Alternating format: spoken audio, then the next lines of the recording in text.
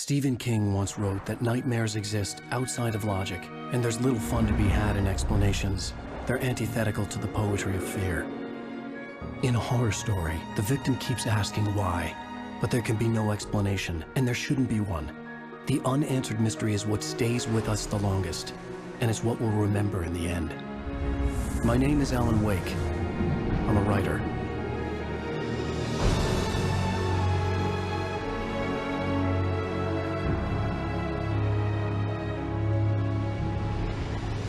I've always had a vivid imagination, but this dream unsettled me.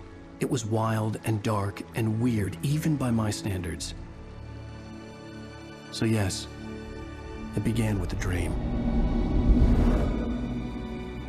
Following a typical nightmare pattern, I was late, desperately trying to reach my destination, a lighthouse.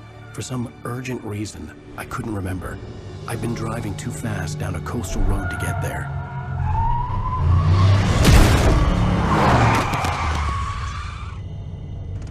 I'd seen the hitchhiker too late.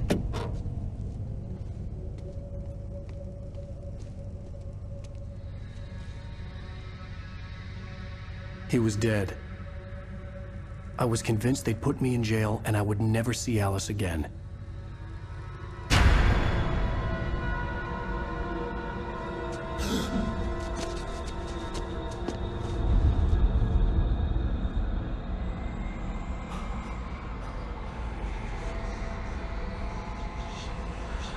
Suddenly, his body was gone.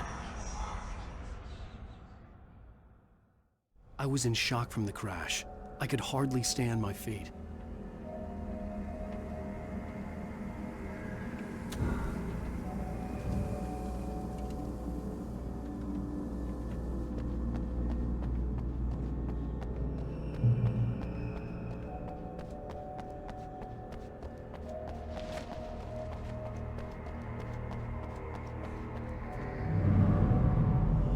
I had to go to the lighthouse. I knew there was something important waiting for me there.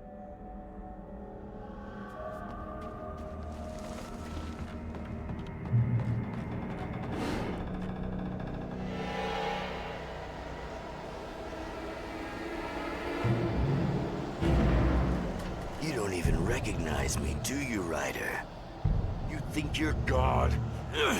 You think you can just make up stuff? Play with people's lives and kill them when you think it adds to the drama? You're in this story now, and I'll make you suffer. You're a joke. There wouldn't be a single readable sentence in your books if it wasn't for your editor. You'll never publish another one of your shitty stories, 'cause I'm gonna kill you. It's not like your stories are any good. Not like they have any artistic merit. You're a lousy writer. Cheap thrills and pretentious shit. That's all you're good for. Just look at me. Look at your work.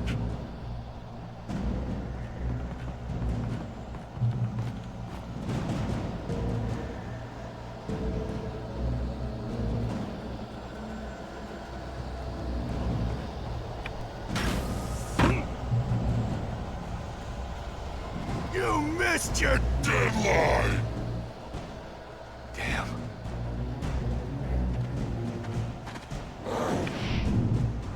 You can't stop me!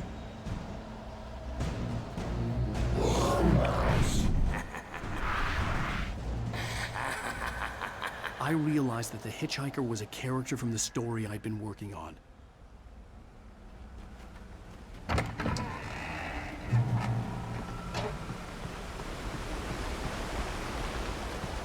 How does it feel to die by the hands of your own creation?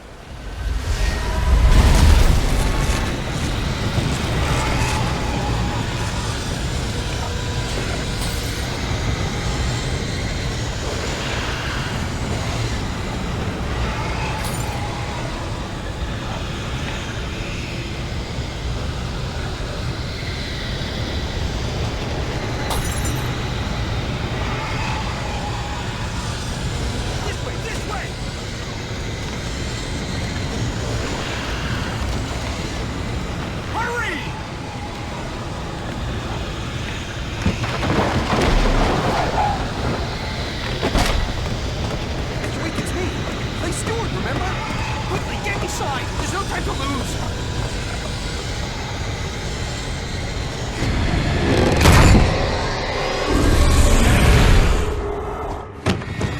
Oh no! Stop! No! Damn it, die! No! No! No!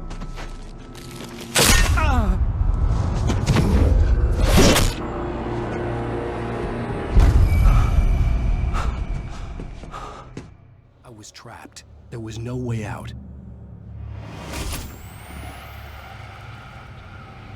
Die, die, die, die, die, die, die, die.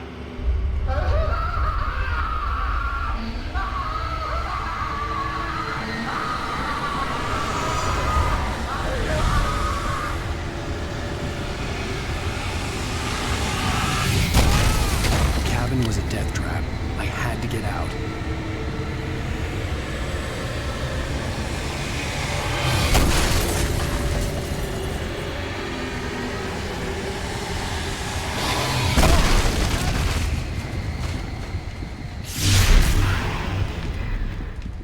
Follow the light.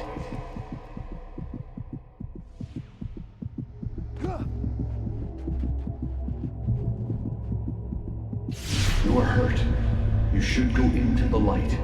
You are only safe there.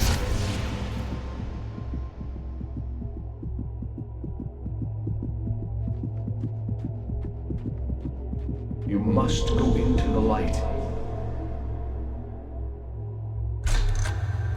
Well done. I have something important to tell you. It goes like this.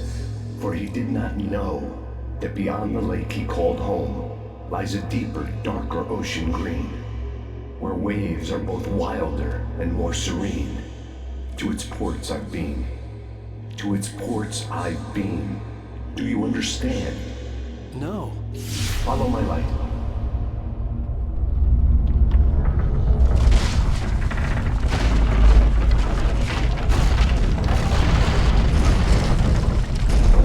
I entered your dream to teach you.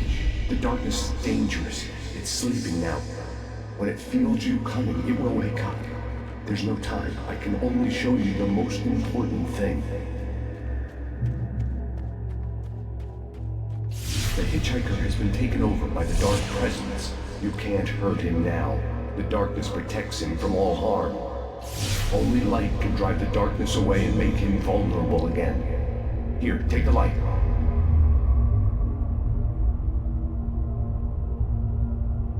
Pick up the flashlight. Turn your flashlight toward him and burn the darkness away.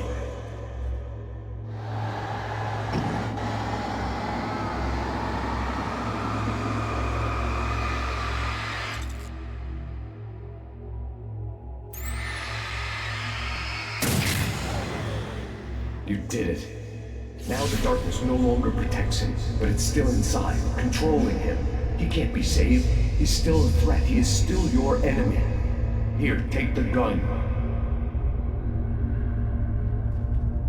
Pick up the revolver. Now you'll die.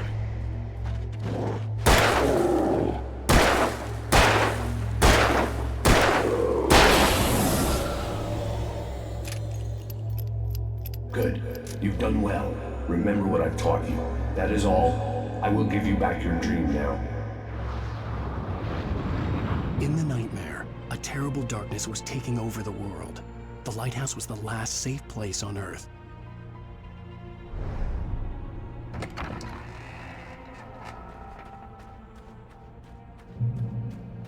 You made me this way, and now I'm gonna...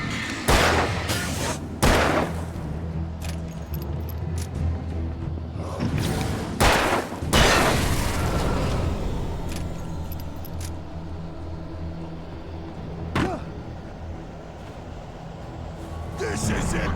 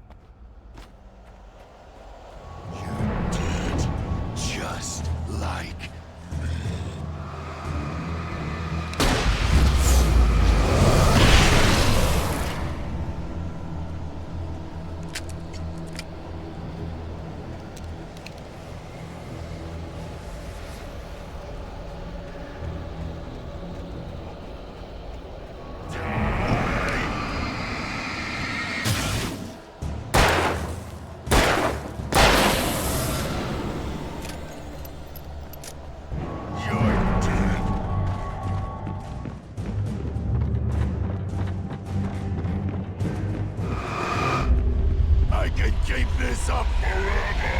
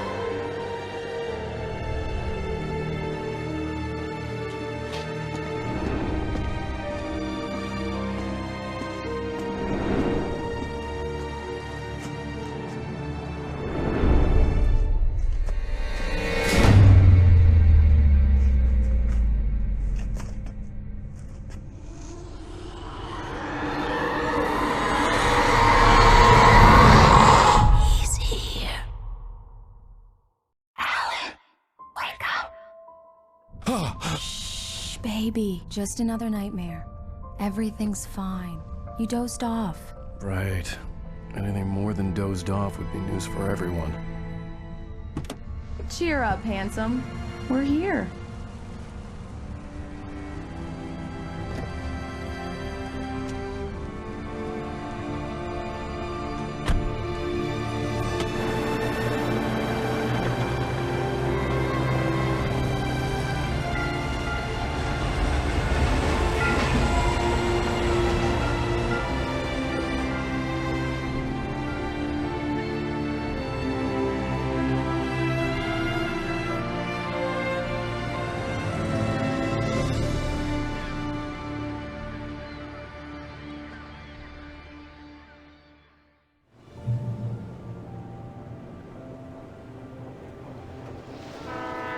Let's act like we're on vacation. Go stand next to that old gentleman there. I want a shot of you with the town in the background. Sure. I'll even give you a title for the shot. A city boy, moments before he got eaten by a bear.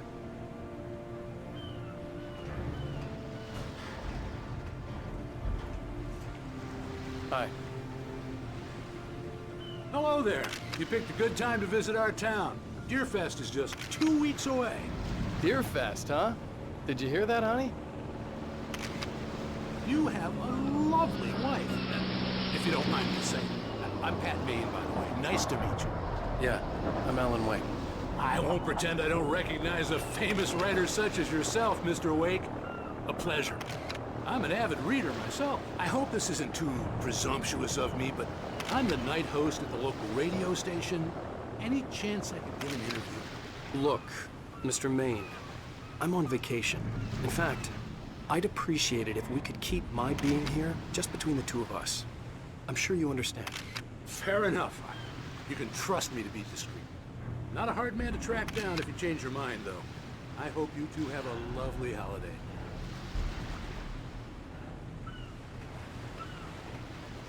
Very nice. I got a couple of really good ones. And I see you made a friend. That's cute. Right. Yeah? Hey, bestseller. How's my favorite writer? Are you there yet? Barry. Yeah. We just got here. Are the locals giving you trouble? Just say the word and I'll hop on a plane and come make sure that you're left alone, Al. No, Barry, we're fine. Great, great. Just want to make sure you can relax and recharge. So, how is the place? Has it gotten your creative juices flowing? Barry, we're just settling in. Okay, Al. I'll call back later to make sure you're doing okay. And you call me if there's a problem, okay? Okay. Just looking out for you, buddy. Talk to you later. I love you too, Barry. You know he's going to be calling you every 5 minutes. Barry is Barry. I can always turn off the phone. What did I tell you? Text message from Barry. He says hi to you too. Alan, we're here. Come on, let's get back to the car.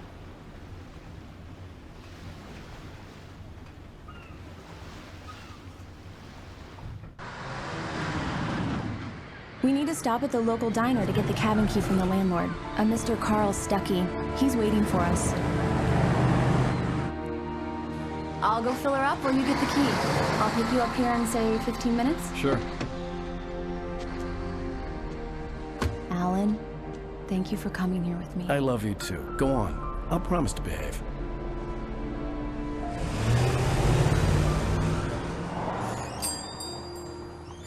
I'd forgotten there were still places like this. Towns where everybody knew everybody. Welcome to the Oh Dear Diner. Hi, I was wondering if you could help me. I'm looking for... Mr. Wake. Alan Wake. Oh, God! I am your biggest fan. I know people say that all the time, but I really am. I'm glad to hear that. Rose. Rose, I'm looking for Mr. Stuckey. Carl Stuckey? Carl? Oh, of course, Mr. Wake. He must have gone to visit the restroom. He'll be back in a moment. I can't believe it. I've got all your books. I got the cutout from the bookstore when they took it out of the window. And you keep it here. Well, okay.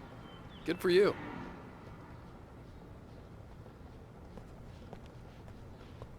Try the coffee. Just don't blame me when you fall in love, 'cause it'll break your heart when you have to leave. Rusty here is no longer human. Nothing but black coffee under a thin layer of skin. Yeah, that makes two of us. Do me a favor, Sonny. I could really use a tune right now. Coconut, number 6 in the jukebox. I'd do it myself, but both of my legs have gone to sleep. Bad circulation. Yeah. Are you serious? Coconut again? You disgust me. Call yourself a rocker. Unbelievable. Ha!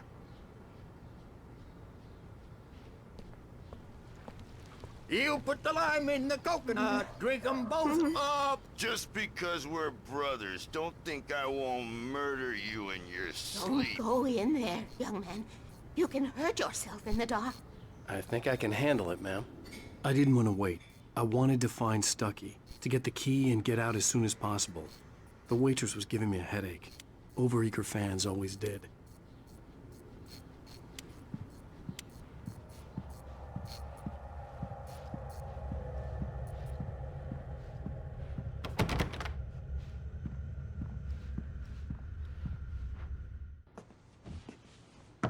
Hello?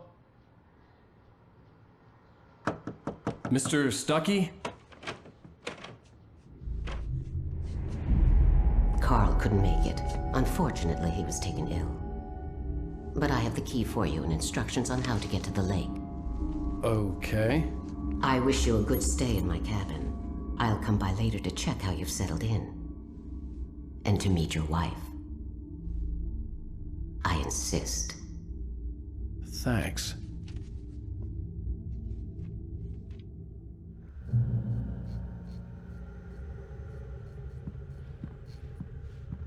Cauldron Lake is a special place. Very inspiring.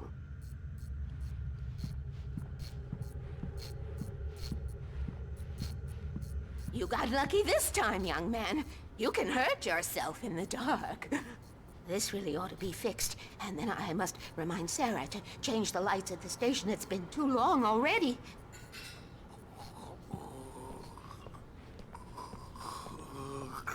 Even that sounds better than your singing. Are you all right? Splendid, splendid! Damn hernia. It swells up like a balloon if I lift anything heavier than a spoon. Yeah, splendid, splendid. It's been a long time, Tom. Good to see you. Hey, you wouldn't happen to have a bottle on you, would you, Tom? I wish.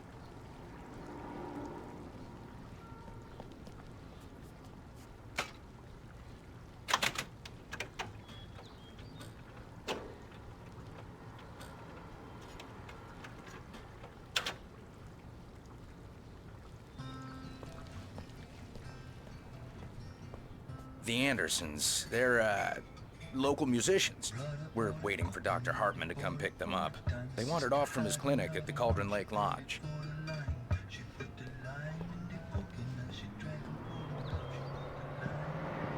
Bye, Mr. Wake.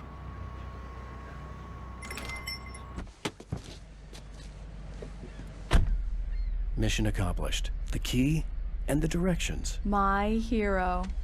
I got some flashlights, just in case. Hey, wait! Mrs. Wake! Your keys!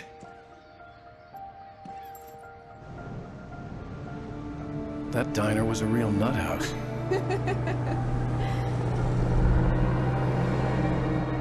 Can you believe this place? This would make a wonderful setting for a book. We're supposed to be on vacation, Alice. I'll figure it out when we get back home. Okay? Okay. We can talk about this later. Pat Main here on KBFF. I didn't want to talk about it. I wanted to bury my head in sand. Here's another one of my favorites to go with it. Once upon a time, I was a successful writer, but that was a long time ago. I hadn't been able to write a word in 2 years. Not since my last book. And now the weather. It's gonna be a clear night, so you folks from the big city might want to look up every once in a while, see those stars winking down at you. It gets pretty dark out here, but...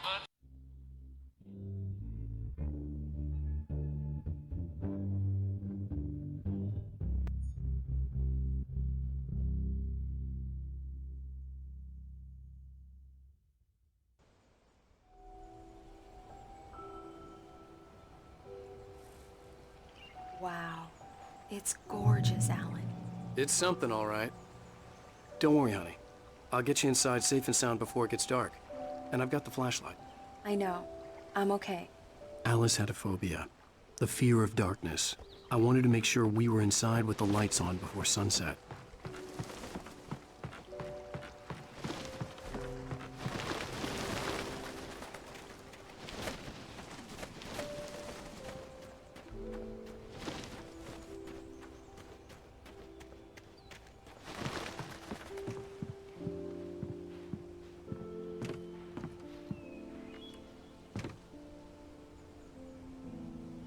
Here we go. Let's take a look inside. Come on. It's dark in there. We need lights. Can you figure out how to get the power on, honey? Sure thing. I'm on it.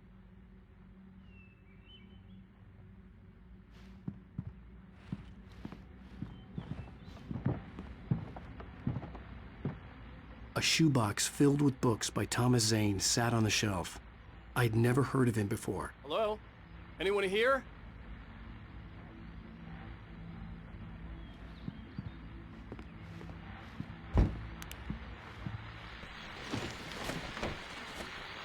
The Deer Fest guests have already started to arrive. Just ran into one on the ferry. Famous artist, no less than. We'll see if we can rope him into an interview later on. Now let's go to the phones. Caller, you're on KBF-FM. Hi, Pat. It's Rose. Why, hello, Rose. What's on your mind? I know who that famous artist was. It was Alan Wake, wasn't it? He's my favorite writer. Well, Rose, I just saw him at the diner. Oh, I am so excited he's here. I'm sure he's glad to be here, too. Well, folks, I guess the secret's out. This is Pat Main on KBF-FM. And now, some music. Great. So much for keeping a low profile.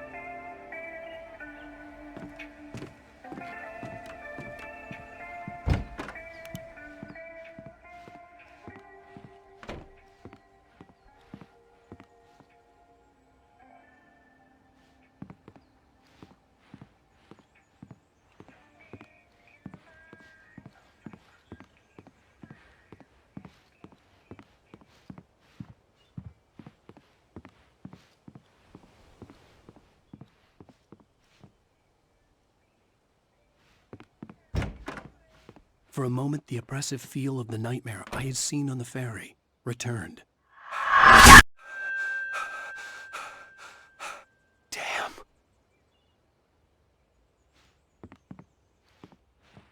I needed to get the power running in the cabin. There had to be a fuse box or a generator somewhere on the island.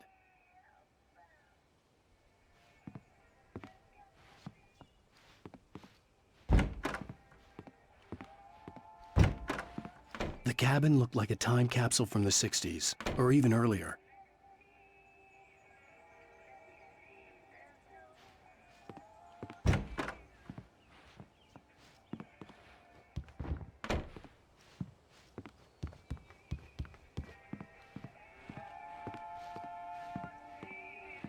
power cable goes to that shed over there.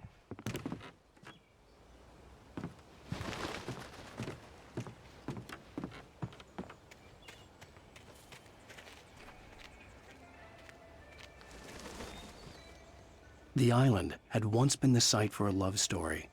Maybe it would be that again.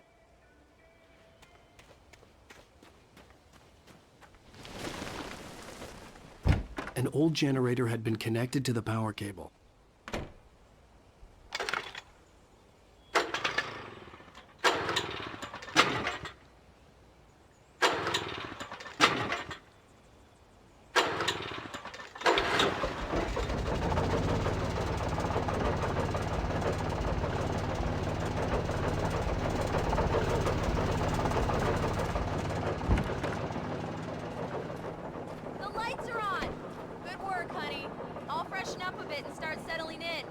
Okay, I'll look around a bit.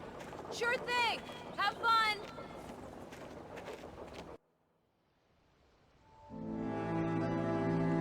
It was a beautiful place. I told myself I could rest here, sleep here, and forget about my work.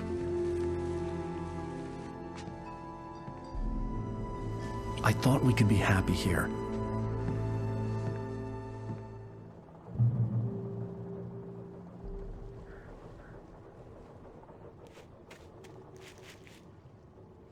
Alice had told me about Cauldron Lake Lodge. The old building used to be a hotel, but these days it was no longer open to the public.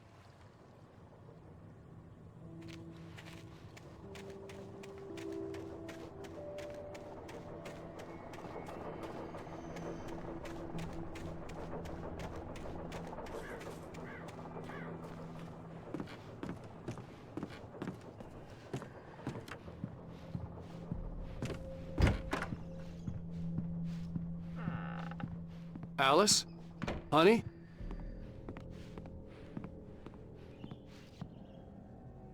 Alan, I'm upstairs. I have a surprise for you.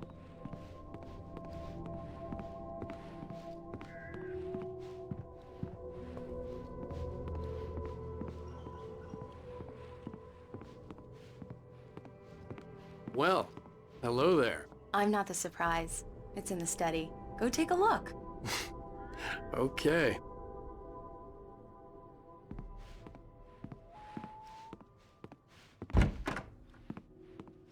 Surprise! Alice? What is this? I guess I have a small confession to make. I thought maybe you could write here that a change of scenery would get you past— Damn it, Alice! Everyone keeps— Hey, just hear me out! There's a local doctor, Dr. Hartman. I read a book of his. He has a private clinic here. He specializes in helping artists. So now you want to get me committed? No, it's not like that. That's not... Alan? Alan? Just don't! I don't want to hear it! God damn it, Alice! God damn it! I knew she wouldn't follow me in the dark. I needed some time alone to think things through.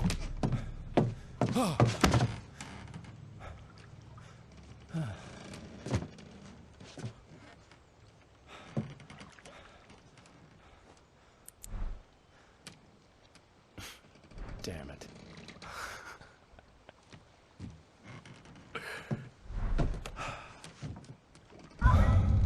Alice?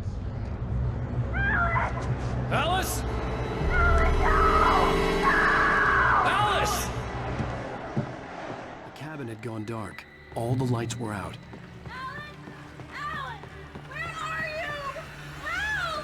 Alice, I'm coming! It's all right, I'm coming! No! What the hell? Alan! Help me!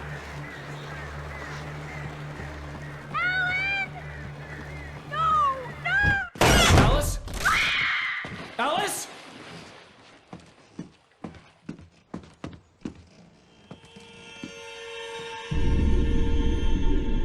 Oh no!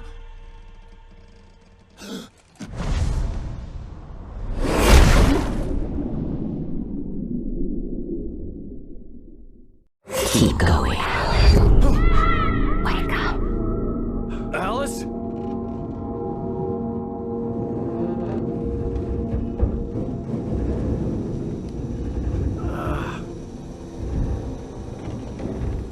Waking up in the crashed car felt like I had woken from one nightmare and entered another.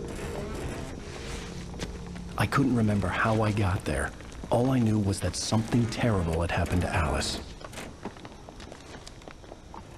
The phone was dead. I'd have to find help on foot.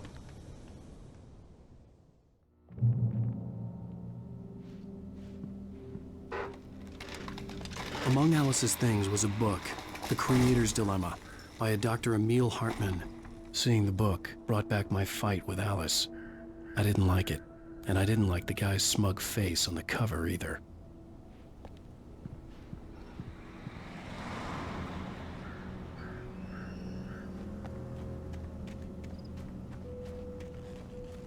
The gas station was my best bet. They'd have a phone I could use. It looked like a long hike through the forest to get there.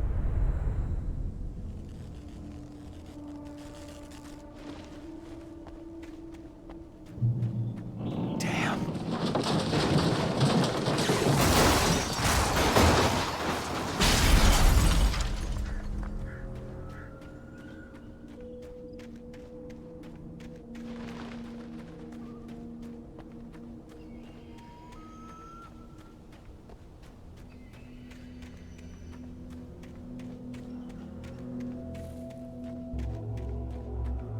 Hello?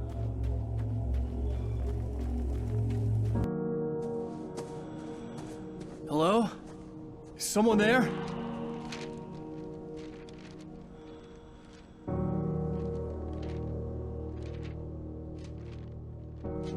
The loose sheets of paper were pages from a manuscript entitled Departure. That was the name I planned to use for the next novel I had never gotten started.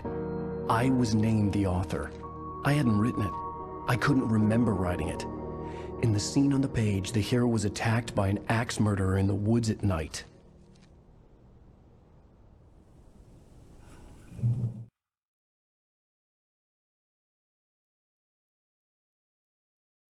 The man turned to face me. His face was covered in shadows. It was hard to make him out in the darkness of the forest that surrounded us, but the axe he lifted was plain to see. It glistened with the blood of his victim. He grinned madly. The shadows were alive, distorting his features. It was a scene from a nightmare, but I was awake.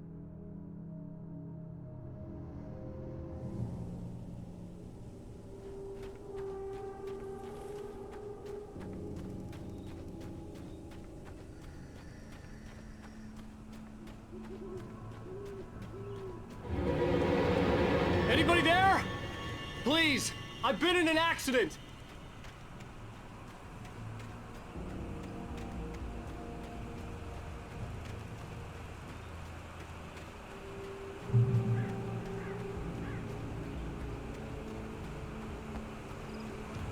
The lights up ahead were a good sign. Maybe I wouldn't have to hike all the way down to the gas station to find a phone.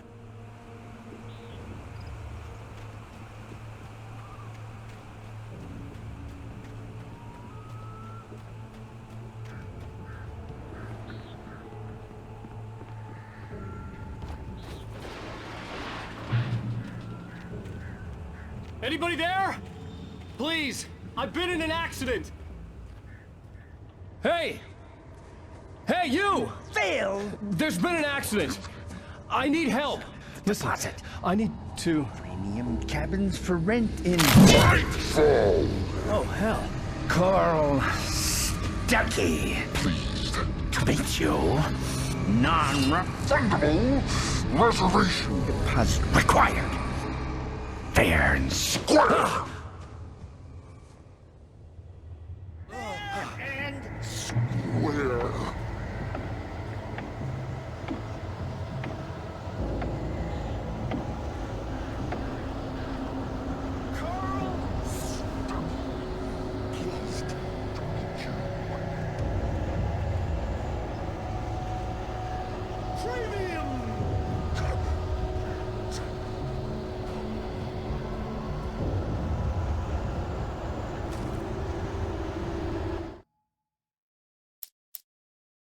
I heard them before I saw them, swooping down from the sky and screeching as they came. I spun around just as the cloud was upon me.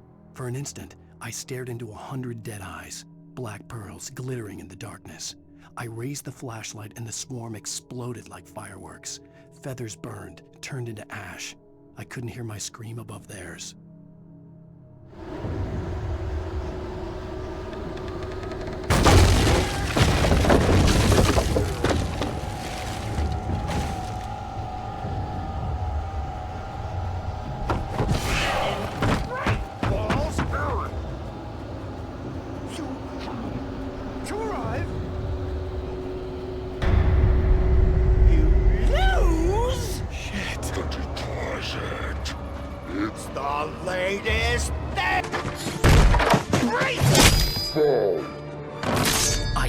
Figure a way out of this.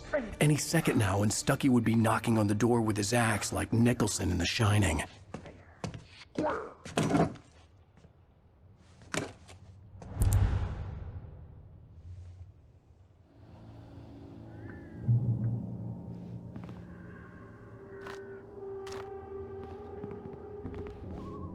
During your trying walking. It's the latest thing. Incontestably proven health benefits. Let you kill 2 birds with 1 stone.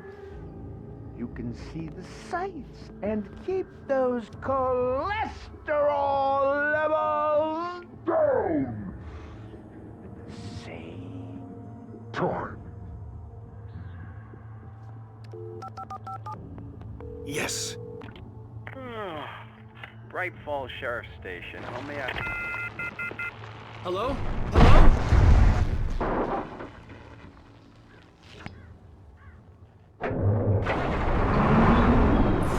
This is bad.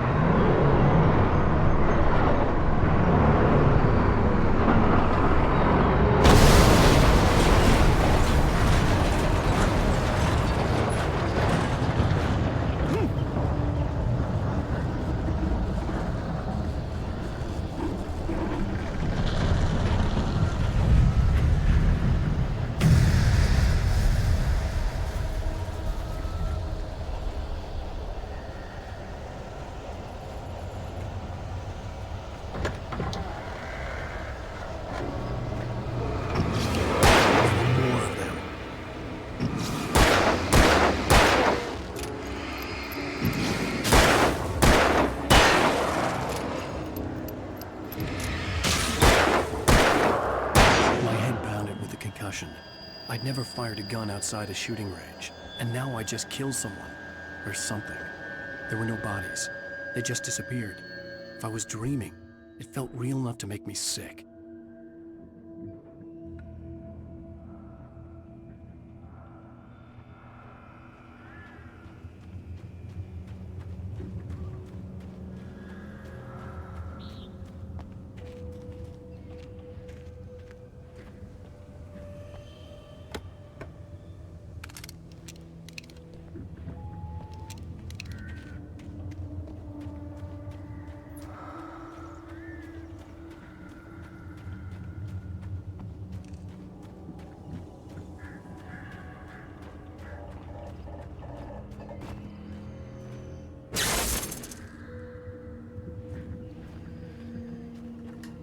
The dark forest was the last place I wanted to go, but I had no choice. I had to get to the gas station. It's rabbit season.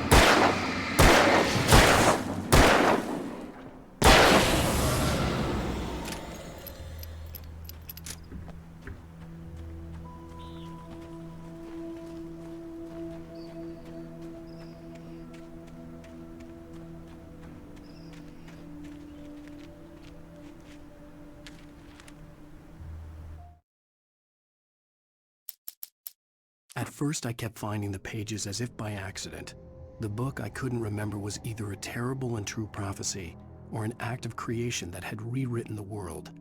I began to hunt the pages feverishly, for they held the answer to the mystery. With it, I could save myself. With it, I could save Alice.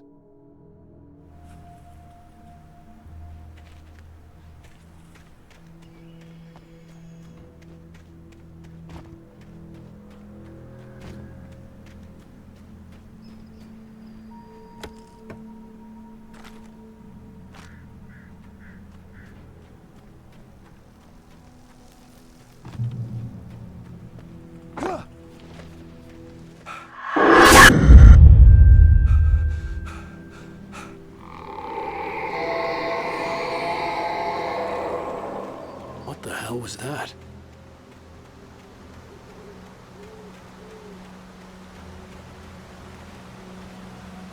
When I saw the river below, something uncoiled itself inside my head. I realized that I'd have to find a way across. I didn't even want to look at the water.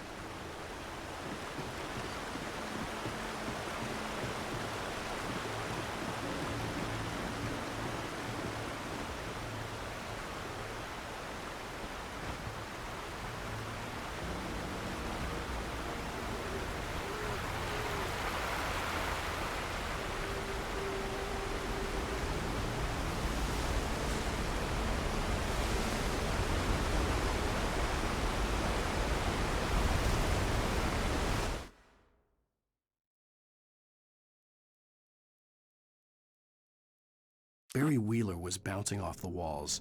He jumped on a plane after his calls were ignored by both Al and Alice for several days. It could mean that they were both on a second honeymoon, but Barry didn't buy it. Al had been way too unstable for that, not sleeping, messed up. Barry had years of experience dealing with Alan Wake, and he couldn't ignore it. Something was wrong.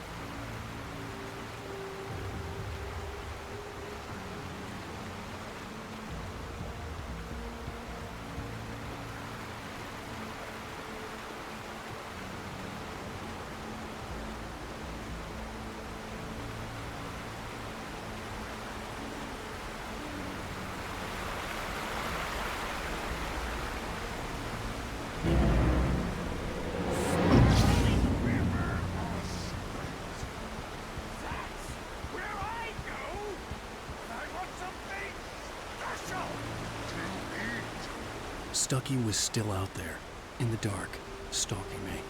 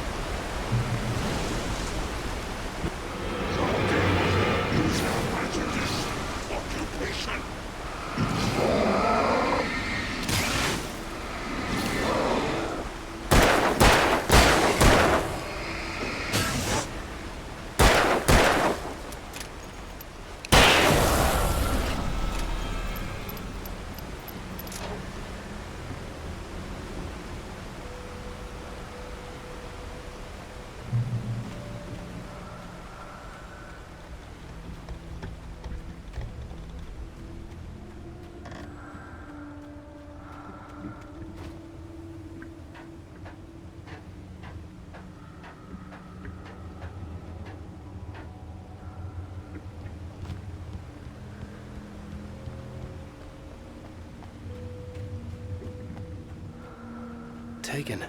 They're taken.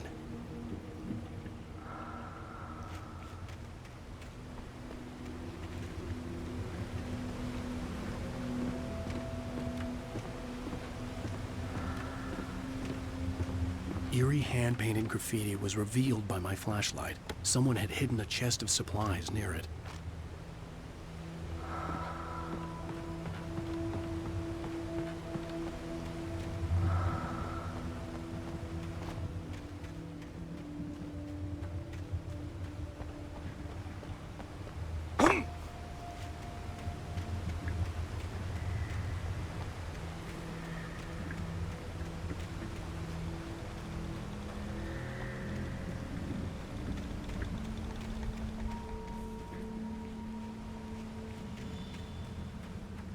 The staircase was broken. I had to make my way up some other way.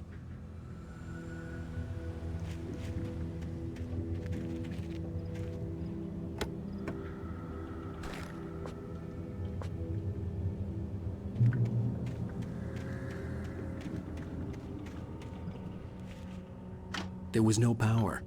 There was bound to be a generator somewhere at the logging site.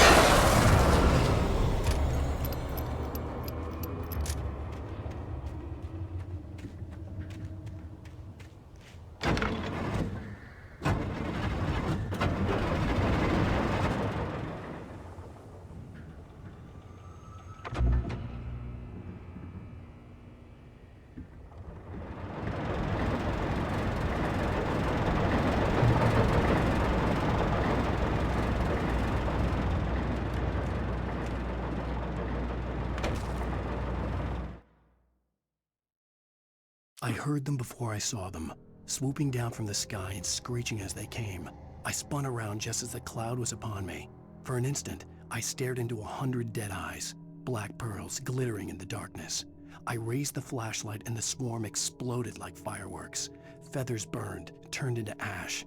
I couldn't hear my scream above theirs.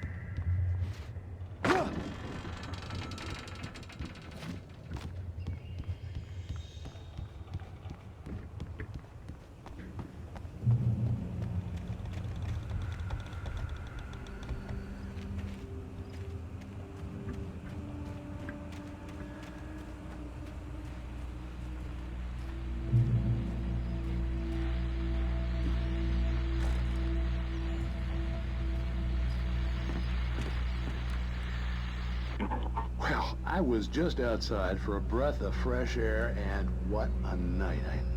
I know most of you are probably in your beds by now, but if you're still up and around, take a moment. Step outside for a spell and breathe in deep. The weather is absolutely still. The sky is crystal clear. It's like the forest is quietly breathing along with you. As you listeners know, I'm a night owl, and it's on nights like this I wish I wasn't cooped up in the studio. Makes an old man like me wish I could just roam wild. But here I am, and it would keep you company all night long if I weren't. It looks like I'm not the only one staying up late. Caller, you're on the air. Hey, Pat, it's Maurice Horton. Hello, Maurice. What are you up to? Well, I was just taking Toby on his walkies. Oh, isn't it beautiful out there? Sure, but Pat, the reason I called is that Toby heard something rustling in the undergrowth and took off after it, and I couldn't find it. Probably a rabbit. Sure. Toby loves rabbits. Well, sure. Anyway, I figured that, if anyone runs into Toby, they could grab him. My number's on his collar. And Toby's a friendly dog? Toby loves people. Usually he comes back, but we were pretty far from home, and it sounds like he went pretty wild there. Great dog, but he's just too dumb for his own good. Well, Maurice, it's out there now. Hope Toby comes home soon. Yeah, thanks, Pat. You have a good night now.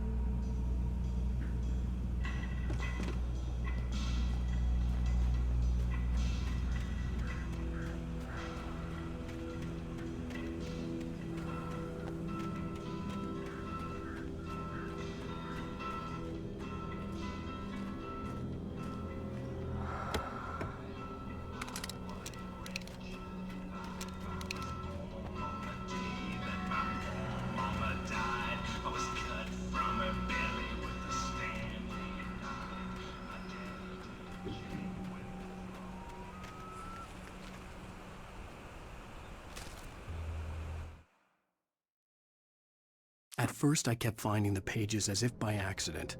The book I couldn't remember was either a terrible and true prophecy or an act of creation that had rewritten the world. I began to hunt the pages feverishly, for they held the answer to the mystery. With it, I could save myself. With it, I could save Alice.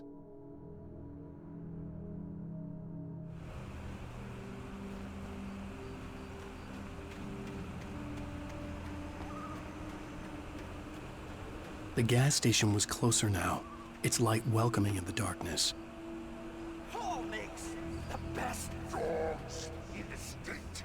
Belly Buster is the best with no contest. Monster Dog is second best. The famous dog is...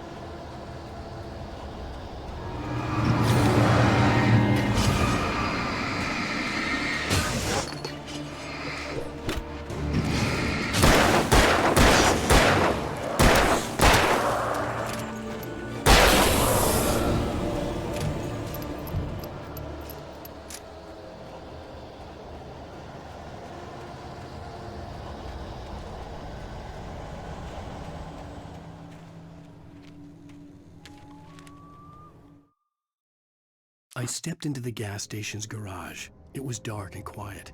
The place was a mess. It looked like someone trashed the place or that there'd been some kind of fight. Light spilled into the room through an open door at the back, and I made my way toward it. Without any warning, I was blinded by a bright light. An old portable TV on the shelf had come alive by itself. Impossibly, I could see myself on the screen, talking like a madman.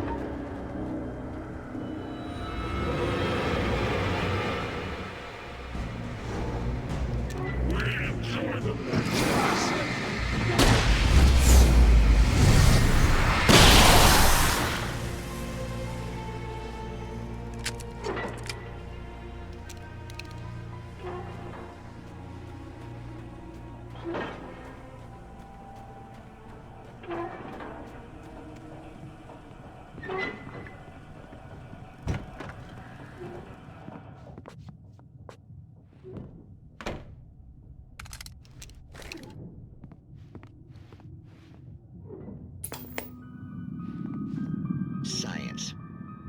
It bestows immortality on those who advance it to elevate all of mankind. Newton, Einstein, Sagan, princes among men. But the price for such a legacy is steep indeed. In Night Springs. Tonight's episode, a quantum suicide. If our lives are already written, it would take a courageous man to change the script. Having called a press conference, Dr. Barclay Colvin is about to demonstrate that very courage. Ladies and gentlemen of the press, I am Dr. Barclay Colvin, and I'm glad so many of you could join me here at the Moorcock Institute. Tonight, I'm going to give a practical demonstration of the many worlds interpretation. As you can see, this is a loaded 9mm pistol. It shall be part of a thought experiment.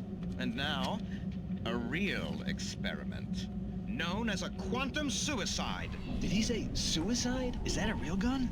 He's kidding, right? Please, please, stay calm. There is no risk. Observe what occurs when I place the weapon against my own forehead. Now, you might think this round is merely a dud. Not so. Observe the flower pot. And yet, I myself cannot be harmed with this gun. With each pull of the trigger, 2 new realities branch off. One in which the weapon didn't fire, and one where it did. With my machine here, I have ensured that this reality is always the former. I have bestowed upon myself quantum immortality. Under no circumstances can this gun kill me. So wait. What you're saying is that every time you pull the trigger, in another reality, you die? Yes, of course, but that's completely trivial. There's an infinite number of things that could happen at any moment, and they always do happen somewhere. The point is, this one thing did not happen here. You're insane, Colvin. Insane? Insane? Hey, was this thing supposed to be plugged in? I stumbled on it. You fools! Gaze upon quantum immortality.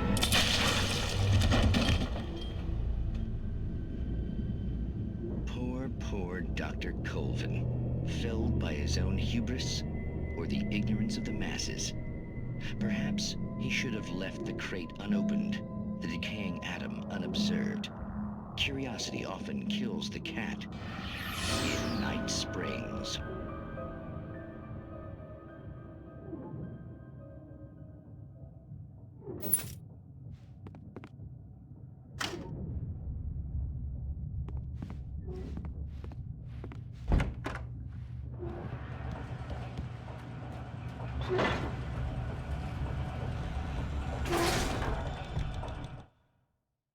The cabin on Cauldron Lake?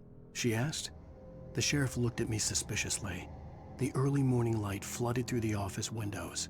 I would probably never have gotten out of the woods alive without her help, but I couldn't tell her the truth of what I'd faced the previous night.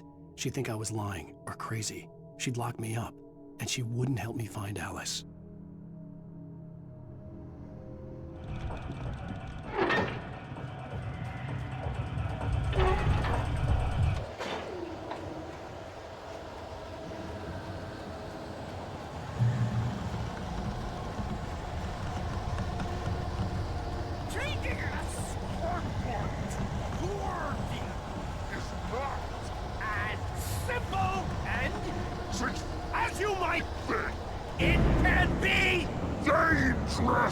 It requires patience! You've been waiting! The engine takes hours! Dropping tools!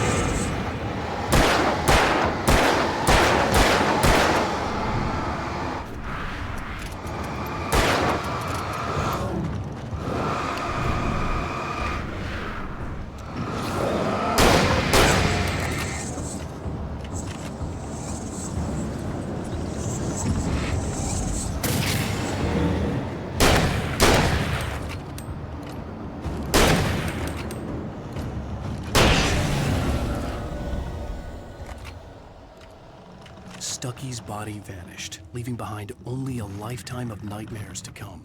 Assuming I'd reached the lights at the gas station alive.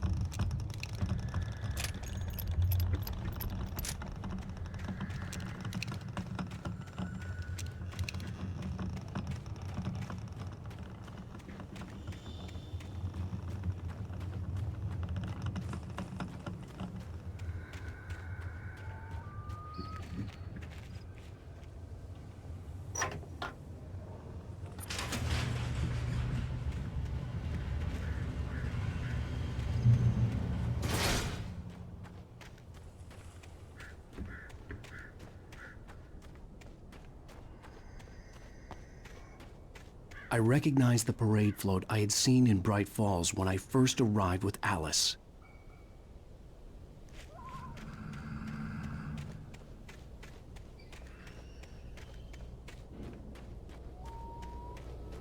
After the insanity I had just experienced in the darkness, the lights of the gas station felt comforting.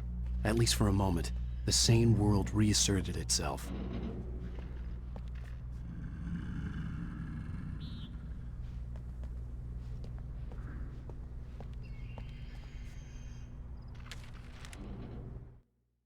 Stucky spat on the garage floor and tried to shake the cobwebs from his head.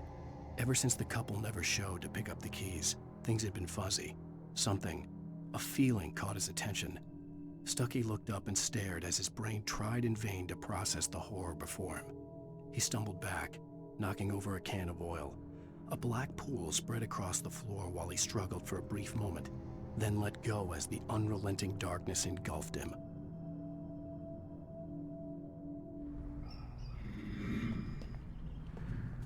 The Deer Fest had been 2 weeks away when we arrived. If the day count on the banner was right, I was missing a whole week between the night we got here and now.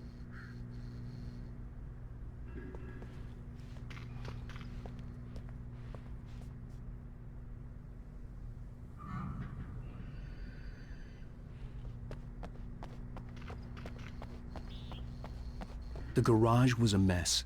It looked like someone had trashed the place, or that there'd been some kind of fight. All right. I'll keep writing. Outside, there's only darkness. Outside the cabin, outside the story, there's only darkness. I can feel her presence in the dark. Just now, I could smell her perfume in the room. I'll reach her. I'll fix it up. I'll bring her back. The story will come true. If I stop, she's lost. I don't believe this. It'd been me on the TV, talking crazy. Was I losing my mind?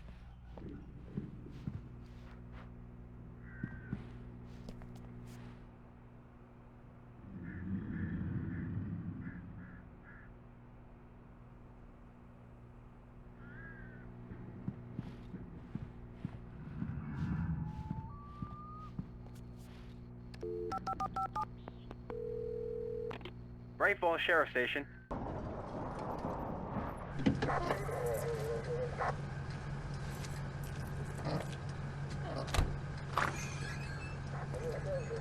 Oh, thank God, Sheriff. Sheriff Sarah Breaker.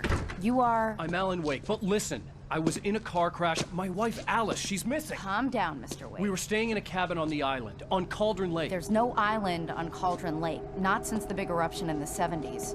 Please, I can take you there, okay? You look like you've taken a pretty bad knock to the head. Are you okay? Listen. We'll figure this out. Please get in the car. We'll swing by the lake and then we'll go to the station, okay? Mr. Wake, have you seen Stucky, the guy who owns this place? I realized I couldn't tell her what had happened in the forest. She wouldn't have believed me. And then she wouldn't have helped me with Alice.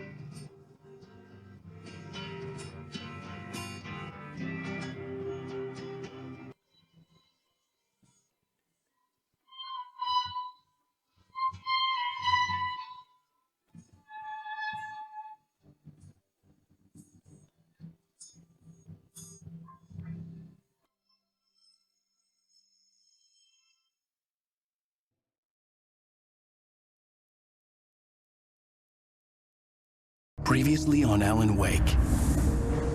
I came to Bright Falls with my wife, Alice. Thank you for coming here with me. I thought maybe you could write here. I don't want to hear it! God damn it, Alice! Now, she's missing. Alice? Alice? I woke up behind the wheel of a crashed car. I'm missing a week. I was attacked by shadowy men straight from a nightmare. The sheriff took me to the lake Alice and I had stayed at, but the cabin had disappeared.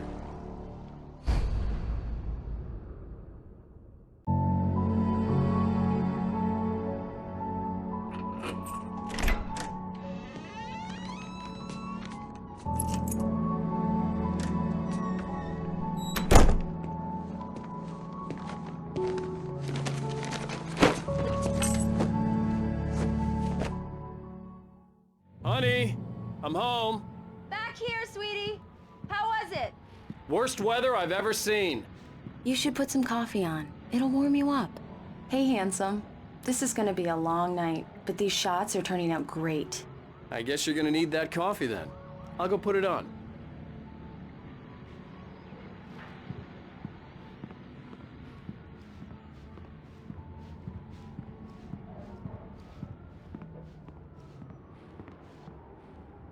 Coffee's on. Great, thanks. I'll need it if I'm gonna finish this by tomorrow.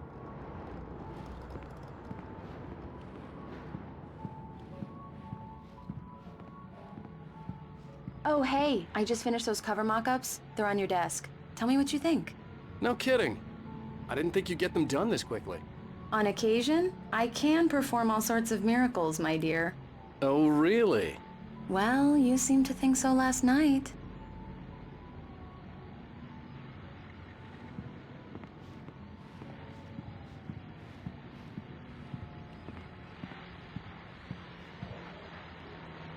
These look really good.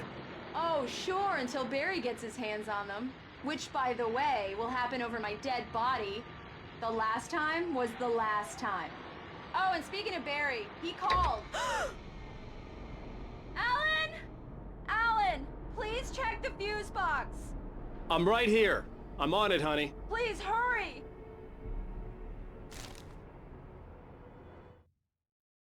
This was a late goodbye. 13 years after I'd gotten my revenge, it had finally caught up with me. It had been a long time to bear the pain. My blood painted the snow red.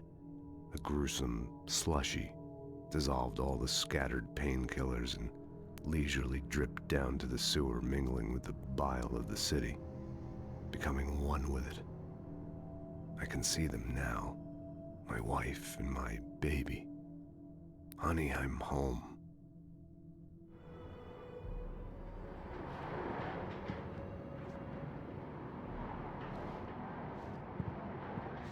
I really don't like this, Alan. Please hurry.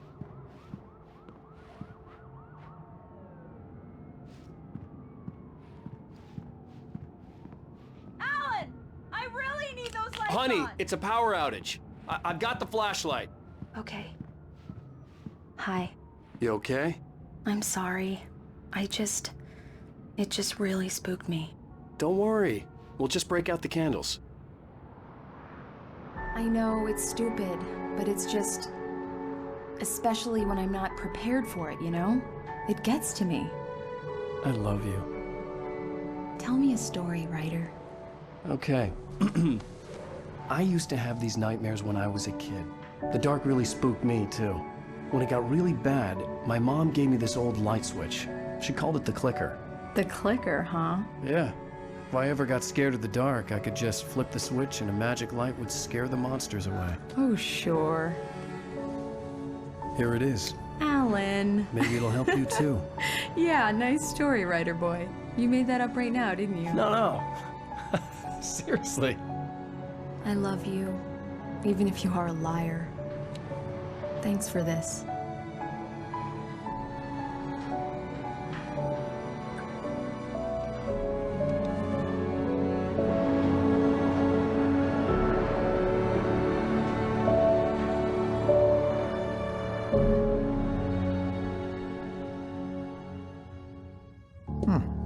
How do you feel, Mr. Wake? Any nausea, disorientation, anything like that? Mr. Wake, how are you feeling? I'm okay. My head's fine. I had to lie about my headache and memory loss. He'd send me to a hospital for tests. I couldn't leave without Alice. Very well. I don't think you have a concussion, but you've obviously been through quite a shock. You should take it easy for a couple of days. Thanks. Well then, Mr. Wake, we're done here. If the pain gets any worse or you experience any other symptoms, you should come see me. I'll let you get on with it then. Sarah, Sheriff Breaker, is waiting for you. She's very good at her job. I'm sure she can locate your wife in no time. Doc Nelson was the image of a small-town doctor. Sheriff Breaker had called him to the station to take a look at the cut in my head. I'm sorry you had to cut your morning fishing short for this, Doc. Oh, she's a beauty, ain't she? Not the biggest I ever caught, if you can believe that coming from an old fisherman like me, but she's right up there. Now, she's a largemouth bass, which is what you're after if you prefer a lure. Now, if you want either trout or salmon, on the other hand, then it's fly fishing for you. You a fishing man, Mr. Wake? Oh, doesn't really matter, I suppose. But it can be very relaxing out there. You can't get me off the water this time of year. Closest thing to heaven. I'll take your word for it, Doc.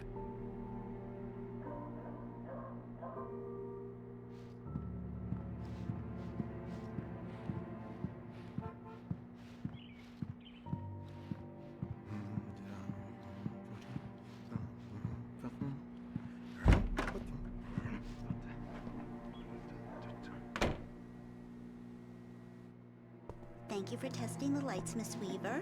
Everything seems to be fine. I don't have the luxury of being complacent, Deputy Grant. The bulbs will need changing soon. You can't change them in the dark. I'll be sure to take care of it, Miss Weaver. Have a nice day now. Very good. I'll come back later on to remind you, just in case. Mr. Wake, the sheriff is waiting for you in her office down the corridor. That was Cynthia Weaver. I guess you can call her the town eccentric. She used to be the editor of the local newspaper, but she's focused on, other things these days. She'd fit right in where I come from. As you can see, she's a little obsessed with maintaining the light bulbs of the whole town, refuses to step on shadows, things like that. Back in her day, she wrote about all sorts of weird things in the paper. Bright Falls has a colorful history. Of course, what small town hasn't?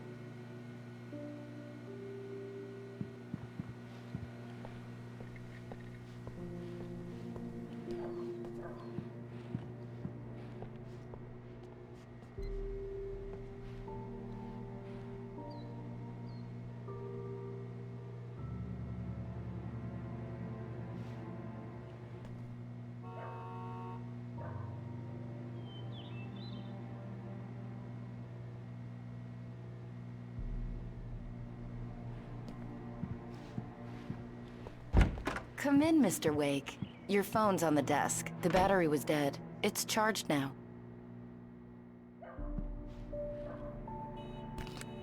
Have you started looking for my wife yet? My men are already on it. Now, can you tell me what happened? I'm not sure. I can't remember. We were arguing. I walked out of the cabin. The cabin on Cauldron Lake? How did you end up at Stucky's gas station? I wanted to tell her what had happened last night, but I couldn't. She'd lock me up. Excuse me. I need to take this. Hello? Alan, please help me. Alice? Stop talking to the law. You'll do exactly what I say if you ever want to see your wife again. Who is this? Go to the back lot. There's a hole in the fence on the left. Look inside the junker. I left a little something there to convince you we're all on the same page here. After you ditch the cops, you're gonna meet me in Elderwood National Park. There's a spot called Lover's Peak. Mr. Wake, can I help you with anything? Don't do nothing stupid, pal. We're watching you. I need to get some air. The sheriff said I could go out back. Of course, Mr. Wake. You can get there through the cell corridor. Hey, mister! Hey, can you turn the lights on? The deputies, they don't understand. They won't listen to me. I I need it to be bright in here!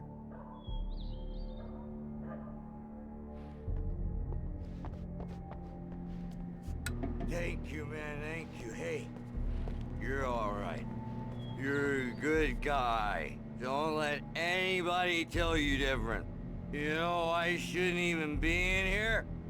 The cops, they got it all wrong. See, sure, I beat him up, but I wasn't drunk. I mean, I wasn't drunk at the time. I only got drunk afterward.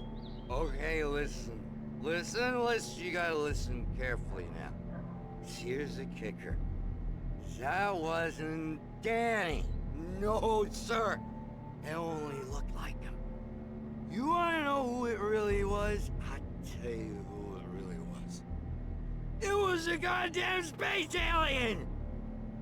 I know it sounds like something a drunk would say, but believe me, I wasn't drunk then.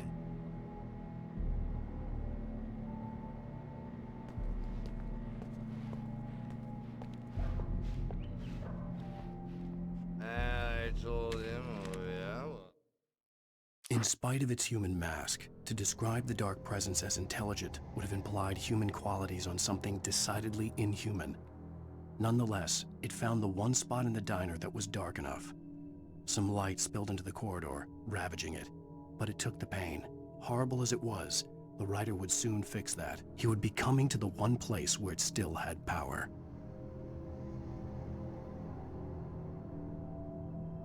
I don't hear who he is. Where on your feet? The early morning light hurt my eyes and made my head ache. The man on the phone had said, "Go through the fence on the left."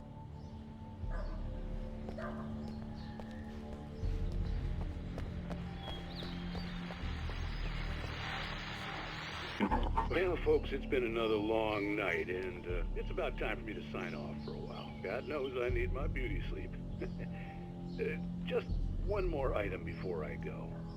It's been a busy night for the Sheriff's Department. We've had a few broken windows, even a report of shots fired on Main Street. Deputies Mulligan and Thornton had to deal with two intoxicated young men who were celebrating the completion of their Deer Fest float. Now, folks, we get this every year. I know it's exciting, the big day's almost here, but let's save it for the party and leave the gunplay for the shooting competition, huh? There's no point in getting all worked up yet.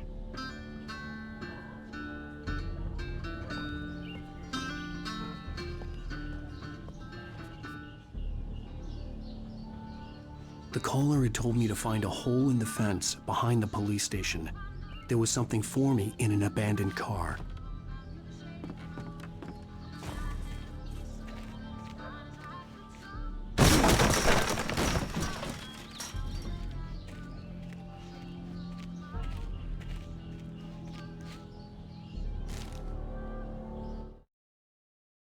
The kidnapper fired his gun one last time, and the shadow vanished into the darkness it had come from.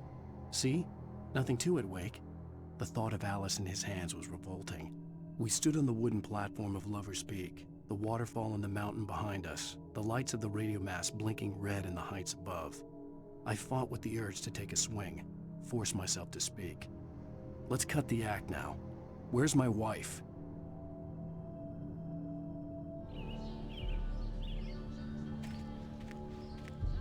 Alice's driver's license had been placed on the front seat. The caller meant business. Barry? Ow! Ow! Thank God! Where the hell have you been? I've been trying to reach you for a week, you and Alice. Oh, I've been worried sick. I flew out yesterday. I'm here in Bright Falls. Barry, listen to me. I'm at the sheriff's station. Come and get me. I can't talk now. Ow! What the hell is going on? I had to get the sheriff to let me go. I needed to get to Elderwood National Park to meet Alice's kidnappers.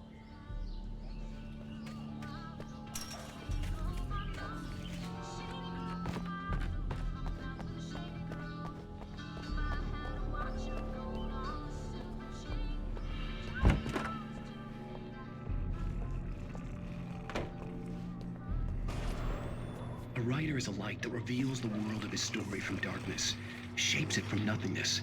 The way a sculptor carves a statue from a block of granite. If I stop, the world I'm making dies. Darkness will reclaim it. It's a long, hard journey into the dark. Alice's life is at stake, but I can't think about that, or I'll lose it. The dread lingers at the edge of perception. I'll push on. Anything is possible here.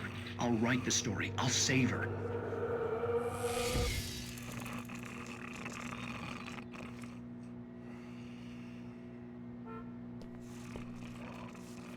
Marvelous, Sarah. I just wanted to settle all the damage the Anderson brothers might have inadvertently caused on their recent and regrettable little outing. They are not accountable for their actions, of course. I can assure you that my staff has been reprimanded. Tor and Odin never caused any trouble to anyone when they were still living at their farm. Indeed. All we can do is to slow down the progress of their dementia. Are you feeling any better, Mr. Wake? I'd like to leave. Am I free to go? Well, we still need to talk about... Am I under arrest? No, of course not. But I need to know where you'll be staying so I can get in touch with you. I'd avoid the motel. The Majestic is known for its roaches. The cabins at Elderwood are pretty nice, though. That sounds perfect. I'm Dr. Emil Hartman. I'd like to invite you to stay at Cauldron Lake Lodge. Did you talk to my wife? I had the pleasure of discussing your situation with her on several occasions. Did you set something up with her? I invited her here. My clinic is a place where... Oh! Hey! Oh, my! Take it easy. Hey, nobody move! Get your hands off of my client! Who are you? I'm Barry Wheeler, his agent. If you have business with Mr. Wake, you talk to me. You yokels won't know what hit you once I sick my lawyers on your asses. No harm done, Sarah. I'm all right. I don't want to press charges. Mr. Wake, my offer still stands. Get me out of here. What the hell was that about, Al? We don't need a replay of that thing with the paparazzi. I thought they were gonna lock you up. I had to talk to someone. I told Barry everything. He thought I was certifiable, but when he heard about the manuscript, I had him. The fact that I'd written something, even if I couldn't remember it, was enough for him. He smelled money. And he believed that Alice had been kidnapped. Anything beyond that was another story. I had a midnight appointment with the kidnapper in a place called Lover's Peak, somewhere in Elderwood National Park.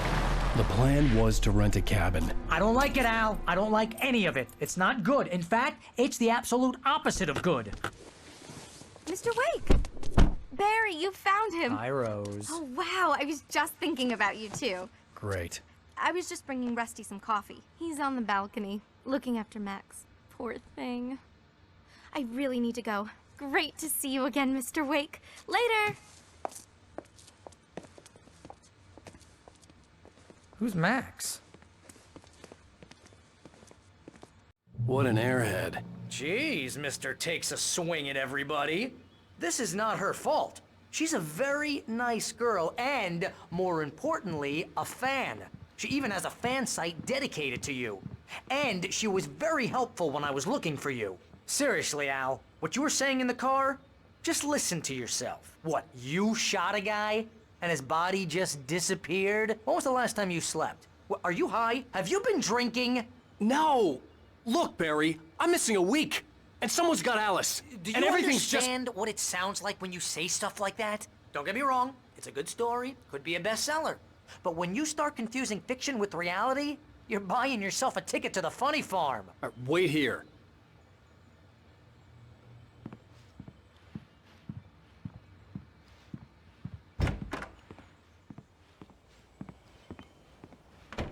Easy there, boy. I'm almost done. Hey, Rusty, right? You rent cabins. Oh, Mr. Wake. I'd shake your hand, but mine are kind of full here. Actually, I'm sorry about this. Would you mind grabbing the registration form from the desk? It's just across from Bucktooth Charlie. Okay, sure. What happened? Crazy poachers. Max here got his foot caught in a trap. They're illegal to use here. Hell, you're not supposed to hunt within the park at all. But that doesn't stop some lowlifes. Well, at least Max is gonna be okay. You got lucky. Max is still groggy from the shot I gave him, and I'd rather not leave him alone just yet. The form's on the desk across from the mammoth skeleton.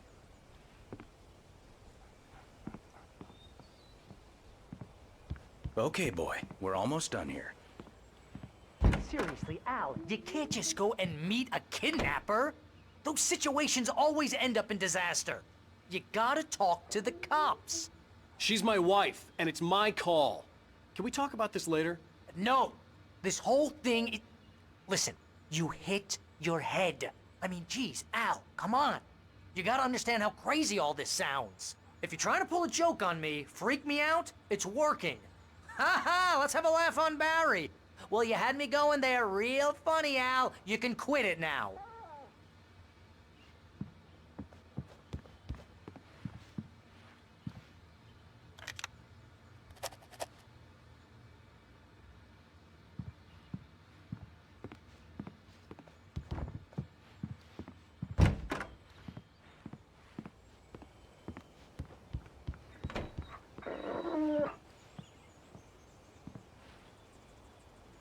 I think this is the form you wanted.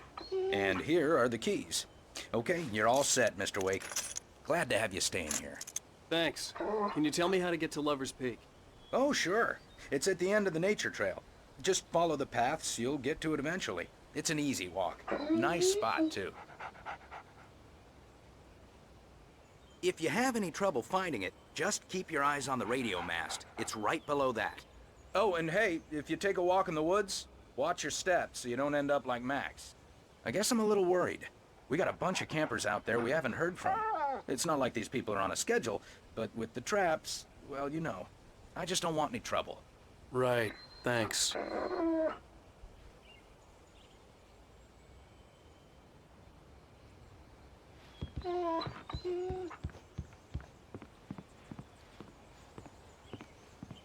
Look, Al, you're asking me to believe that you shot a dude who went poof into thin air, a guy who was bulletproof until you pointed a flashlight at him. You hear that from people who end up spending time in padded rooms, strapped to their beds, wearing white shirts with too long tangled up sleeves, and eating a healthy diet of pills. Al, you make cruel jokes about people who believe that kind of stuff. You're the skeptic. You gave me an hour-long lecture on homeopathy last month. What was it? If there's no proof, it's pure bullshit. Period. Guess the laugh's on me then. Al, come on! I mean, okay. Okay, maybe something weird happened to you, okay? Well, thanks for the heartfelt vote of confidence. All I'm saying is you gotta throw me a bone here, bestseller. What would you think if it was me? There's no way you should be going out at midnight with a gun. No one asked you to come here, Barry. Either work with me on this or go straight back to New York. Your choice.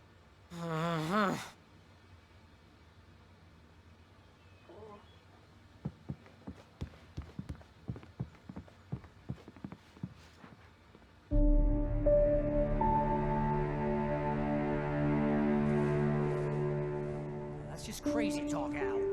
Al? Al? We should go to the sheriff or call the FBI. Damn it, Barry, they'll kill her! This is not a goddamn debate, Barry.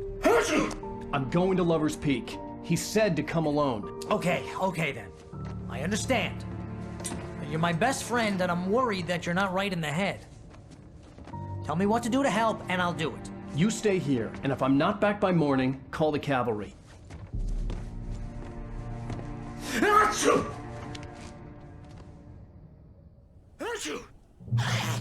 Just be careful with the natives, Al. These yokels are dangerous. Everybody hates a tourist, or it'll be Deliverance all over again. Bless you. Oh, this place is trying to kill me. I'll bet there's mold in here, spores, poison ivy, God knows what. This is so not worth a 15% commission.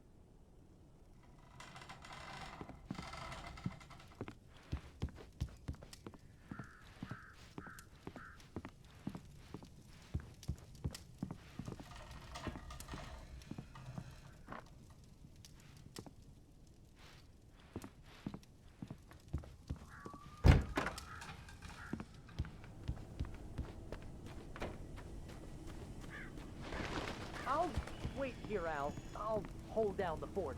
I'll be with you in spirit every step of the way, Al. Lock me the door now.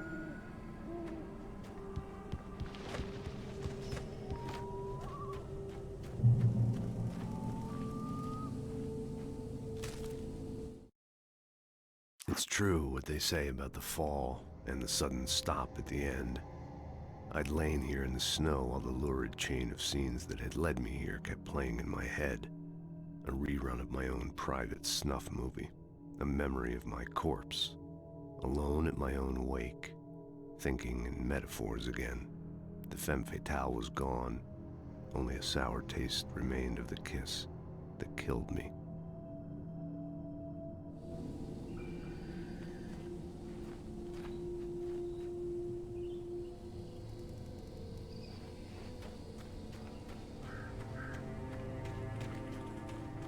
I knew I should have gone to the cops. This wasn't the smartest thing I'd ever done, but I was still angry with Barry for trying to talk me out of it. These people had called me right in the sheriff's station. The cops wouldn't scare them, and they had Alice.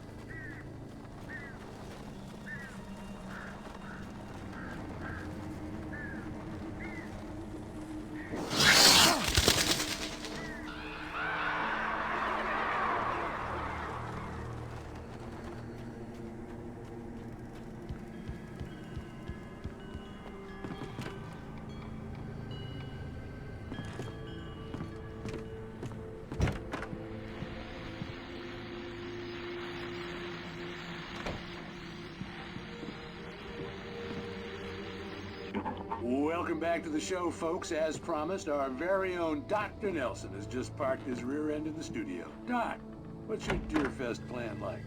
My plan? You make it sound a lot more organized than I ever seem to manage.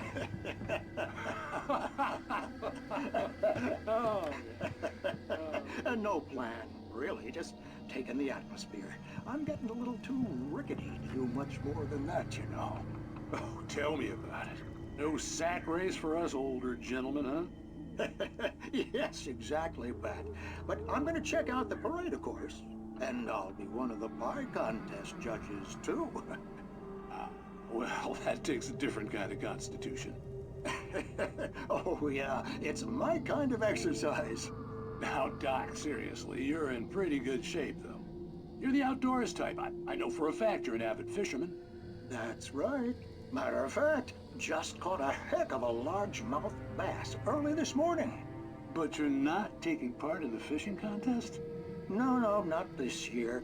See, Pat, I'm just not that competitive anymore. Now I just like to take my time and enjoy the peace of it. It's no fun if I need to worry about what I'm catching, you know? Well, considering your track record, the participants are probably pretty happy you feel that way. Well, Pat, that's kind of you to say.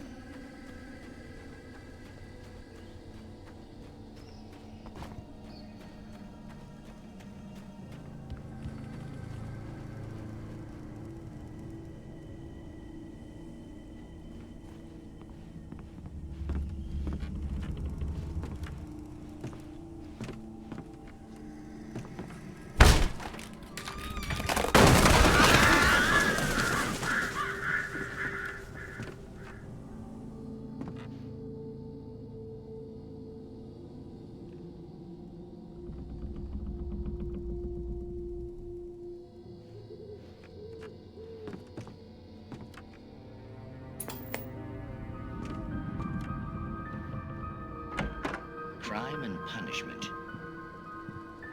The cancer and cure of civilization.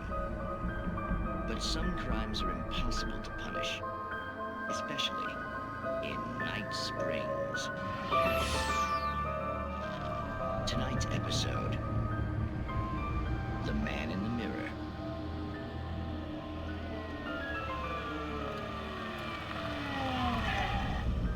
He's inside, Agent. He's a weird one.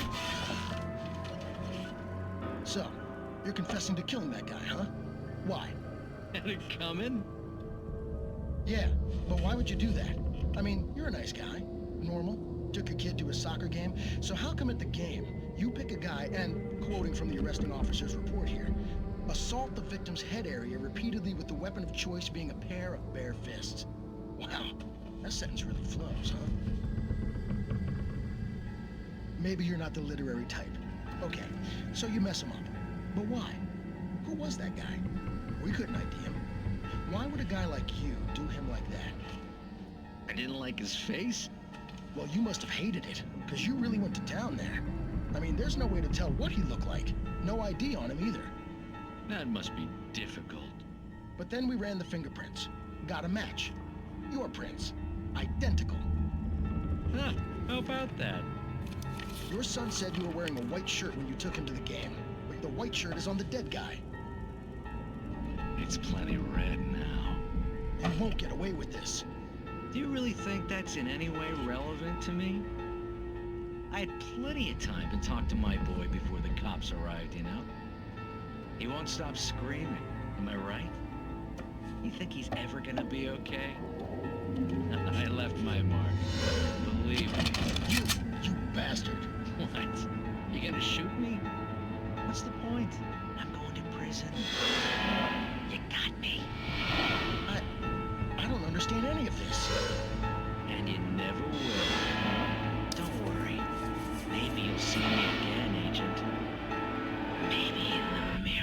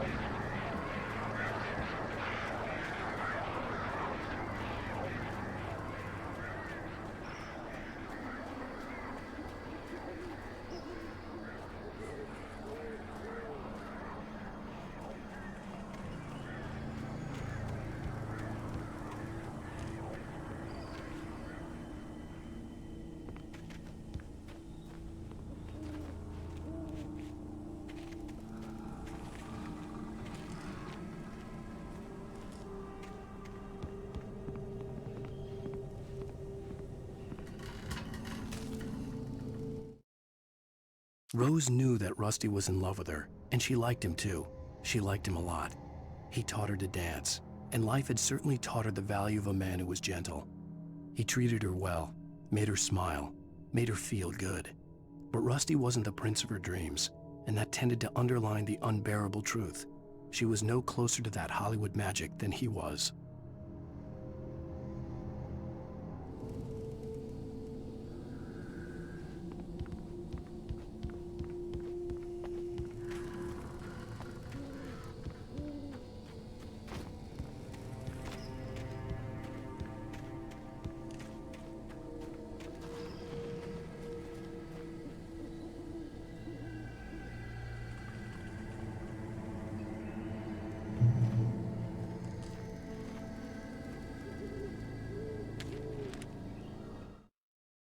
The air in the visitor center was heavy with an awful smell, as if some rotten drowned thing had crawled up from its grave.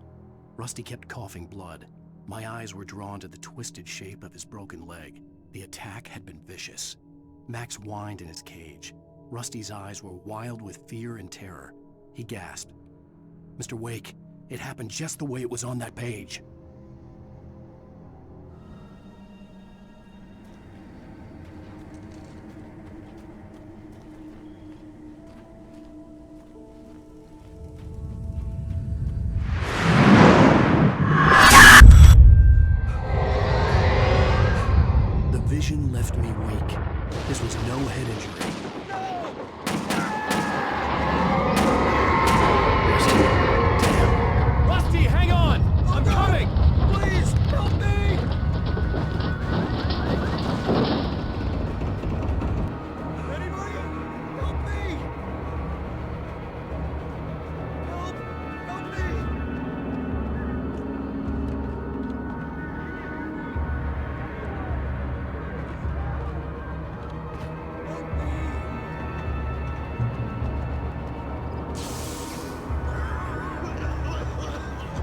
Hello?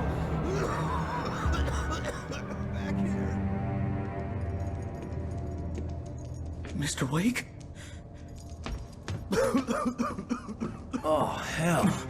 It happened just the way it was on that page. I found. Came true. It knew. So dark. It'll come back for me. You must... The lights. In the office. I have the key. Okay, Rusty. Hang on. I'll be right back. Whatever did this couldn't be far. Rusty had found a page from the manuscript. It would help me understand what had happened.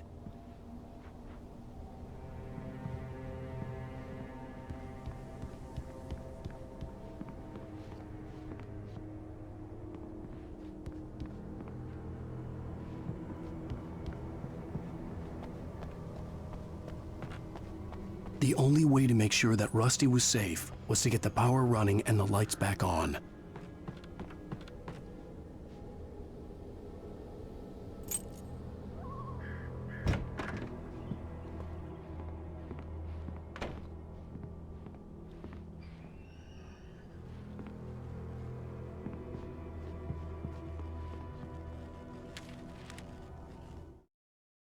At the last instant, I changed direction and threw myself down.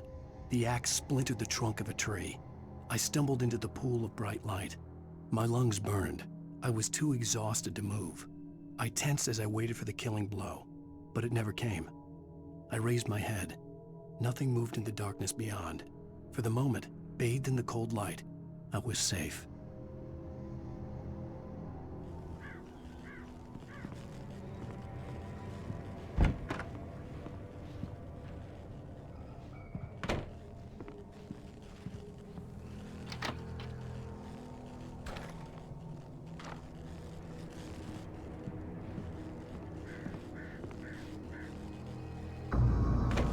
I was too late. Someone had destroyed the circuit breaker. There was no way to get the lights back on. Rusty!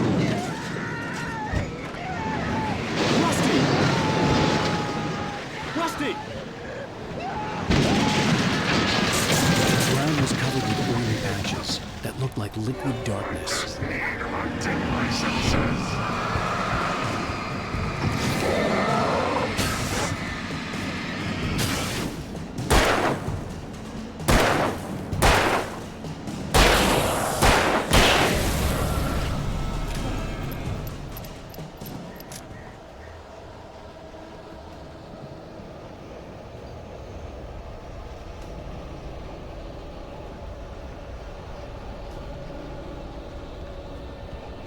Something had torn a mammoth-sized hole in the wall.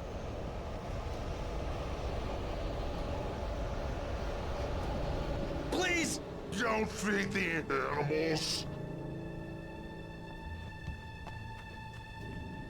Fishing is only permitted for those prisoners who purchase a park fishing license. No bay. The park ranger's instructions At all times. closer than 100 yards. 2 bears and wolves never approached any other. Closer than 25 yards. Pets must be leashed. No fines. Never leave your pet unattended. It is against the law. From the park grounds.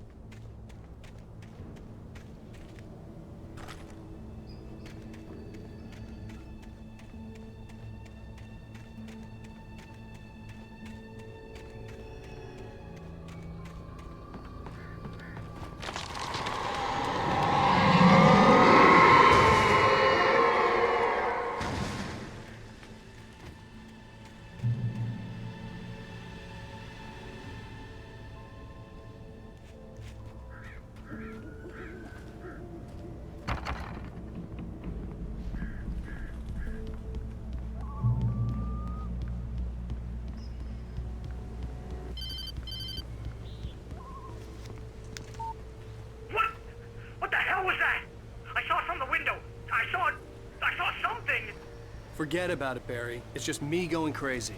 Oh, jeez. Oh, jeez. You're not crazy. I wish you were crazy, but you're not crazy. Al, be careful. Stay in the cabin. Don't open the door for anyone. I mean it.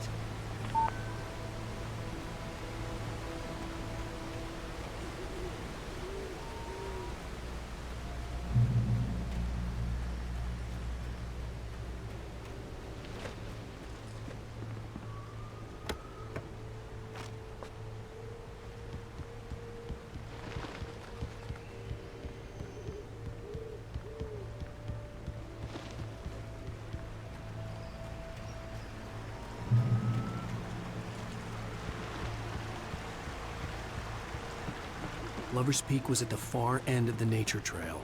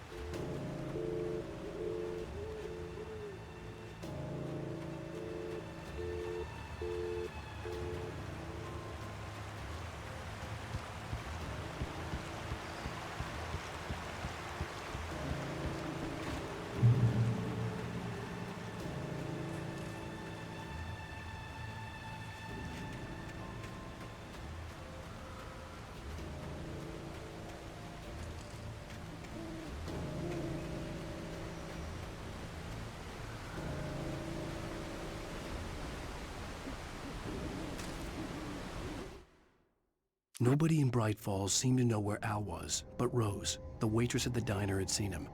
From what Barry could tell, Al pretty much fell off the face of the earth when he left the diner. Rose was just the kind of fan that Al hated, but she really tried to help. She was smart too, knew a lot about what was going on in the town, knew a lot about Al, even knew who Barry was. Barry liked her. That was no big surprise. When it came to women, Barry and Al rarely saw eye to eye.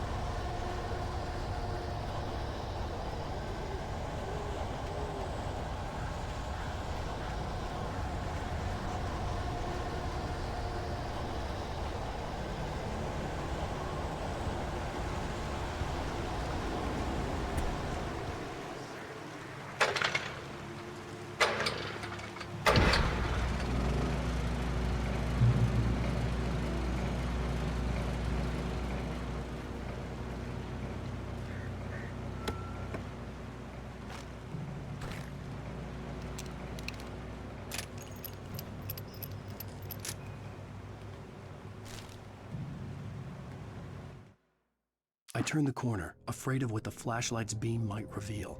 Suddenly, a roughly painted symbol of a torch glowed in the light. Behind it, hidden by a rock, sat a battered metal trunk. It was here for a reason, packed with supplies, batteries, flares, ammo, things you need to make it through the darkness of the night. Something left behind by someone who knew what I knew, and more.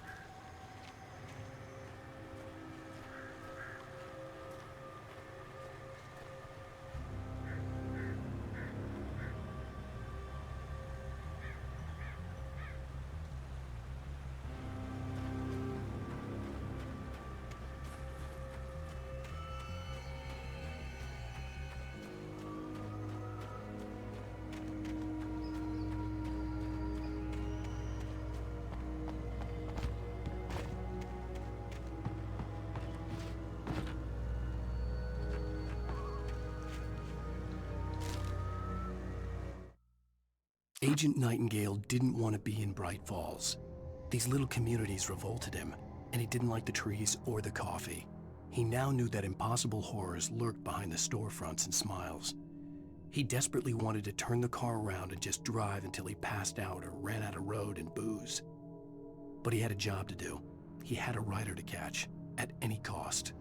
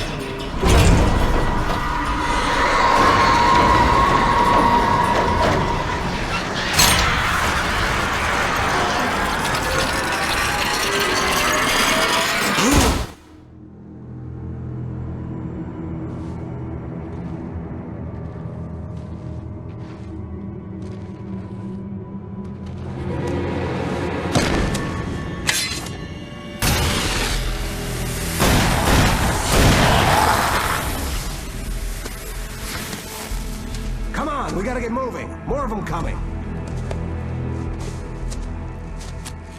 That flashlight's kid stuff. The flares will keep the bastards away.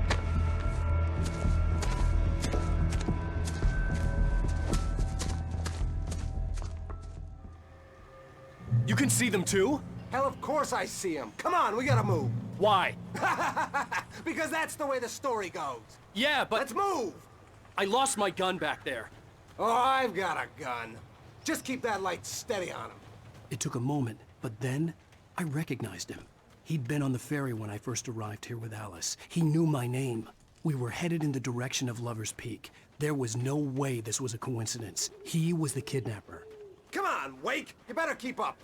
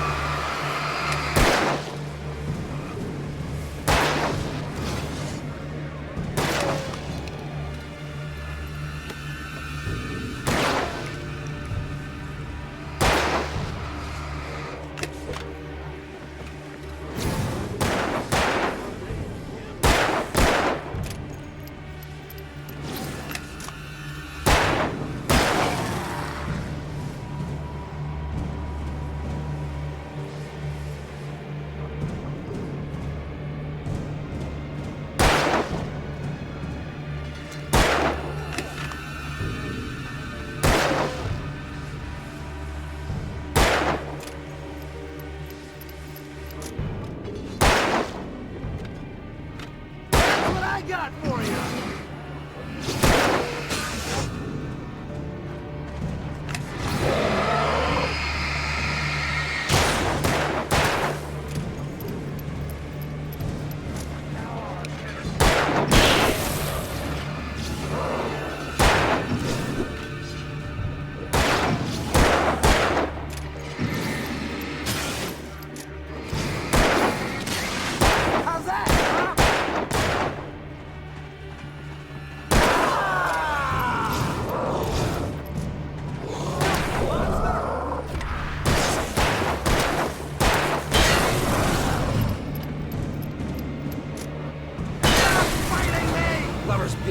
Right up these stairs, Wake.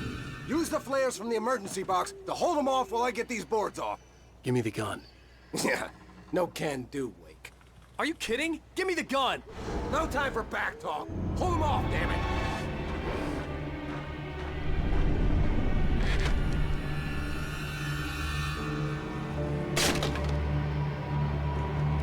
Just a little longer. Scare them off. Get some light on those bastards. That'll keep them off us.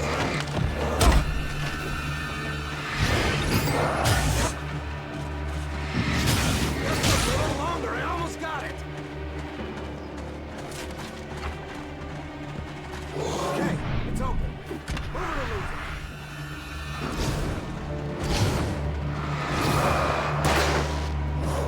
Like that, boy?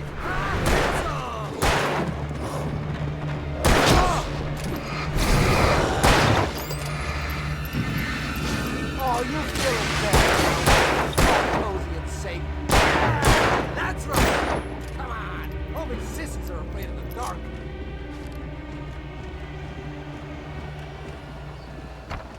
Better get ready.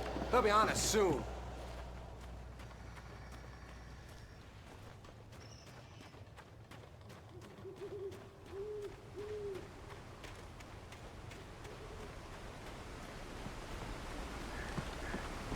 This is it, Wake. Our last stand. There's more flares here. Get ready. We fight them as long as they keep coming. Give me the goddamn gun! They're coming! That's not how this goes. Get with the program, Wake.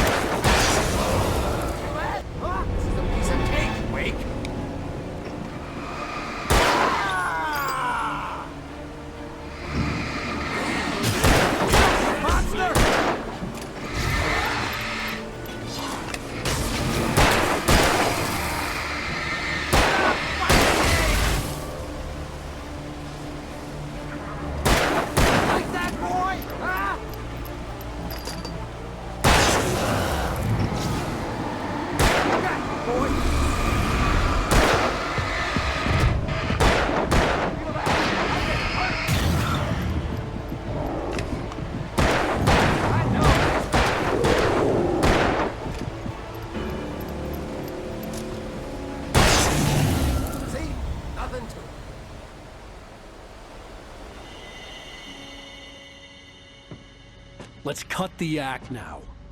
Where's my wife? I knew you were gonna say that. I read it all before. You're a hell of a writer. Congratulations. You're gonna bring about something glorious and terrible once we get you some proper editorial control. What the hell are you talking about? Where's Alice? I want the entire manuscript, or she's gonna suffer bad. You touch her now.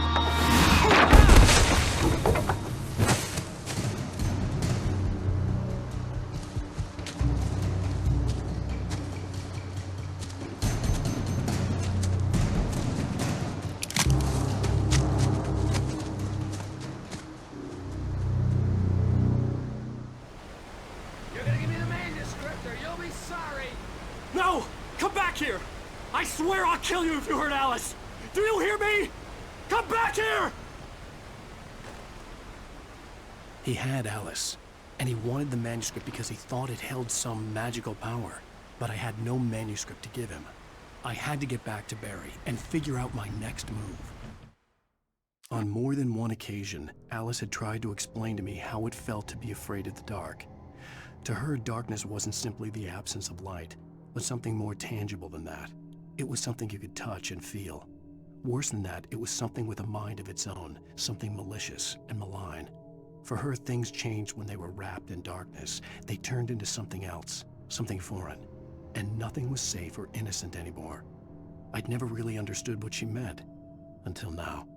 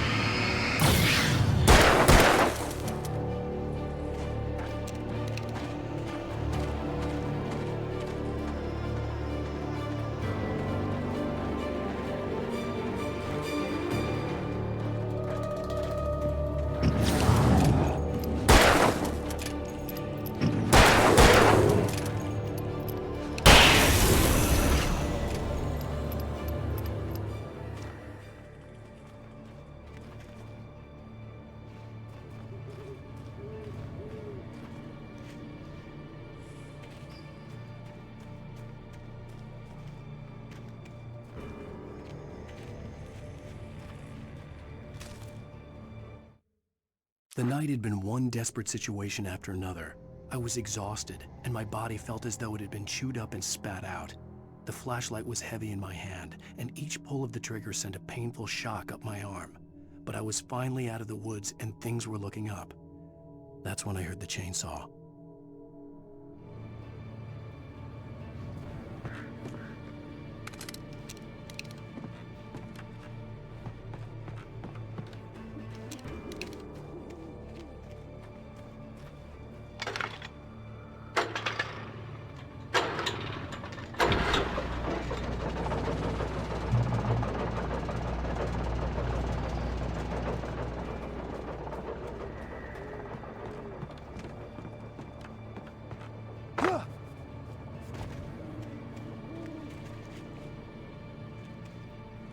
I had heard the plane fall.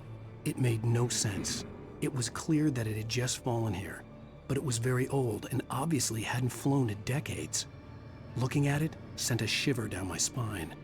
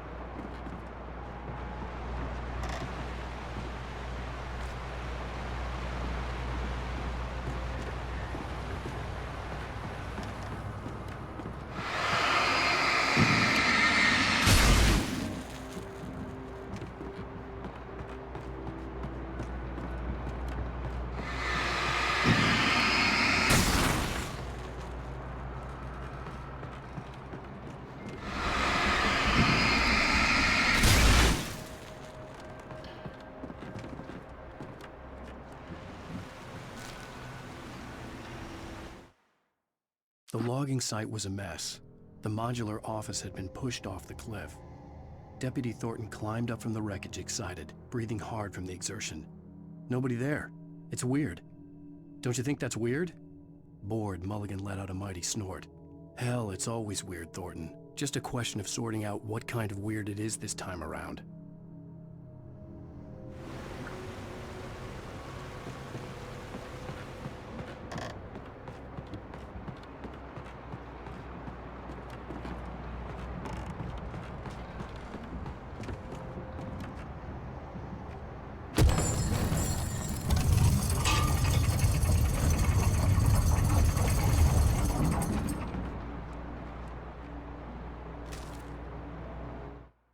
When Barry saw the darkness attack the visitor center, it made him a believer.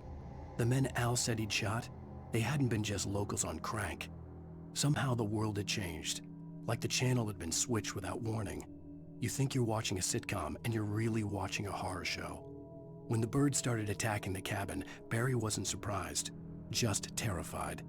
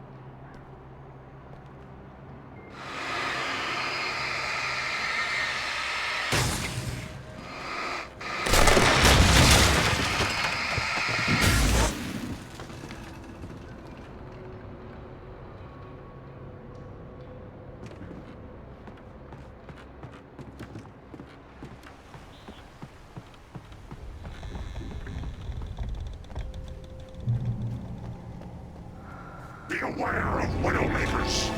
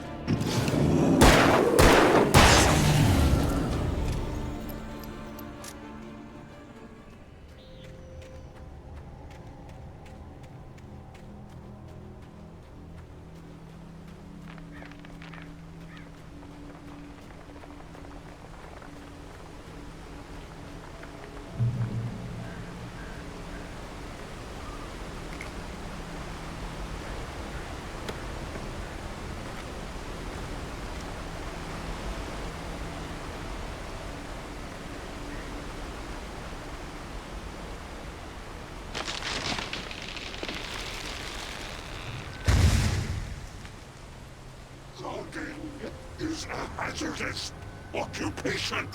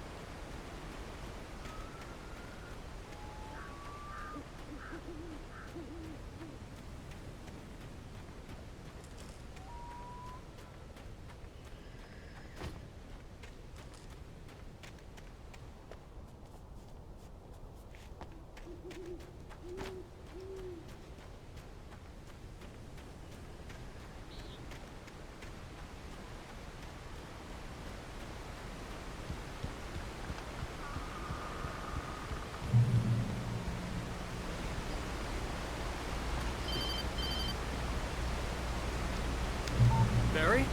Ow! The porch is covered with birds. They've got all Hitchcock on me. Stay out of sight. I'm on my way.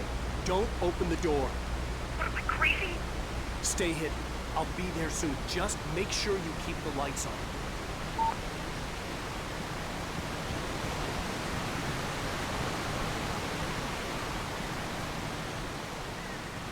I still had to reach Barry at the cabin, but at least I was out of the woods.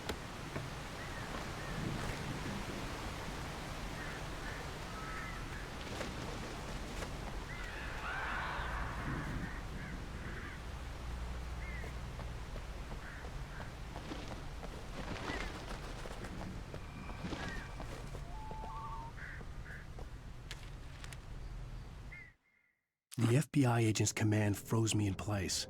I considered surrender. It was all falling apart anyway. I could give in, let someone else deal with it, but it felt all wrong. Call it instinct, his posture, the way he held the gun. He was no friend. Shots ringing in my ears, I leaped for the hole in the fence and stumbled into the darkness beyond.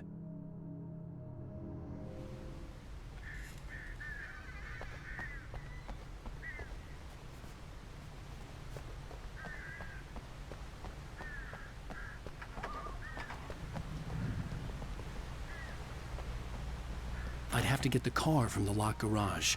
It would get me back to Barry faster, and the headlights were a welcome bonus.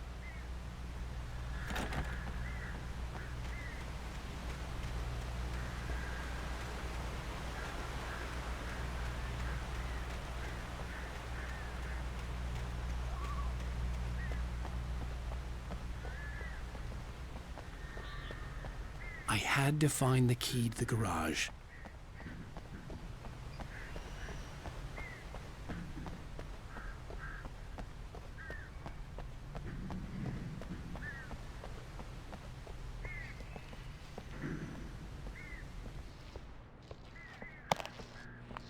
I needed the garage key to get to the car.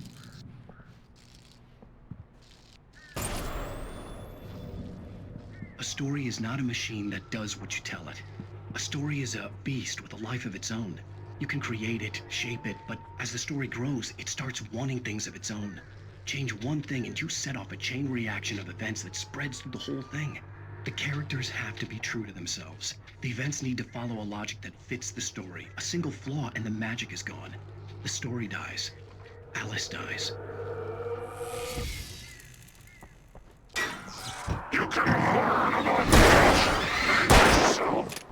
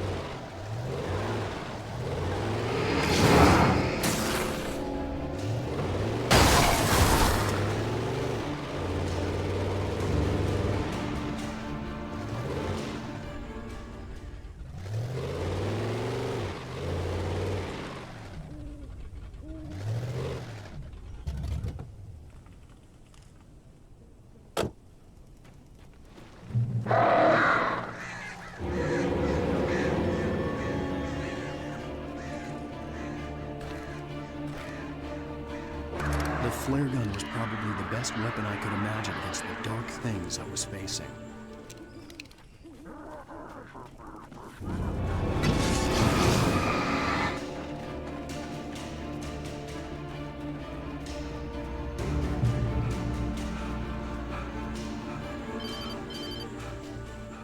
It was the kidnapper. You son of a bitch! Where's my wife? Enough horseplay, Wake. You deliver the manuscript, and you can have your woman back. Simple as that. I don't... Listen. I'm gonna need time to finish it. I still need to write the ending. I need a week. It's not done? I need a week. 2 days. The old Bright Falls coal mine is nearby. You can find it easy, city boy. The main building, there at noon. You bring the manuscript, you'll get your wife. If not, well, get me? Yes, I get you.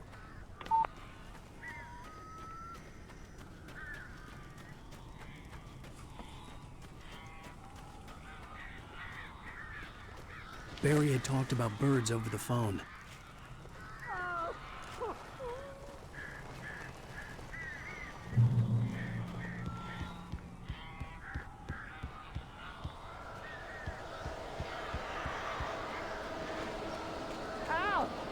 I am so glad you're here.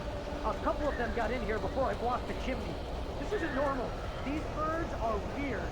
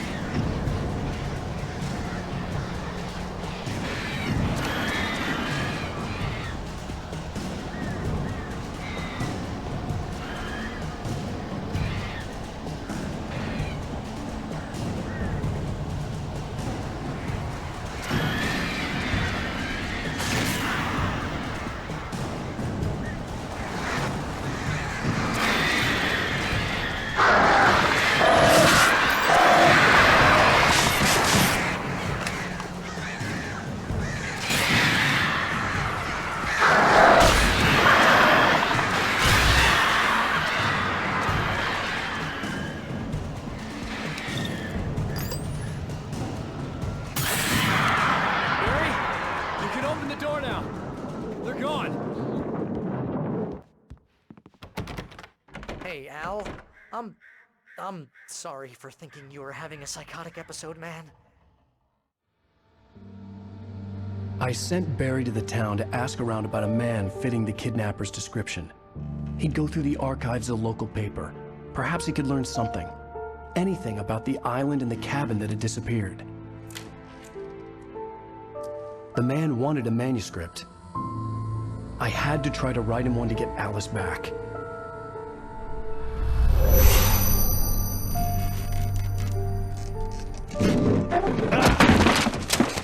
For me, the supernatural had always been nothing but a metaphor for the human psyche, a tool to use in writing fiction. Now, it was happening for real, and I couldn't put a single word on paper.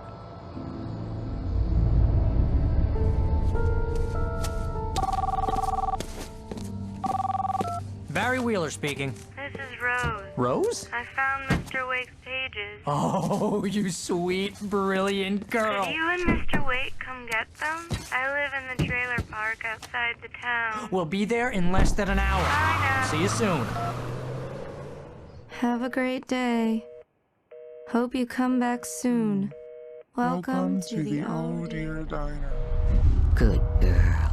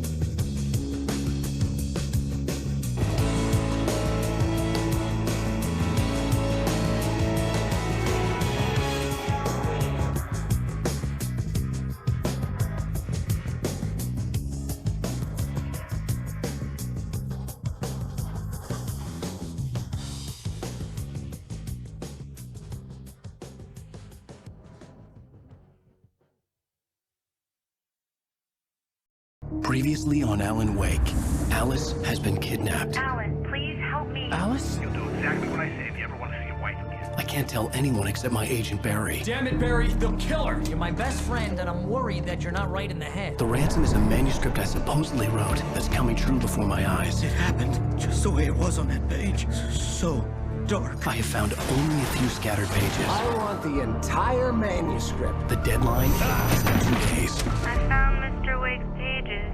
Good girl. How the hell did she get her hands on the manuscript anyway? I don't know. She's resourceful. I told you were too hard on her. Listen, I found out all sorts of interesting stuff while I was digging around. Yeah. Mr. Wake, it's Sheriff Breaker. We have an FBI agent here, Agent Nightingale. FBI? He's anxious to see you. You'd better come to the station. Okay, I'll be right over, Sheriff. Let's make this quick, huh? Help you folks? Name's Randolph. I'm the manager. We're looking for Rose. Works as a waitress down at the diner? Rose, sure. Nice girl. Who wants to know? I'm Alan Wake. The writer, huh? I heard on the radio you were visiting. Well, I'll show you her trailer. That Rose, she's a nice girl. Always pays her rent on time. As I was saying, Al, I found all sorts of weird stuff from the local newspaper's archives. This place is crazy. Disappearances, mysterious deaths, urban legends come true, and get this, most of this stuff takes place around Cauldron Lake. Well, you ain't wrong, mister. The Indians thought the lake was a doorway to the underworld. I'm the God-fearing type myself. I don't hold with that sort of thing. Yeah, okay. Anyway, there was an island there owned by a guy called Thomas Zane. Now, some of the articles I found about him make him out to be a famous writer, but I ran a bunch of searches, couldn't find a single thing he wrote. Zane was heavily into diving, so much so that the place came to be called Diver's Isle. But the volcano under the lake erupted in 1970, and Zane went down with the island.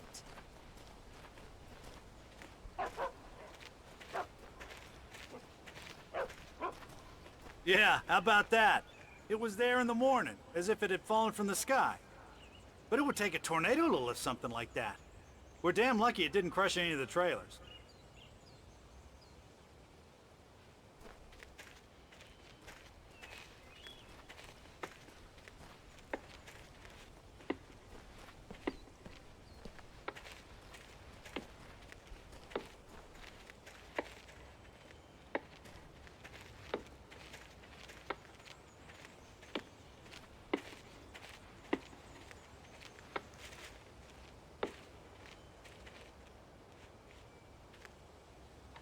Gets better. A local girl, Barbara Jagger, drowned in Cauldron Lake just a week earlier. They were lovers. Sure, Jagger's a local spook story. The Scratching Hag. Comes for you in the dark. Childish stuff like that. Anyway, Al, I'm just getting to the best part. All of the articles about this stuff were written by Cynthia Weaver. I asked around, and she's that crazy bag lady you met. What, the lamp lady? She can be a little loopy, but she's not homeless or anything. Yeah, anyway, she knew both Jagger and Zane before they both died, and she had some kind of a breakdown.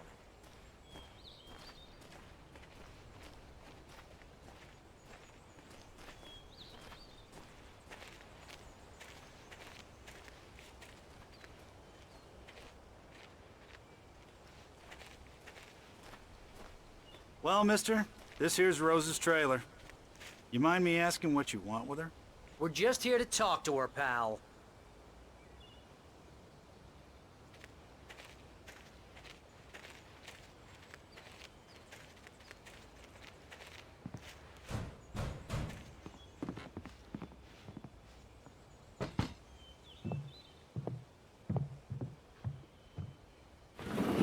Welcome to... Oh dear, Mr. Wake. I'm so glad you're here. Rose, you have my manuscript? Oh. Oh, yes. Yes. Please, come in. Hey, this is really good. Rose. Yes. My manuscript. I really need it. I understand. I know what you need. A muse to inspire you. Oh, for Barry. She doesn't have anything. Yeah, hey, Al? Al, what's... Oh... Barry! What? What?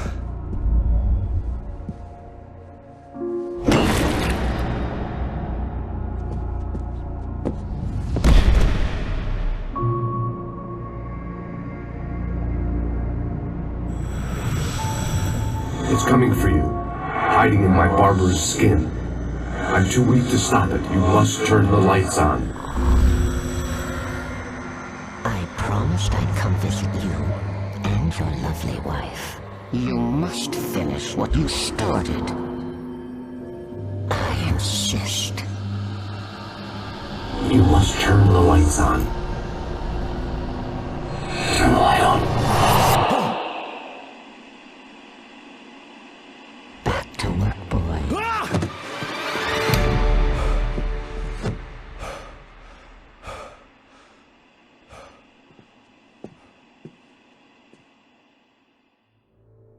I felt nauseous, hungover. Only anger kept me going. I can't tell reality from dream anymore, but it seems I have an imaginary editor to help me. She's an old woman in a funeral dress. I call her Barbara Jagger. She's very strict. I'm writing faster and faster.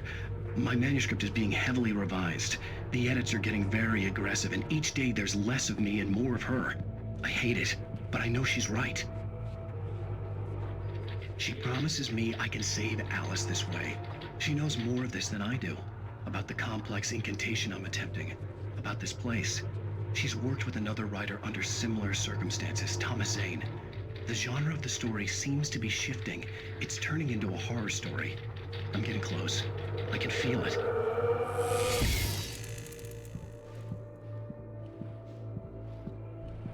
Rose took a day from me. I had less than 12 hours left to meet the kidnapper.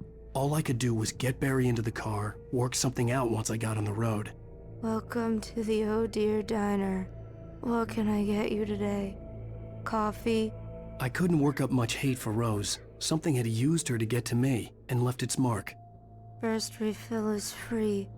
Milk and sugar on the counter there. Would you like to hear today's specials? Thank you. A nice day. Come back soon.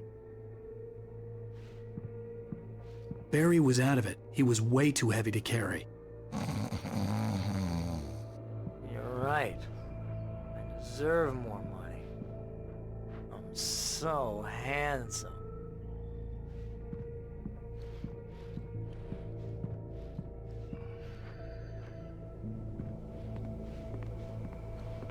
My gun and flashlight were gone. I'd have to find a way to get Barry into the car as quickly as possible. There was no time to waste. Mr. Randolph liked Rose. That little smile she had. How she was still sweet when life had tried so hard to make her bitter. It wasn't any of his business what she did in her trailer. But those strangers, the writer and his smart-ass sidekick, looked like trouble. And they'd been in there for hours, way past her normal bedtime. He reached for the phone and called the sheriff's station.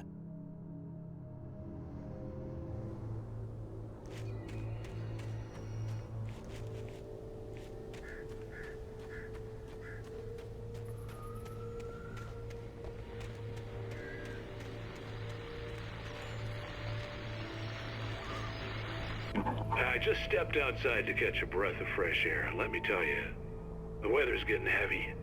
Nights like this make me especially glad I'm here talking to you and not home in bed. Once the weather takes a turn like this, I can't sleep at all. It's all tangled bed sheets and dark thoughts, punctuated by the occasional plunge into nightmare. Is it just me? Well, perhaps it is. But I hope I can make the night a little bit easier to get through. Caller, you're on KBF FM. Hey, hi, it's Walt Snyder. What's on your mind, Walt? Well, I ain't the way you are, but, well, I can't sleep either, you know? I just been staring out the window here, trying to make sense of it all, but, I ain't been drinking either, you know? I just... Well, you sound like a man with a problem, Walt. I had argument with Danny. You know Danny, and, then I got in trouble with the law, you know, and, I'm just, well... I heard something like that, Walt. Yeah, well, you know, Danny's my best friend, and, they let me bail today. And now I'm just alone here at the window, you know, waiting. Man, and there's something in the just outside looking up at the sky above our broadcast tower thinking the same thing. What are you waiting for, Walt? I don't know. But, you know, something's gonna happen. You know, I think I better go. Well, Walt, maybe... No, thanks, Pat.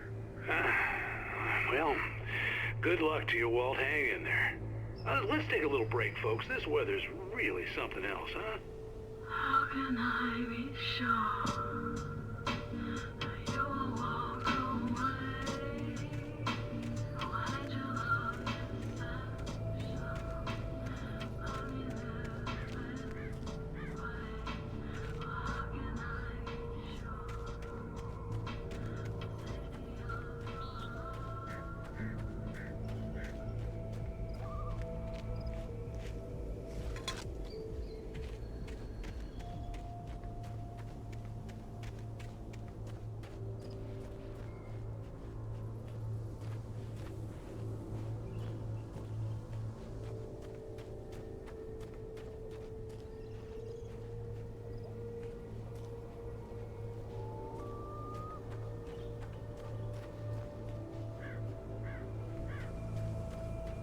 Oh, you're gonna get it now.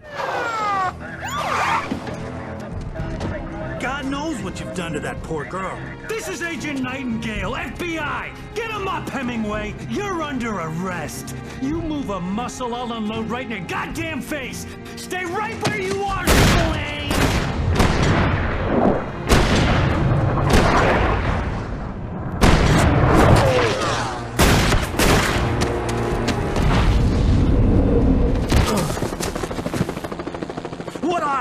I'm standing right here, you goddamn maniac!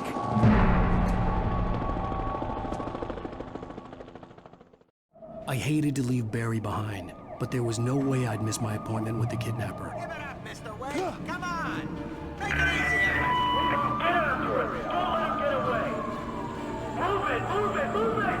I'll have your shot if you let him get away.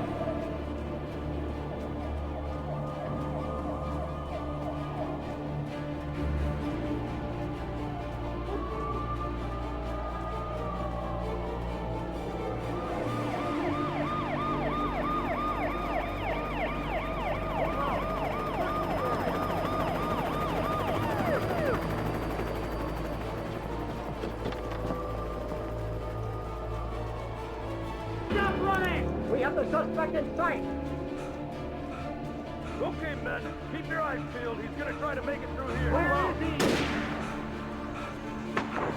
Oh, damn. Hey, now! Where did he go? Wait! God damn it! Where did he go? He slipped away. Keep an eye out.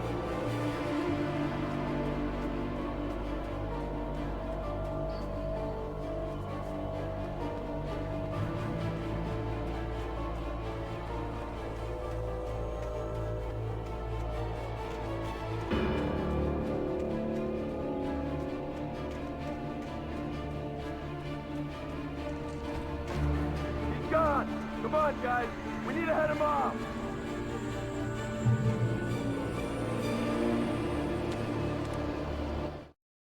For decades, the darkness that wore Barbara Jagger's skin slept fitfully in the dark place that was its home and prison. It was hungry and in pain. It dreamed of its nights of glory when the poet's writing had called it from the depths and given it a brief, terrible taste of power and freedom. The rock stars had stirred it from the deep sleep the poet had sunk it back to in the end. When it sensed the writer on the ferry, it opened its eyes.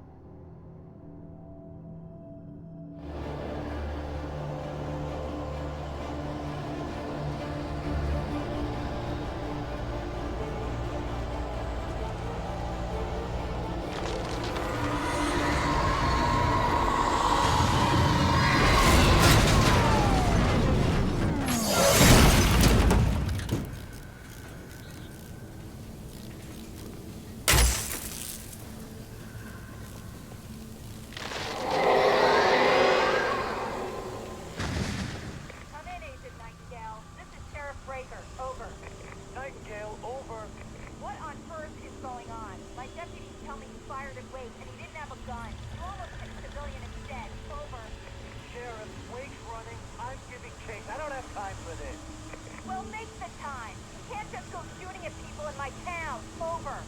I'm a federal agent pursuing a fugitive. You want to discuss my methods, Sheriff? Make an appointment. Over. You stay right where you are, Agent Nightingale. I'm on my way. Out. The suspect was last sighted running along the gorge that leads westward from the trailer park. All units are advised that the suspect may be armed. Approach with caution. James out.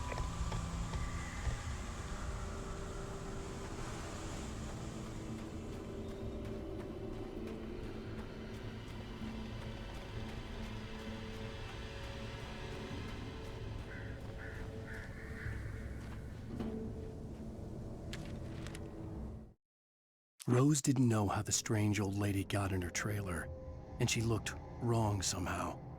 The woman showed her teeth in an approximation of a smile and traced a finger down Rose's cheek. "Pretty girl," she said. Rose felt as if she was falling asleep, but her knees didn't buckle. The crone spoke in a whisper, her words ice cold and dark in Rose's ear.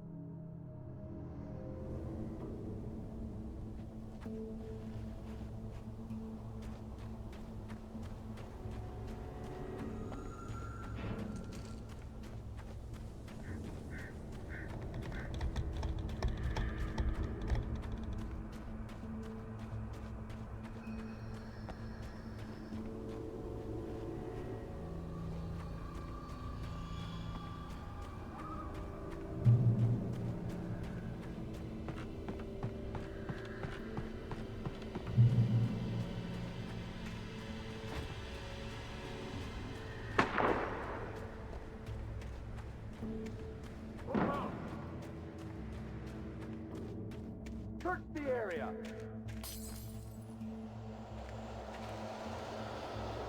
Stay sharp.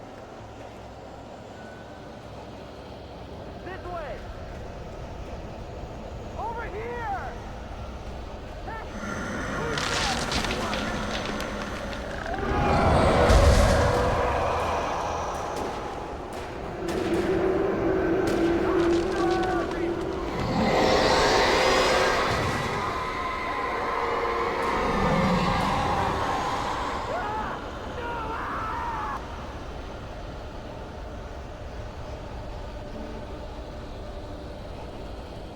This horror was everywhere I went, circling me.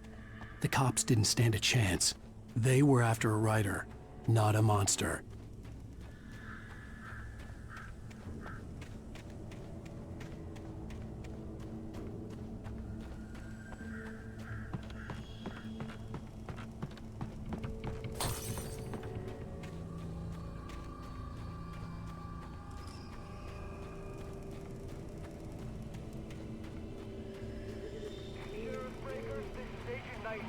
I've lost contact with person when you assigned to me.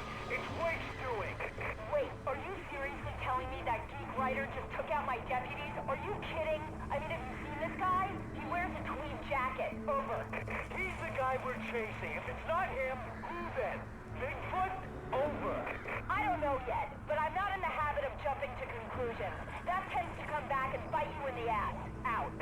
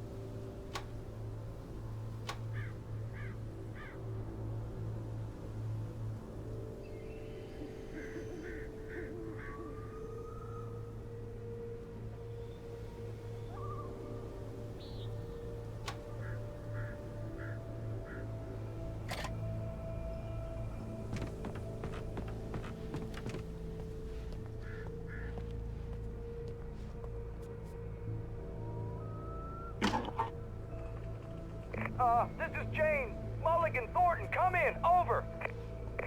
Thornton here. James, we got both Wheeler and Rose in custody. They didn't put up a fight or anything.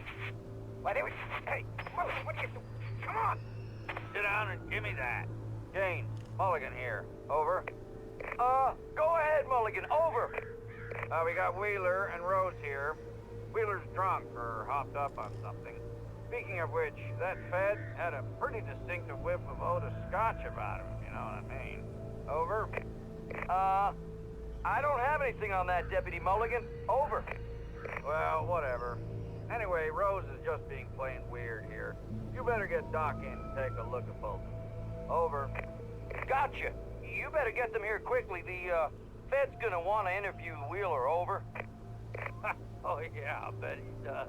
Looks like they have a lot in common. Mulligan out.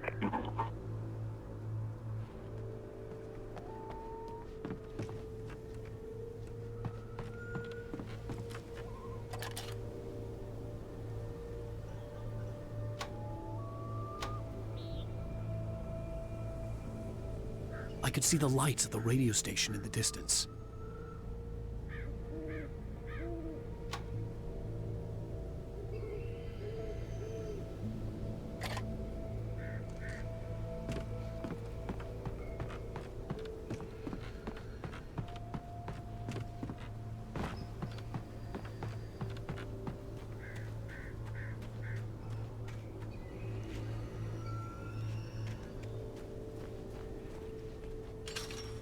I imagined that the broadcast tower in the distance was part of the local radio station. Maine seemed like a decent guy. Perhaps he could give me directions to the coal mine.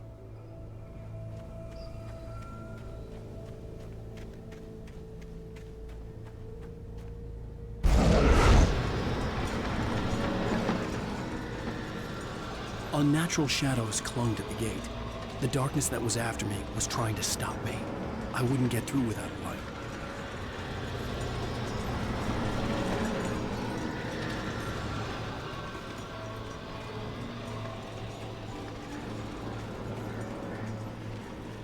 There was no power to the searchlight.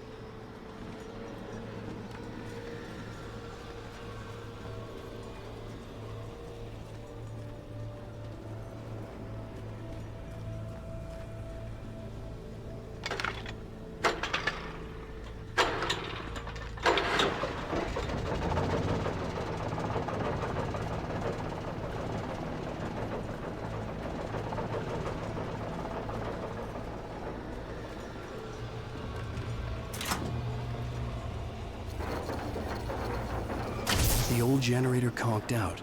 I'd have to see if I could fix it and try again.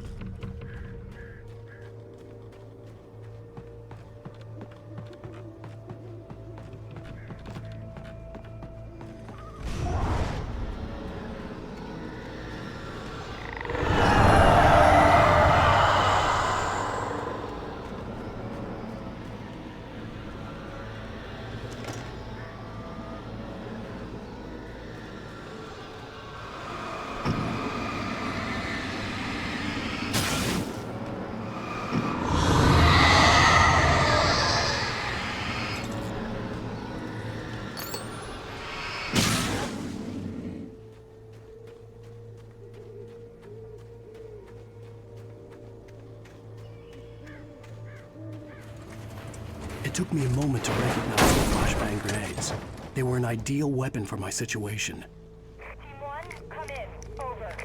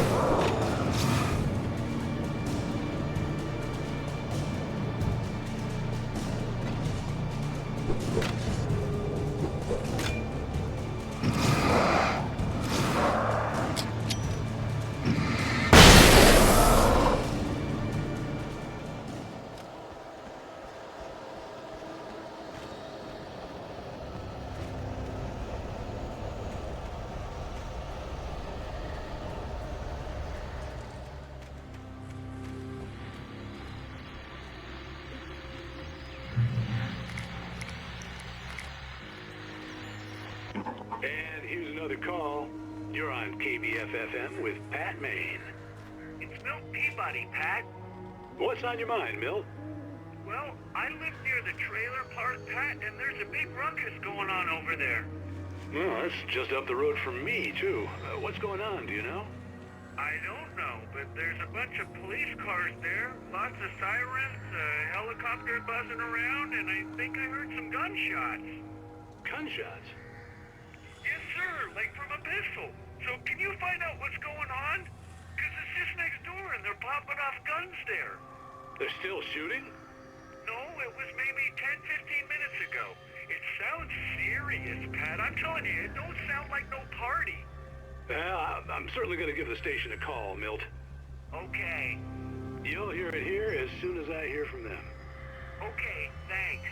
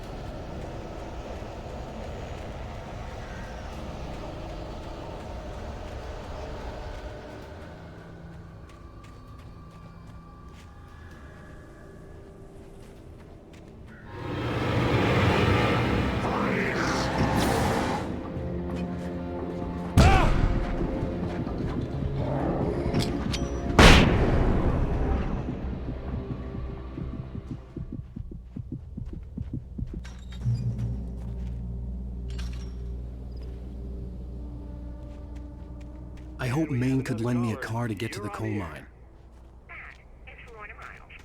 Oh, why, hello, Lorna. What do you have for us?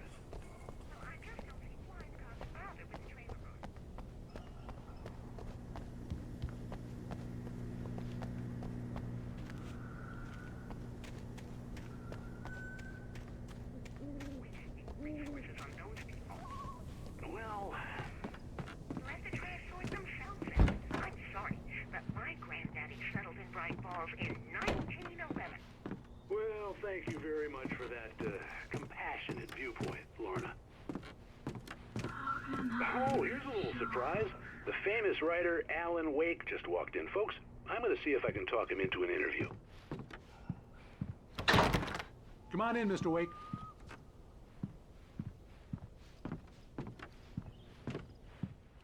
I'm so glad you could find the time to do this, Mr. Wake. Nowhere to run now, Dan Brown. You back away from me. Don't hurt. Whoa. Everyone calm down. Put the gun down. We're all friends here, right? Cool your jets, Nightingale. We got him. Judas Priest! What the hell's the matter with you? There's a civilian in there.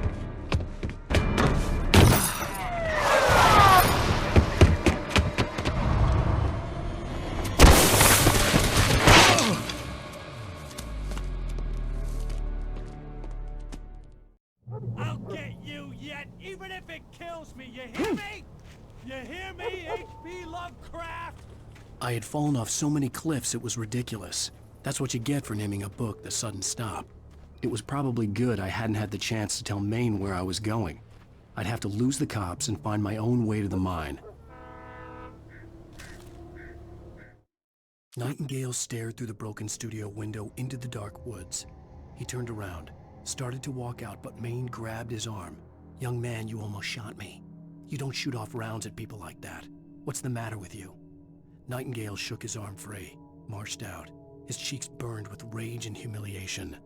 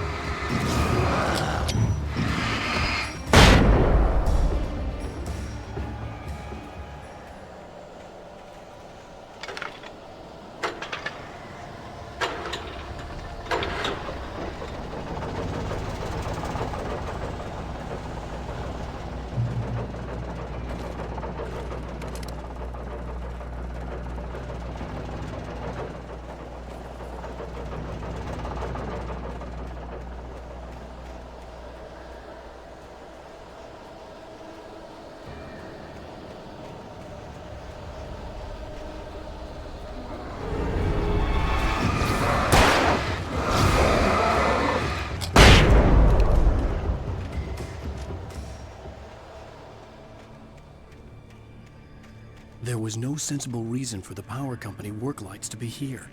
It was almost as if they'd been left for someone like me to use.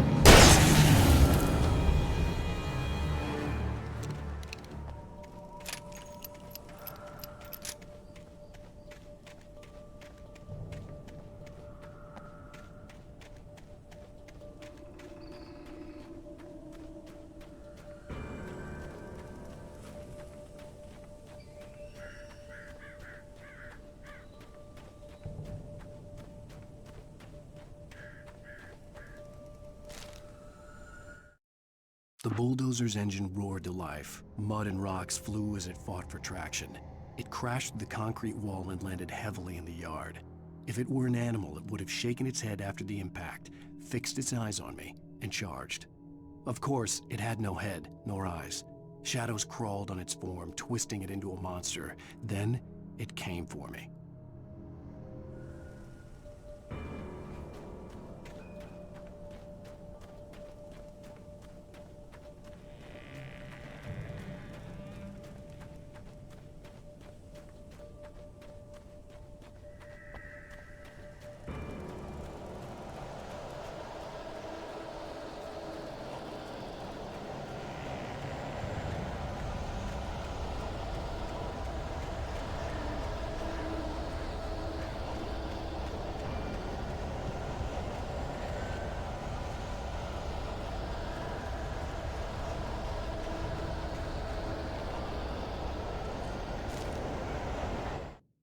Sarah trusted her gut, and her gut said Agent Nightingale was an asshole. He felt wrong, and it wasn't just the smell of stale booze. It was in the way he flashed his badge, pulled rank, the look in his eyes when he wanted answers. Where was Alan Wake? What was this about an accident? Where was his wife? And most importantly, why did she let Wake go? He wouldn't answer her questions. Federal business was all he'd say.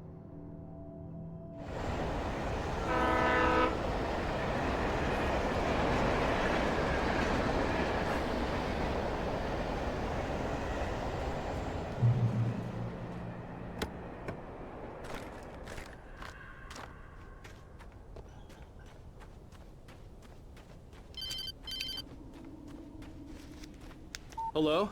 He's the most stubborn man I've ever met. Alice? Alice? Alan. Alan. I'm so afraid. He keeps me in the dark. Please help me. I look at you, Alan, and it's not you. Something else. Looking out from behind your eyes. Alice, I'm here. I'm so alone here. It's all gonna go to hell. You need to be careful. Cooperate. The connection had been terrible, but that wasn't the only thing that hadn't been right with the call. She sounded wrong somehow, but she had called me.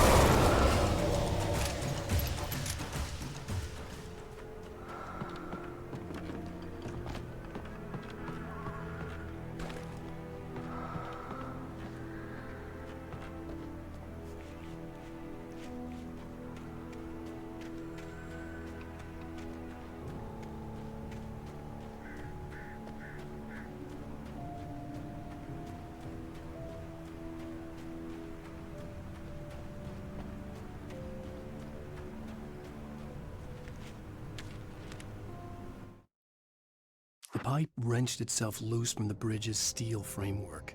Wrapped in darkness, it floated in midair, twitching. For a moment, I didn't understand what I was looking at.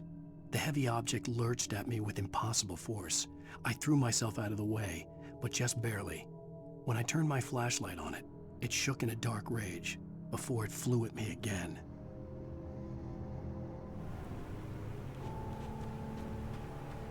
I could see a railway bridge up ahead and a warehouse of some sort on the opposite shore. I hoped I could find a car from there.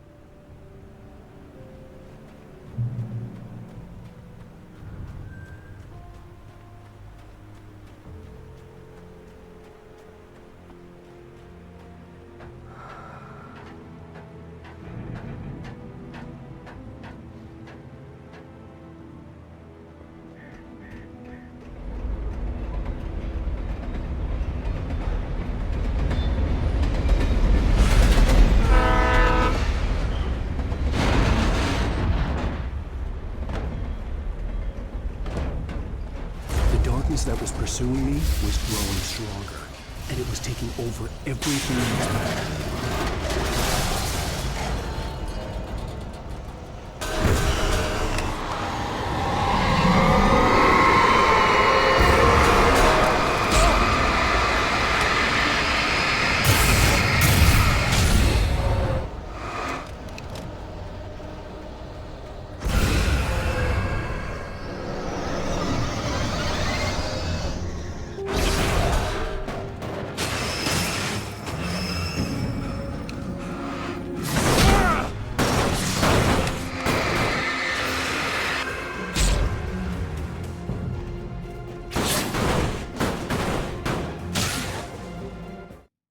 I slammed the door shut right in his smug face. He pleaded for me to open the door. True to form, the asshole actually thought I would obey. I had no sympathy left, no guilt either, not for him. I took a moment to savor the scream. I bet I had a smile on my face. It was all that I had time for. The dark presence was inside the lodge with me.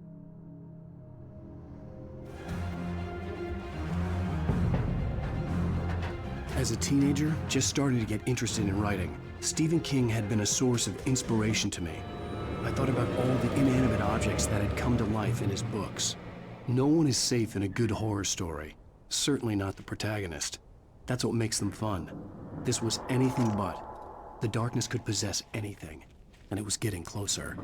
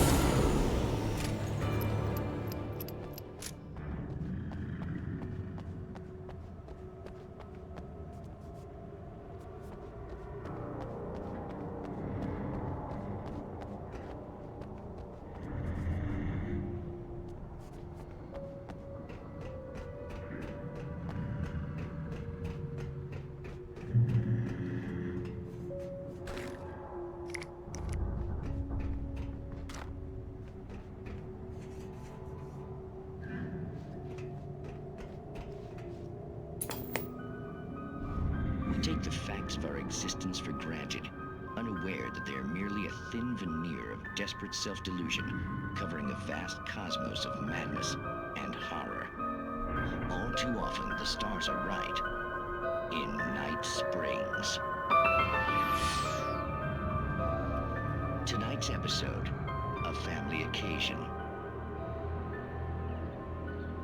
Journalist Alvin Derleth's trip to study the local customs of an insular community in Night Springs has been less than successful. Until tonight. I'm glad you changed your minds about this. Ancient customs, local mythology. My editor loves this kind of stuff. Well, Mr. Derleth, we don't want to feel like we're on exhibition, but you have demonstrated the seriousness of your intent. Oh, I am serious. Really, just do your thing. I'll stay out of your way and observe. Actually, I thought you could assist us. I'm afraid we are a man short. It would provide you with an intimate perspective. Could I really? Of course, Mr. Derleth. Well, I guess that's the least What would I have to do? Oh, here. Let me show you with a kiss. What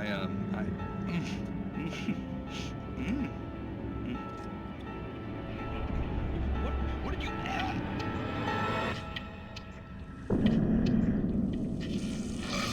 Oh, Mr. Derleth, you have well pleased Nixie Perka, the dweller in flesh. Your body shall host his 1,000 young, and all shall be glory.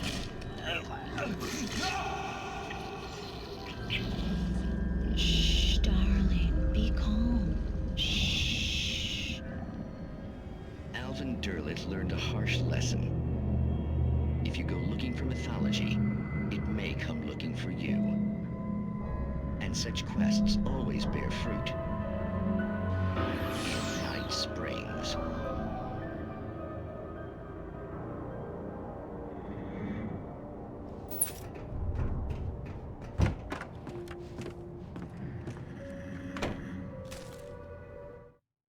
The darkness surged towards me, sucking everything loose from the ground into its depths, tugging at my clothes. I saw the flare the kidnapper had dropped and threw myself towards it just as I felt my feet leave the ground. The darkness embraced me with the force of a tornado. Somehow I managed to light the flare. The darkness roared and cast me away. I fell toward the dark waters of the lake far below.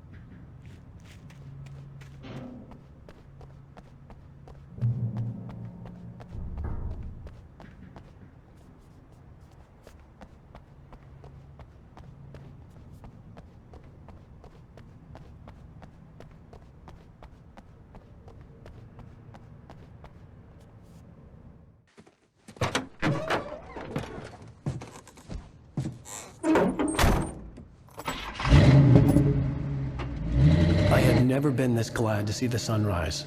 I had a couple of hours to get to the coal mine.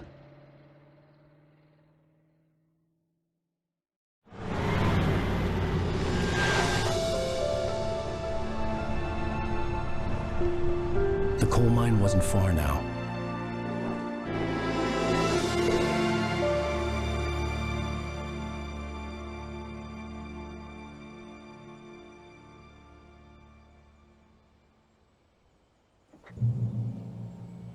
Today, I would meet the kidnapper, and he would give me Alice. I wouldn't give him any other choice. A drowning man will clutch at a straw.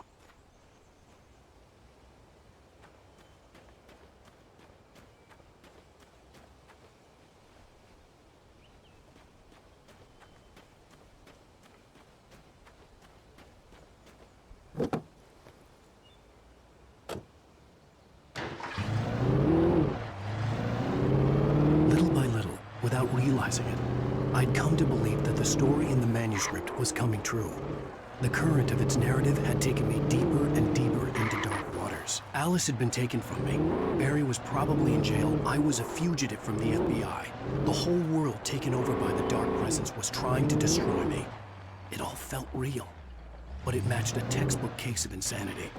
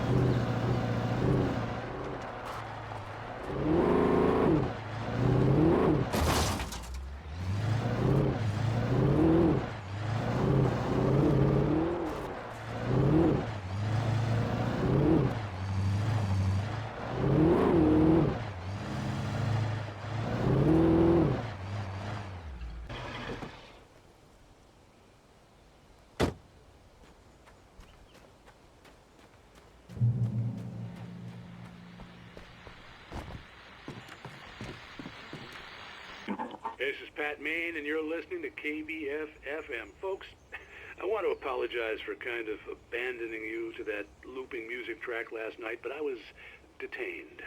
You see, I encountered a big-shot G-man with an itchy trigger finger who could use a lesson in manners and a boot in the ass, not necessarily in that order either. Now, folks, I know I'm not being very informative here, and I apologize for that. I really should just keep quiet, but I'm just so peeved right now, because some people just shouldn't be carrying badges. And I'm just glad that our Sheriff Breaker was there to straighten things out. And if someone I met last night is listening, let me just say, I'm sorry if my mouth got you in trouble. I'm pretty sure you're not the bad guy here. Godspeed, son. I hope you know what you're doing. Now, on a lighter note, I'll be talking to Dr. Nelson all morning. But first, a little music.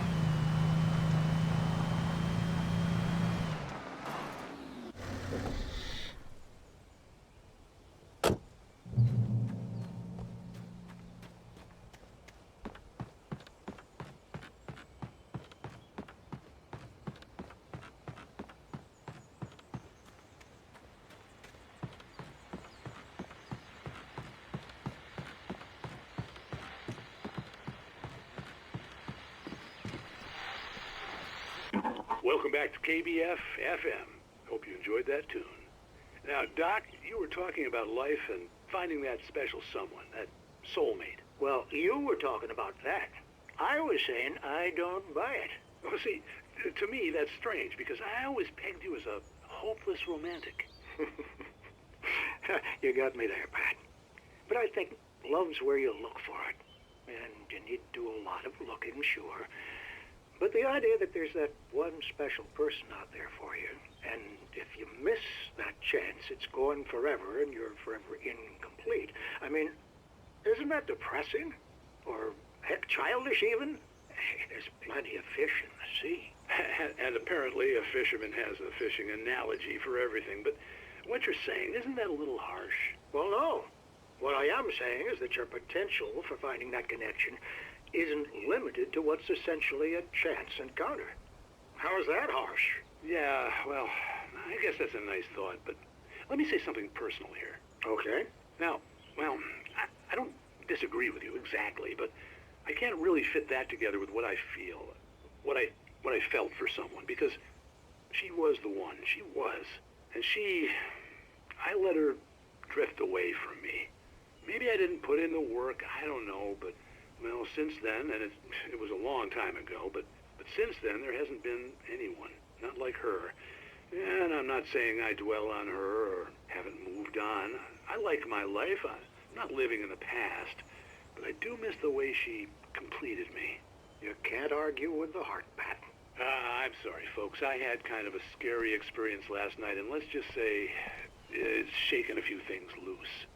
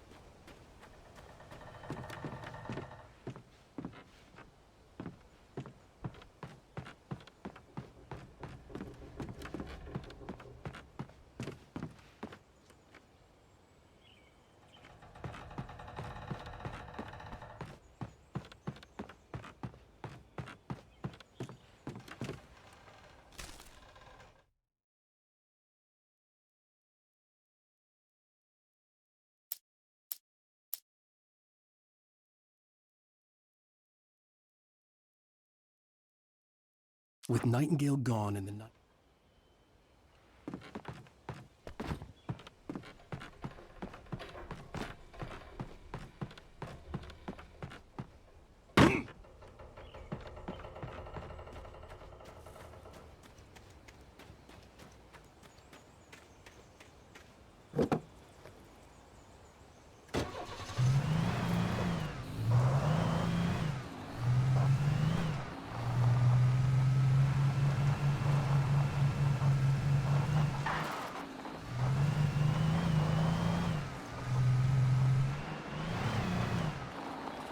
I was early.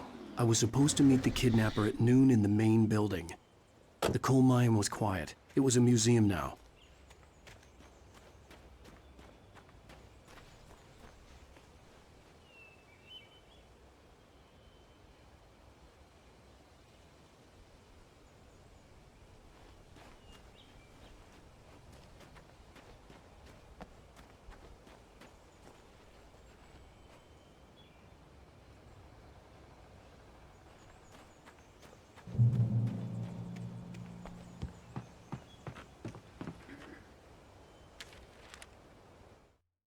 With Nightingale gone and the night wind blowing in through the broken studio window, Maine stared at Sarah. The sheriff looked away. Maine's voice shook with barely controlled anger. That boy's doing more drinking than thinking. I hope you know what you're doing, Sarah. He's got a sickness in his eyes. You take my word for it. He wants Wake for a reason. and it's not for anything good.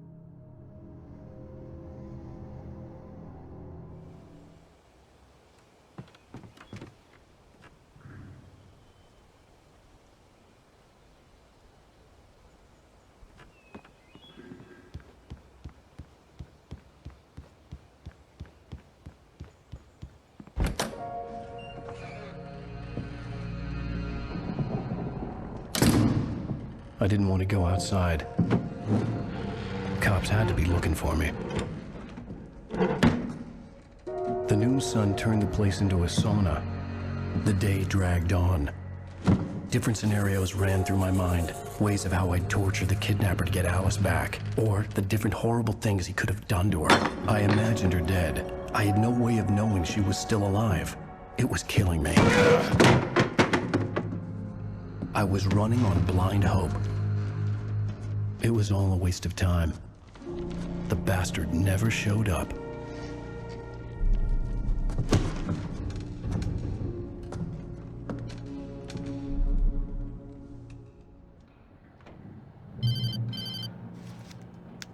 Wait! Where the hell are you? Change of plans. You know where Mirror Peak is? It's a big mountain north of where you are. You follow the path from the mine, you can't miss it. There's a lookout point there. I'll be waiting. I'm through being jerked around by you. You want to see your wife alive? Because if you do, you better watch what you say to me. Do we understand each other? I want to talk to Alice. Yeah, and I want the manuscript. Don't keep me waiting, Wake. Hello? Hello! Ah! I'm gonna kill him! I had to get to Mirror Peak.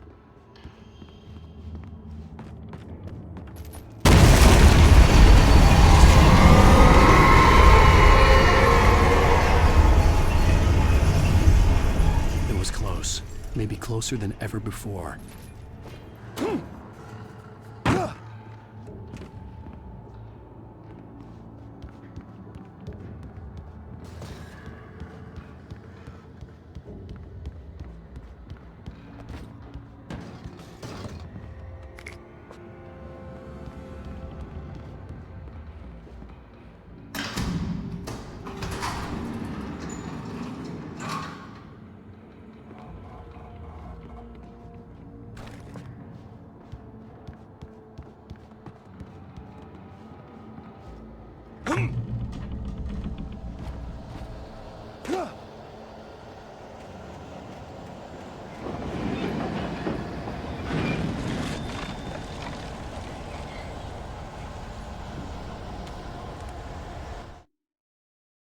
When Thomas Zane fell for Barbara Jagger, it happened fast.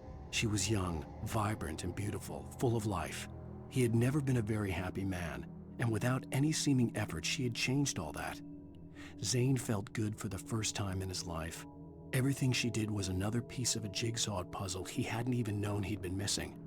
And best of all, she made the words flow, strong and sharp. She was his muse.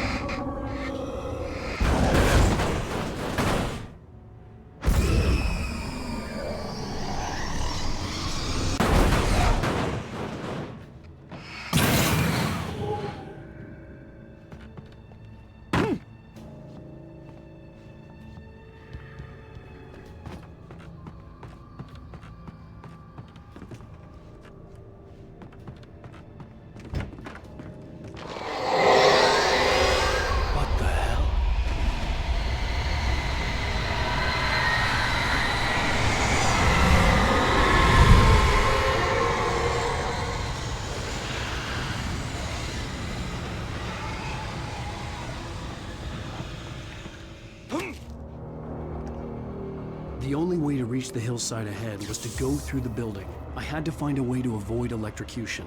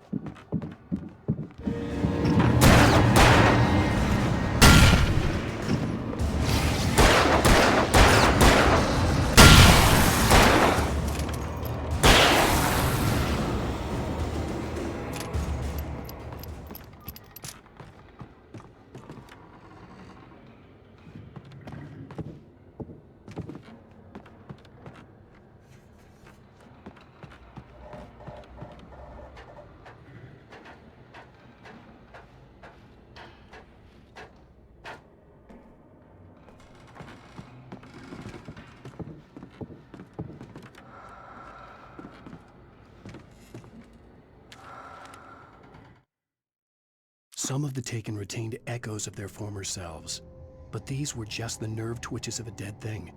Nothing remained but a shell covered and filled with darkness. In most cases, these puppets were enough for the purposes of the Dark Presence. But for anything more elaborate, as with the writer, it was different. It needed his mind. And so rather than taking him over completely, it merely touched him.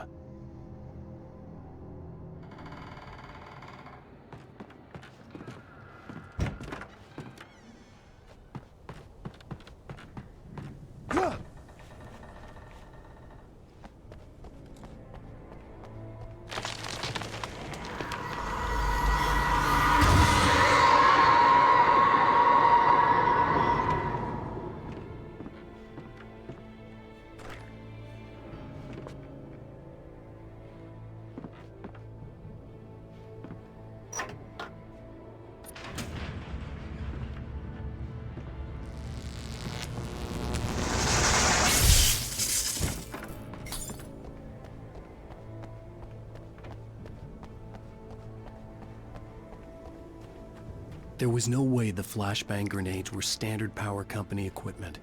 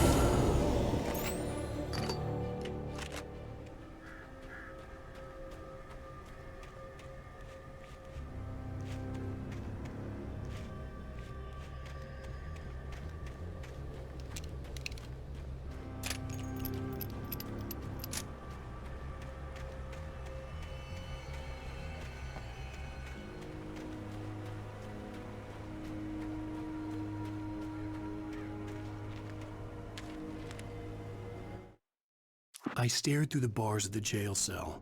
Barry stood behind me, swaying on his feet, looking as ill as I felt. Agent Nightingale stood on the other side of the bars with Sheriff Breaker. Nightingale had a stack of manuscript pages in his hand.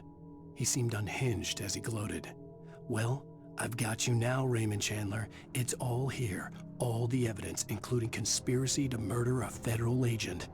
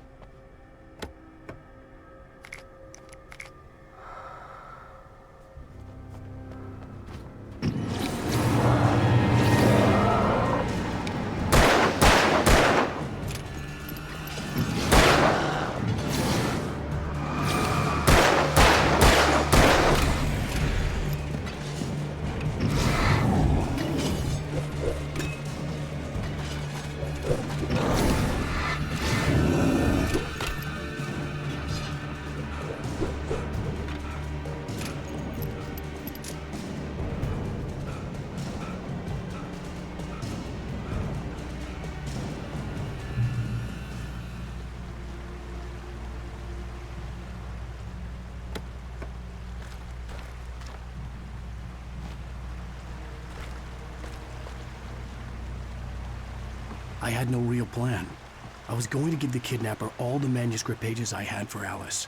If that wasn't enough, I'd hold him at gunpoint and make him talk.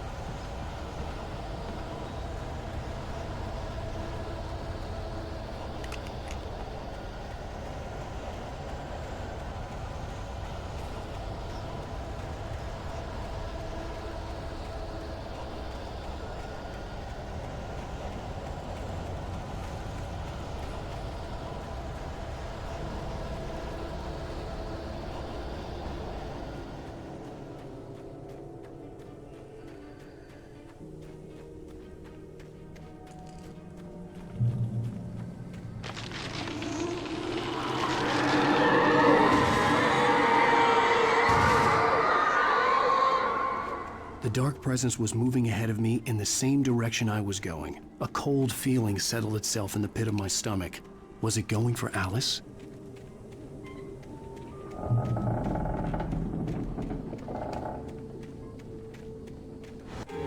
The graveyard shift may cause cancer.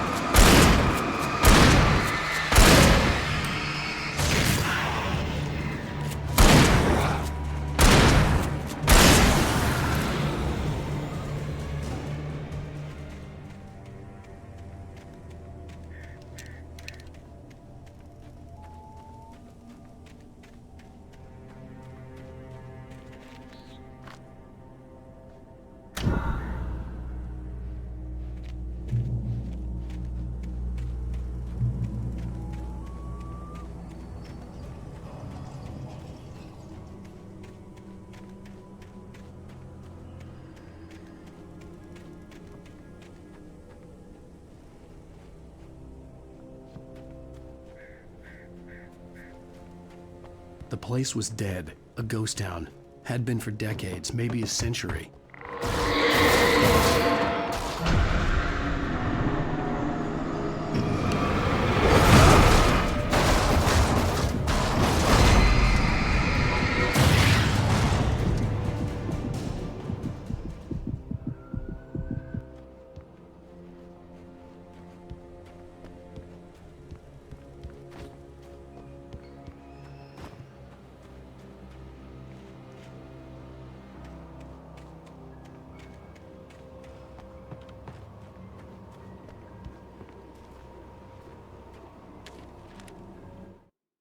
Things were never as simple in real life as in fiction.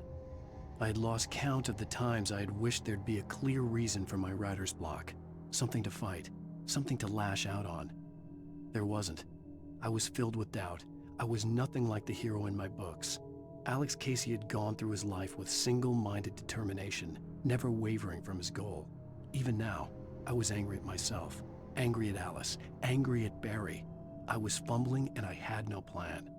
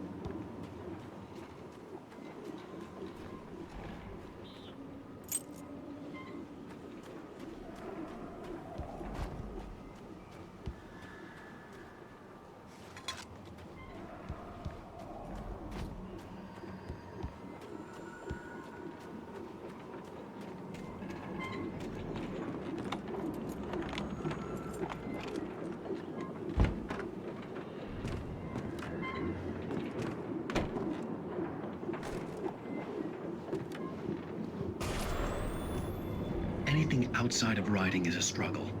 I feel ill. I managed to make my way downstairs. There's a shoebox filled with books and papers by Thomas Zane. It's very hard to focus, but I managed to read some of it. He's a poet, and a good one. He writes of muses and creators summoning fabulous things from a magic lake, using his powers to shape the world of a realm of gods and dreams and demons, dark things that wait for a chance to slip through, wearing the flesh of men as disguise. Zane writes about himself, his girlfriend being taken over by a dark presence, about growing scared of the lake. Zane believes it's a mirror to the gaping void of darkness above, where some Lovecraftian presence lurks. I crawl back upstairs. I'll borrow these things for my story. They ring true. They fit.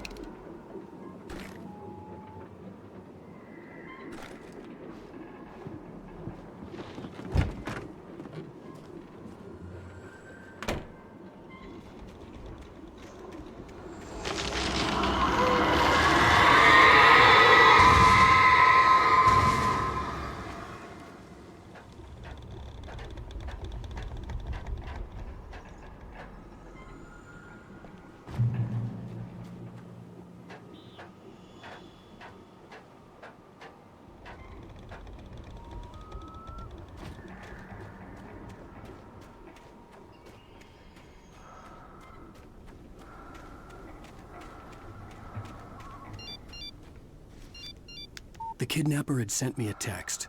The message was full of spelling errors and insults. It was telling me to hurry up.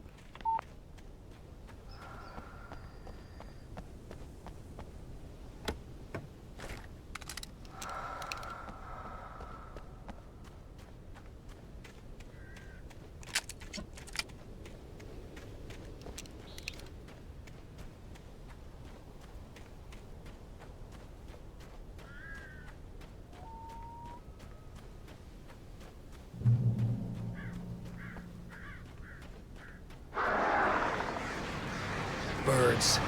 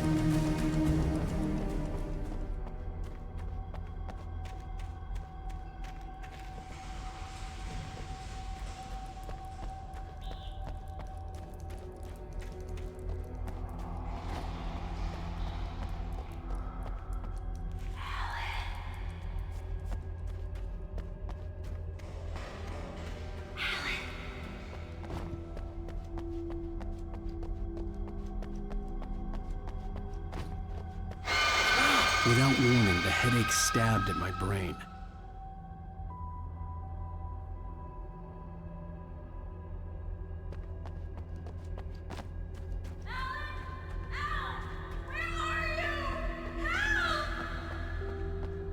Alice? Alice! I'm losing it. I gotta get out of here.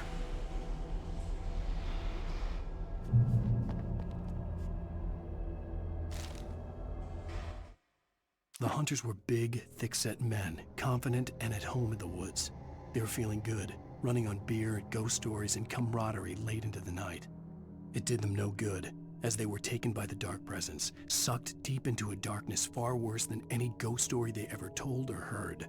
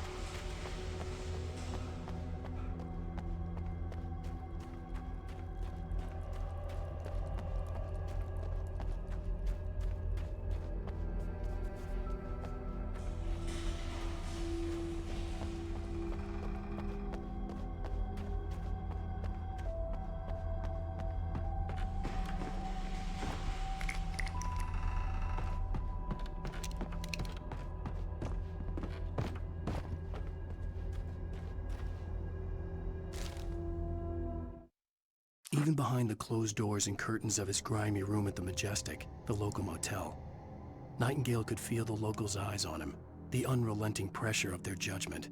He forced it out of his mind. For all he knew, they could all be under Wake's spell already. You do what you have to do to get the job done. He took comfort from the bottle in his hand. Please, he thought, just let me get through this.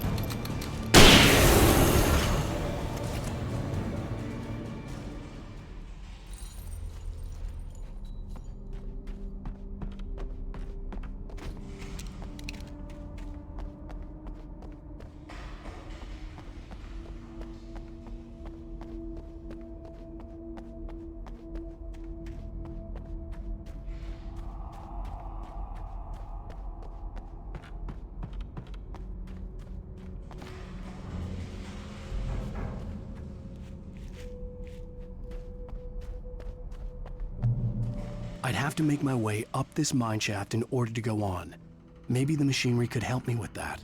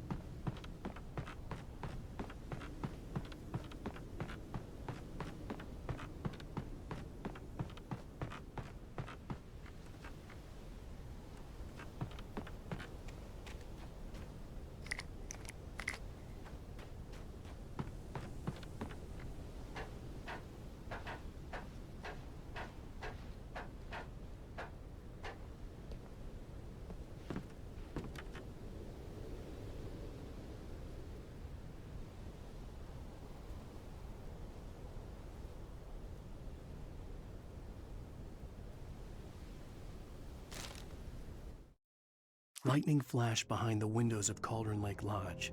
Tor Anderson laughed and held the steel hammer above his head. Nurse Sinclair was trying to calm him down without success.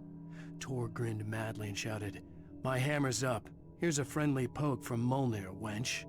He brought the hammer down with all his might on Sinclair's head. "We're on a comeback tour, baby."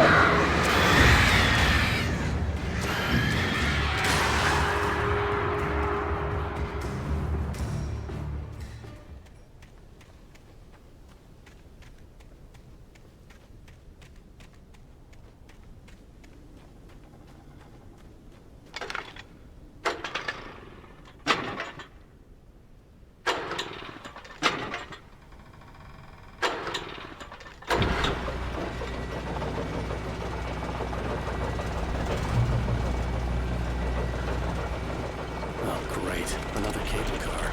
Just great.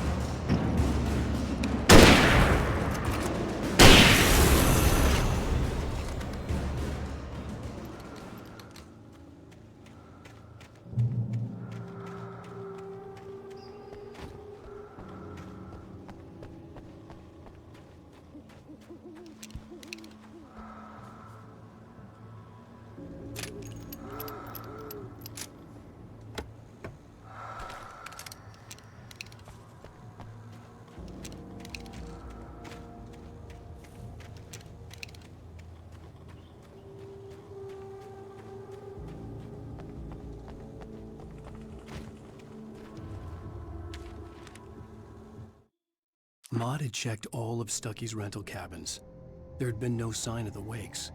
It was dark when he'd found their car parked at the end of the road by Cauldron Lake. It made no sense. They must have taken a wrong turn, but there was no sign of them, and the car had been there for hours already. Frustrated, Mott stood on the rotten ruin of the footbridge that had once led to Diver's Isle before it sank beneath the waves years ago. The boss wouldn't be happy.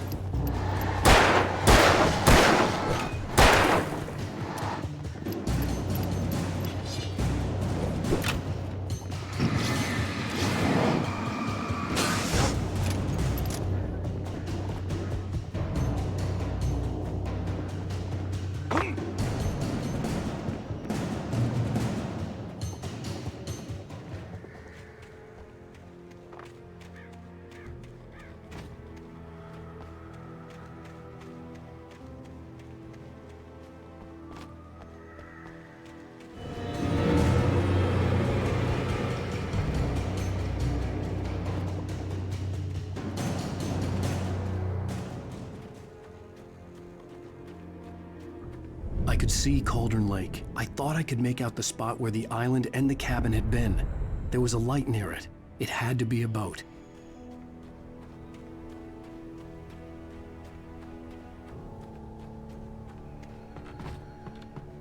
I was close now. I had to get there fast. I dreaded what I would find.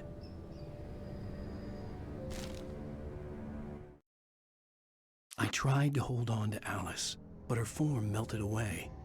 I was losing control. Dr. Hartman stood in her place.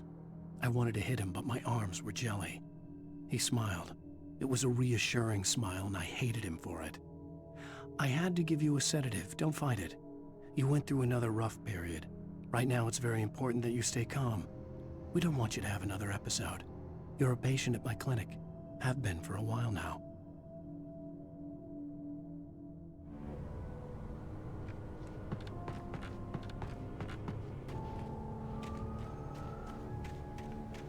Wait! That you? Wait! Hey, I'm here! I'm coming! No! Get away! Sorry! Please, it's late! The boss didn't know who he was messing with! I didn't know! I swear, I didn't know! We don't have his wife! We don't know where she is! She's probably drowned!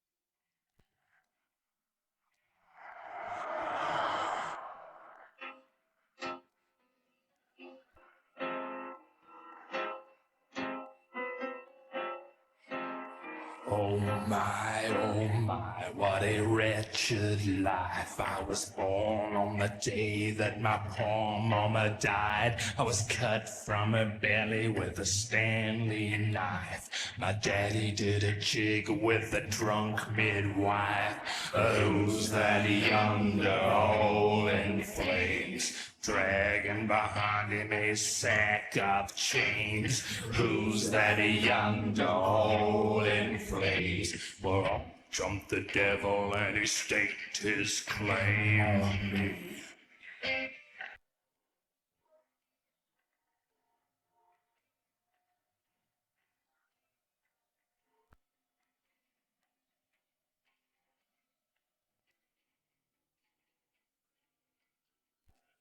Oh, poor heart, I was doomed from the start, doomed to play the villain's part. I was the baddest Johnny in the apple cart. My blood was blacker than the chambers of the dead nun's heart.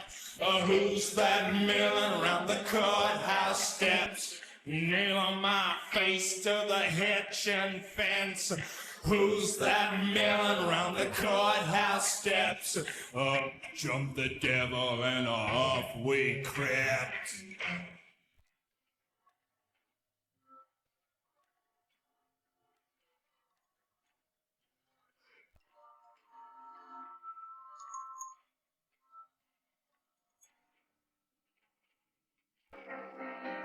Oh no, where could I go with my hump of trouble and my sack of woe? To the digs and the deserts of Mexico, where my neck was safer from the lynching rope. Who's that yonder laughing at me like I was the brunt of some hilarity? Who's that yonder laughing at me? Well, jump the devil, 1, 2, 3.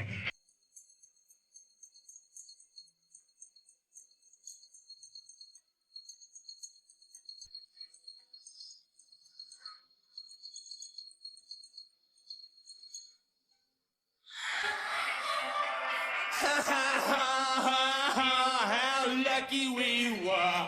We hit the cat houses and we sampled their wars. We got as drunk as a couple of Zars. That night I swallowed my lucky star. Who's that dancing on the jailhouse roof? Stamping on the ribbon with a cloven hoof. Who's that dancing on the jailhouse roof? Jumped the devil and said, here's your man, I got proof.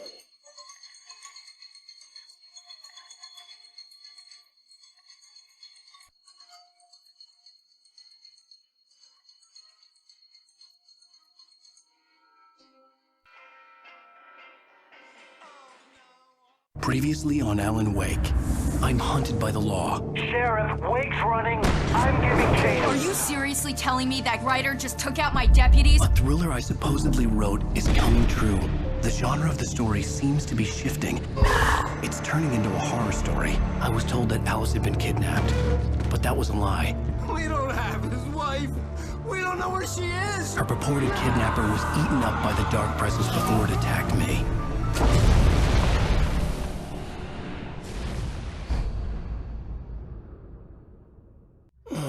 Alan, shh, baby. It was just a nightmare. Alice. There you go, Alan. Hartman, I fell. I had to give you a sedative. Don't fight it. You went through another rough period. What? Right now, it's very important that you stay calm. We don't want you to have another episode. You're a patient at my clinic. Have been for a while now. The shock of your wife's death triggered a mental illness. No, you lie. You're suffering from various symptoms of undifferentiated schizophrenia. Bastard. It's okay, Alan. Just let go.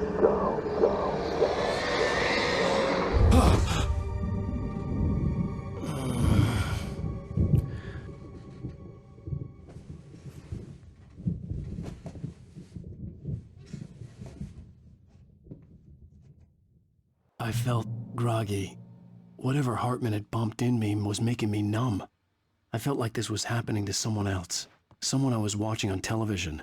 I couldn't think. Couldn't focus.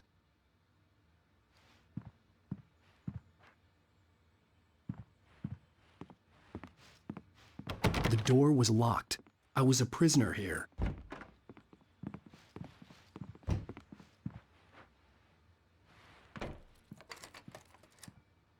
Good evening, Alan. Are we feeling better now? Feeling calm? Yeah. I see you brought your pet gorilla with you. So sure, I'm calm. I get the message. Loud and clear. Quite right. That's the spirit. You're being very brave, Alan. I understand you're confused. I would be more concerned if you weren't suspicious of me. I don't blame you for it. Big of you.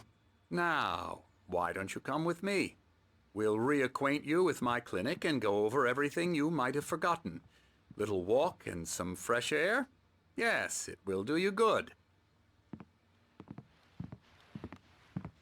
This corridor is for patients. Most of them aren't here right now. Jack took them out for a fishing trip, except for the ones who are particularly vulnerable, of course. I encourage creativity as a part of the recovery process here at Cauldron Lake Lodge. I specialize in treating artists. I bet you do. Splendid, Alan. I honestly believe we can get this thing under control if we work together. This way, Alan.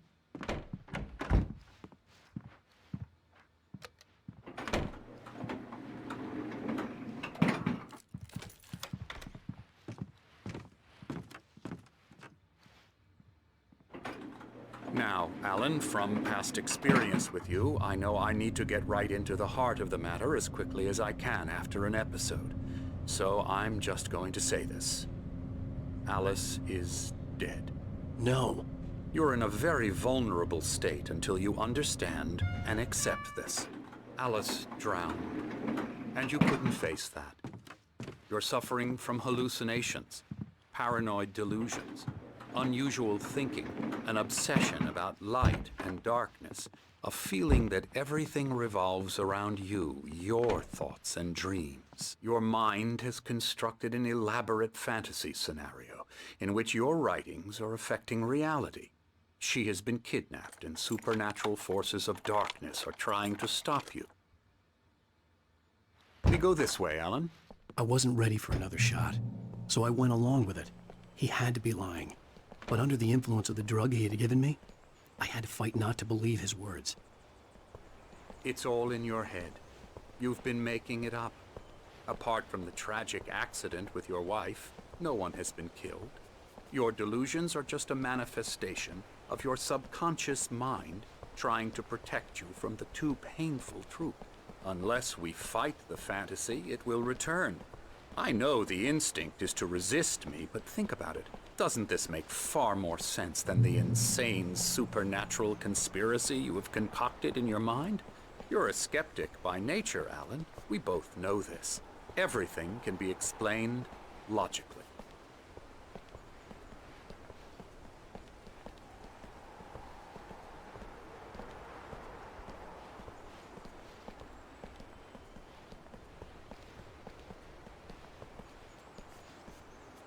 I never get tired of this view. Very inspiring, isn't it? Cauldron Lake spread below us. I could see Mirror Peak on the other side of the lake. I thought I could make out the spot where Diver's Isle had been when I arrived with Alice. Now there was nothing but waves. It seems there's a storm coming. Funny, I don't recall there being a mention of that in the weather forecast. Well, no matter. This way. Follow me. Alan, what I'm telling you is good news. Right now, we're in control. Every time you have a relapse, it gets more and more difficult to resurface from the dark depths of your imagination. Not surprising, considering your profession. Imagination is what you work with. After all your nightmares, this should come as an immense relief to you. If it doesn't, why is that? Because I'm lying? Or because you don't want to admit that you're not well?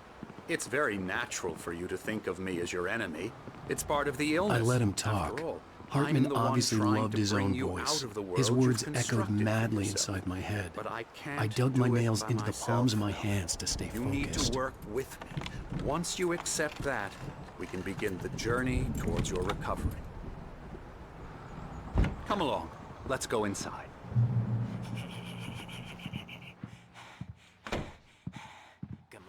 Now, here's the entrance to the office wing. That's for staff only. You were impressed by my trophies when you first arrived here.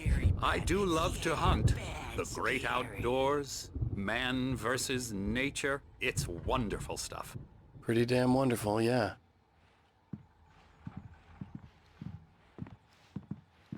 Scary, scary, scary.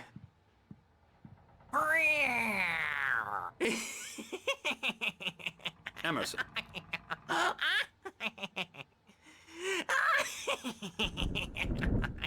I'm a real bad dream, mister. You should be afraid of me. Don't want to run into me in the night, that's for sure. Please, Emerson. Mr. Wake is confused enough as it is. Yeah, you'd like me to go away so you won't be scared. But you can't just decide what kind of dream you have or when you have it. Emerson. Okay, sorry. Ew. That's Emerson. We're actually making some progress with him, I'm happy to say. He works on video Elbow games. strike. Ooh, It's yeah. trash, of course, but it does involve some small creative effort, which makes him receptive to my therapeutic methods. No kidding.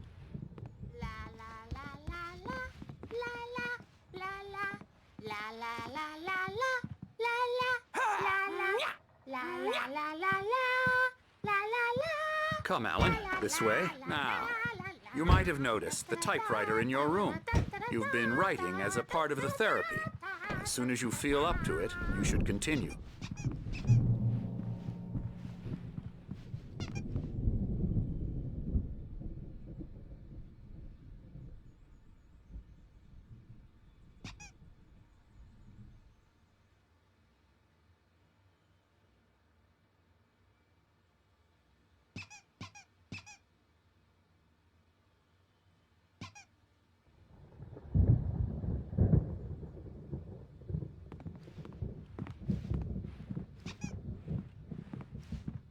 My rheumatism's killing me. There's a storm coming. Oh, what a storm. I hope it wipes this place off the face of the earth. And these two are the Anderson brothers, Odin and Thor. They had how should I put this? A heavy metal band in the 70s and 80s called Old Gods of Asgard. They even adopted new first names to complete the image of Viking gods. After the band broke up, they lived on a farm nearby. They are, well, in advanced stages of dementia. They're well cared for, TLC and all that. There's nothing more that can be done. I'm afraid that the rock and roll lifestyle has left its mark. Oh, that won't do. I'm so sorry to cut this short for now, Alan. The power has been acting up. I'd better go check on it. We'll continue this soon. Meanwhile, when you feel up to it, return to your room and try to write. It really is for the best. Don't you think? I'd like to bash his head in with a hammer. Oh, he'd love to fish out our secrets, but he has no clue. He's not crazy enough. Not crazy like us, Sonny. Yeah! Being crazy's a requirement, Sonny. Who else could understand the world when it's like this? It takes crazy to know crazy. That's the sanest thing I've heard in a while. Zane! You're all right, Tom. Hey, we like him, don't we, bro? He's got to go to the farm. The Anderson farm. Valhalla! We wrote it all down, lest we forget. A crash course. All you need to know to get your head right. You need to find the message. Here, Sonny, here's something for you. Gave me a rash, but I kept it safe from these bastards. My head was clearing up. Or according to Hartman, I was sinking back into the fantasy. I was convinced he was lying to me about everything. Crazy or not, the Andersons made more sense. Tom, you got any booze on you? Yeah, no. We Sorry, have a guys. stash of the special stuff at the farm. Our own formula. Local ingredients. Medicine clears your head right up. Makes you remember like moonbeams on the brain. Oh, I just noticed! Leather patches on the elbows? That's not very rock and roll. Tom just lost is all. Baba Yaga got to him too, the damn witch. She used us all. Taken from all of us. Took my thunder, the witch. And my ravens, what were they? Memory and thought, the hag. She took something from you too, didn't she? That's what she does. We're better off. This place, the lake, it gives you power. If you're a creator, an artist, God. Nightmare shifted in their sleep in the darkness of the lake. Yeah, that's the one. She makes sure it comes out twisted and wrong. Just ask the lamp lady. She knows what happened to that other writer. She's been using you, boy, and you let her. You went and opened the door for her, didn't you? Now, it was already open a crack. And whose fault is that? We're morally corrupt, disease-ridden, old and stupid. Doesn't mean he had to open it all the way, goddammit.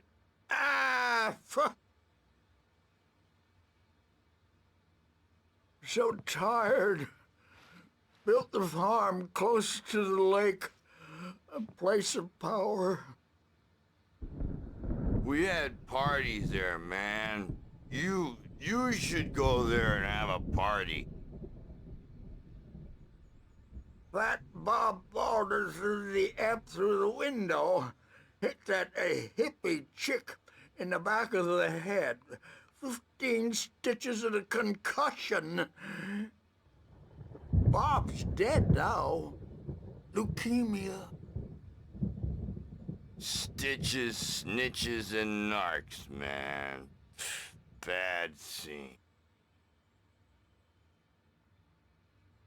I'm tired, man.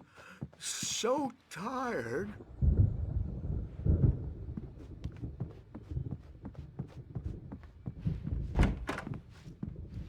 Bad dream, and you can't wake up.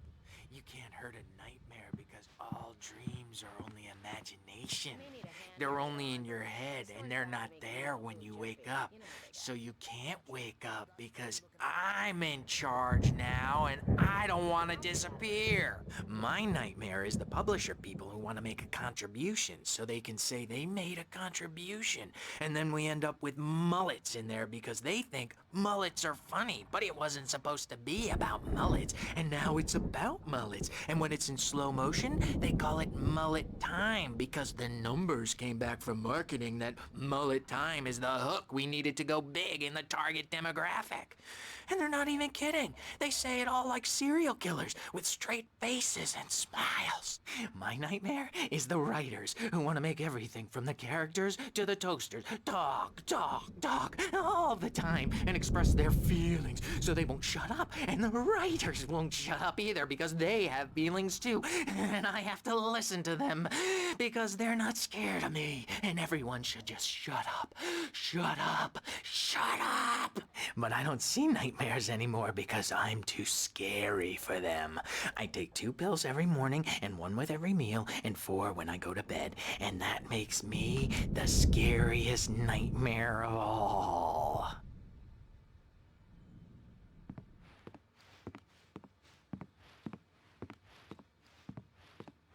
Hey, Wake, why don't you humor Dr. Hartman and give the writing a shot, huh? Typewriter's in your room. You can get to your room by those stairs, Wake.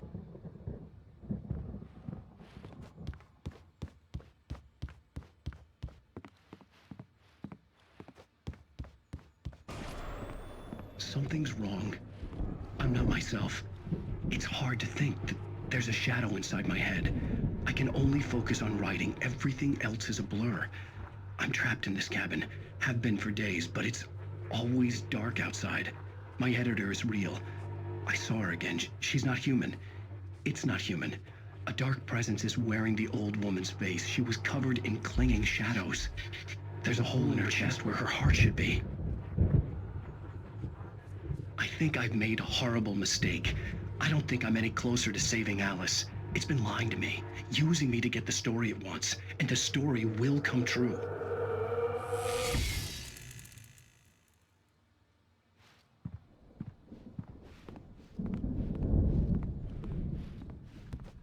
Hartman had mentioned that the power had been acting up. Maybe that was the reason for the generator and the work light on the balcony. The generator hadn't been activated, and there was no key.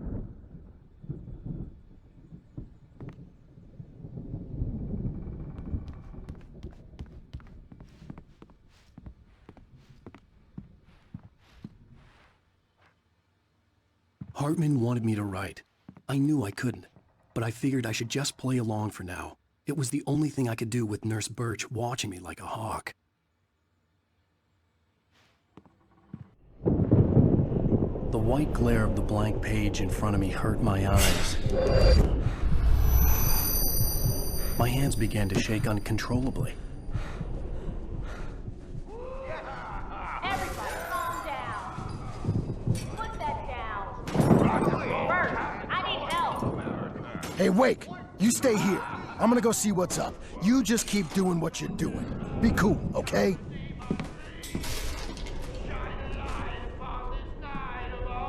I didn't know what the chaos was all about, but it could be my only chance of getting out of here. Where the hell did he get a damn hammer? I don't My hammer's up. Here's a friendly poke from Mjolnir, witch. Oh, afraid of the crazy brothers, are ya? Not so weak now, are we? Well, things run. Zane could feel the poems, taking form, shaping things. As he experimented, he imagined he could almost feel the power surging through the keys of the typewriter. It exhilarated him. But there was fear, too. If not for his young assistant Emil, he would have given it up. But Emil convinced him otherwise. He, too, had a way with words. Gathering fast, aren't they? Nah.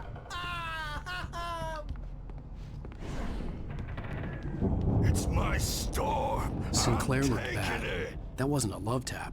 The crazy old fart hit her hard. And if she was one of Hartman's goons, backstage is she had all it coming. yours, Tom. I could get the Seize keys to your the office destiny. from Sinclair. I had to get to Hartman's office. Come He had out taken and all face my the manuscript music, pages. Birch. It's That's time where to he'd been pay keeping the them. piper. Maybe you could come out and beat our wrinkled adult diapered asses for us, since you're so tough, Birch. We were on the road, man! You think we haven't seen punks like you before? Mortal knave!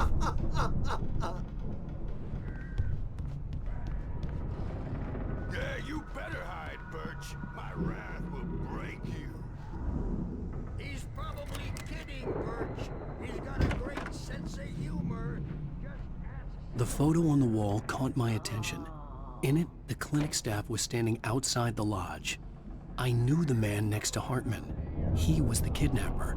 Hartman had been playing me all along.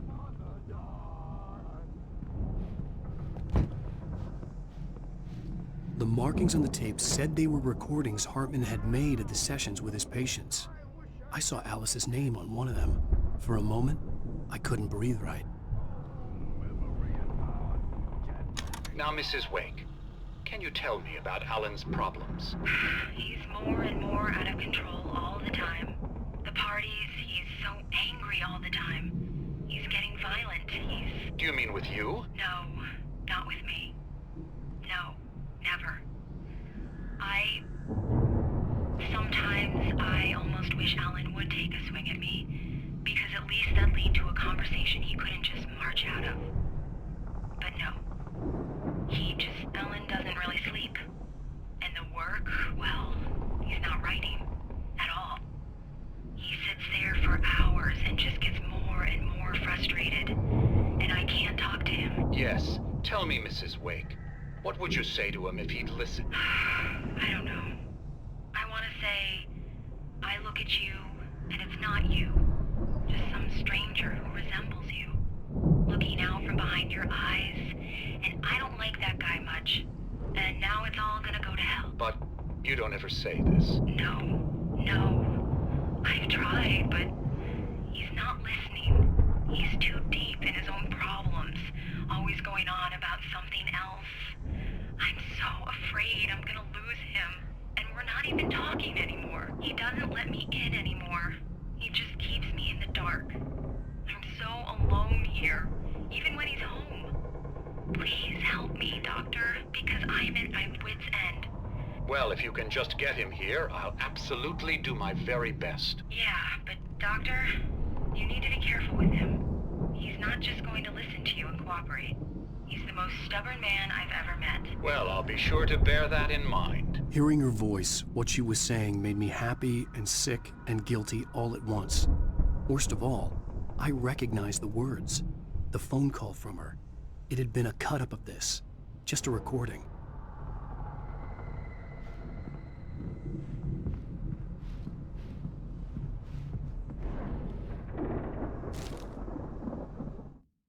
Hartman wasn't happy. Mott could see it in his eyes. He quickly lowered his own. He had made a mess of it, and he knew it. The shame of failure was hard to bear. He hadn't expected Wake to say he needed more time, and he blurted out 2 days, less than Wake had asked for to show him who was in charge. But that wasn't part of Hartman's plan.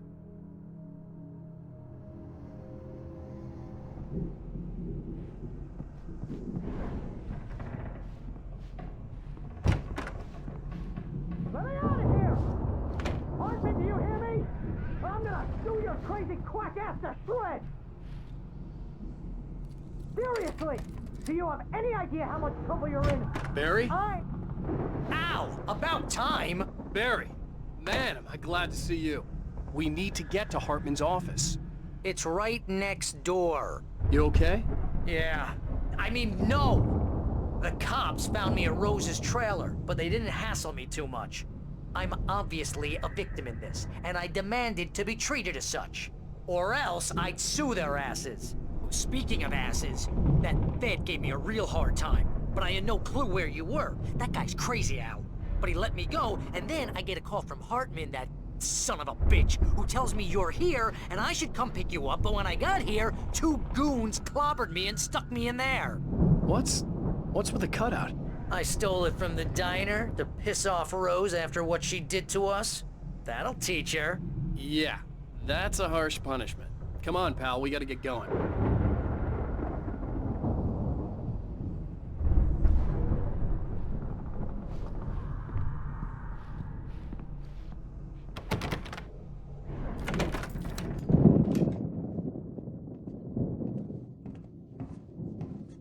These were all the pages I had on me. And more.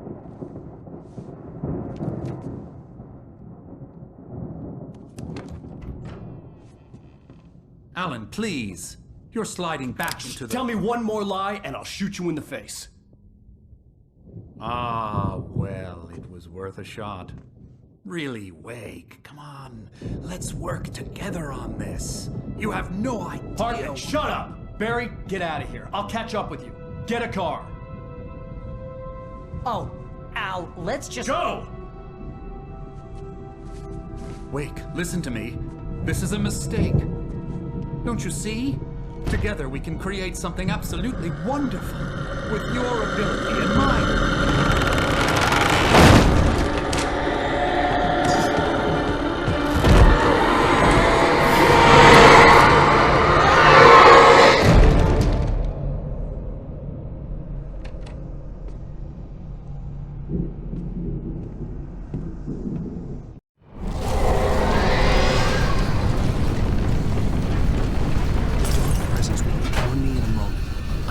Find a way out.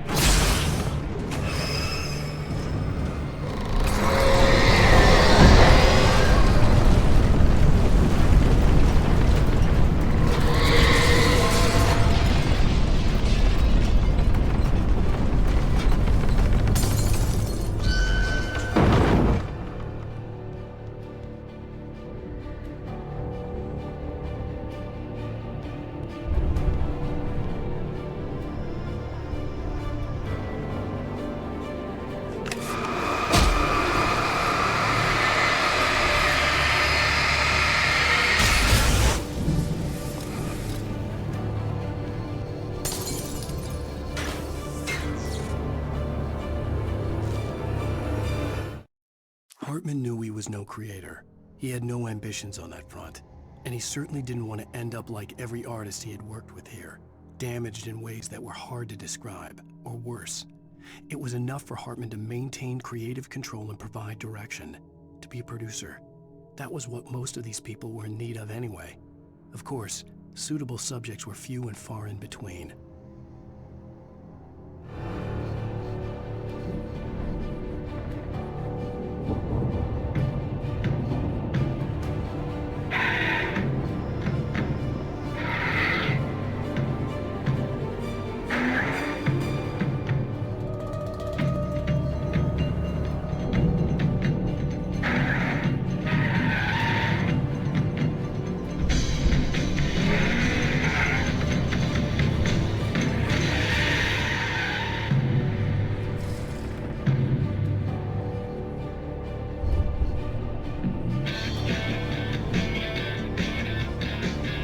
Want access to thousands of applications? Verizon Wireless has you covered. Check out the latest games. Discover new music and old favorites. Social networking, sports scores, news. It's all at your fingertips. No matter what you're into, Verizon Wireless can satisfy your never-ending appetite for apps. Check out VCast apps and load up your phone.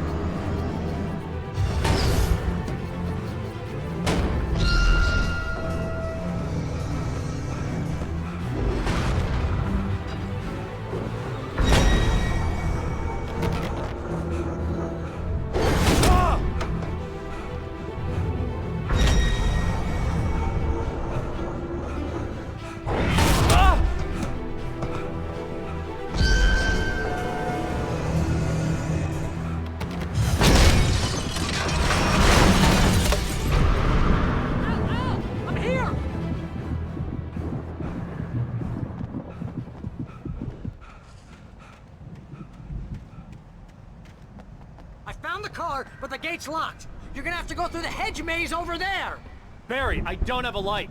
Take this, Al. Oh, God! Look at the house, Al! Look out!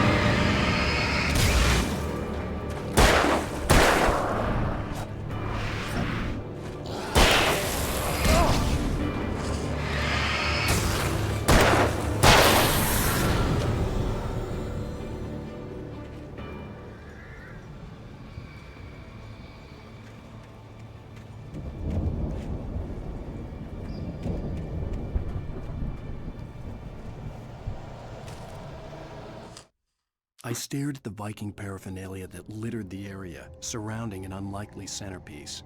A full-size stage complete with an impressive sound system with all the trimmings, including a dragon. It took a special kind of crazy to build something like this in a remote field. When the sky split open with a deafening boom and the music started blasting, it felt strangely appropriate.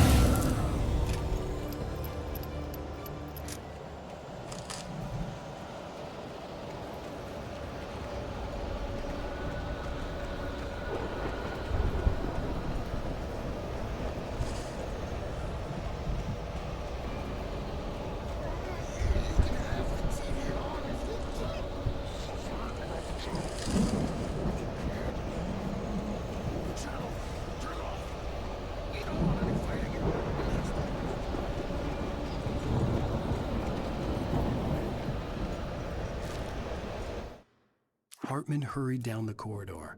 He had disliked leaving Wake when he was surely at his most susceptible to therapy. But this was not an ordinary storm. Wake had been writing, and he had woken something up in the depths of the lake. Now, it was coming for him. Hartman had naturally prepared for a situation like this. The idiot brothers would keep Wake distracted while Hartman double-checked everything, just to be sure.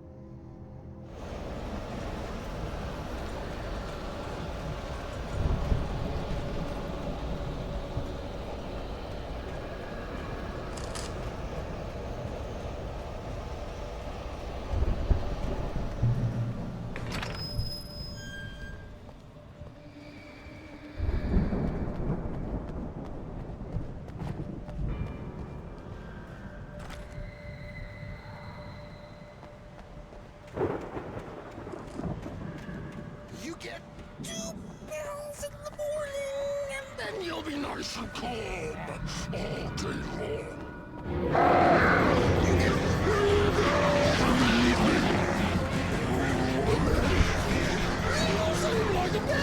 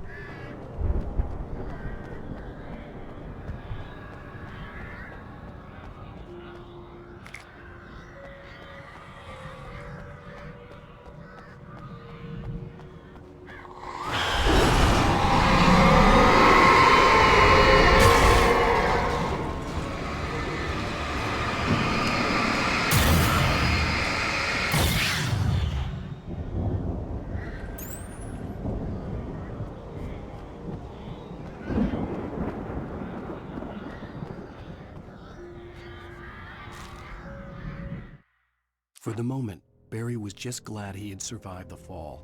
He had been separated from Al, and there was no easy way to climb back up.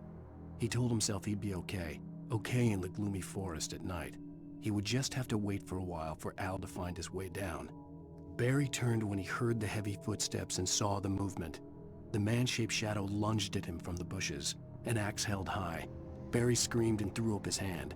The world exploded.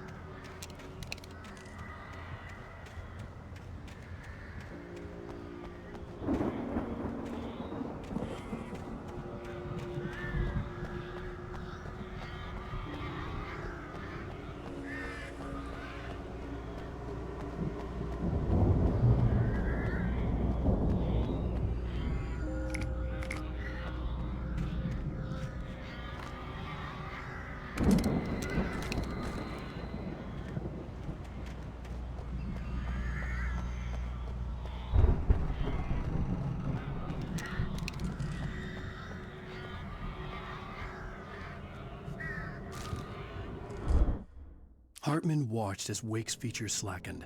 The man was bullheaded, no doubt. Even lying on the bed, he'd almost broken Hartman's nose the second time. But with a little time, he could break Wake down, give him proper direction. Wake was easily the most promising subject he'd had. Well, since Tom, really. "Sleep well, Alan," Hartman whispered with a smile. "Let me take care of you." He sniffed hard to clear his throbbing nose, swallowed blood, and barely tasted it.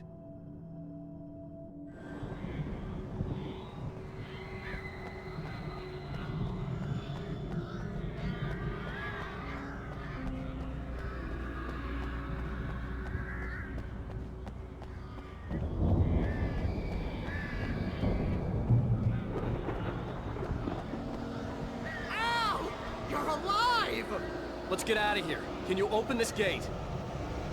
Maybe. Barry.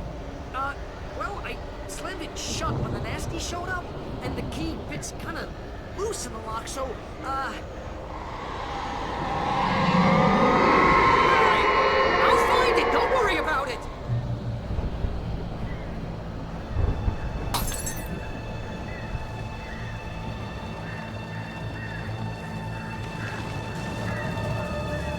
Hurry up, Barry! I'm on it!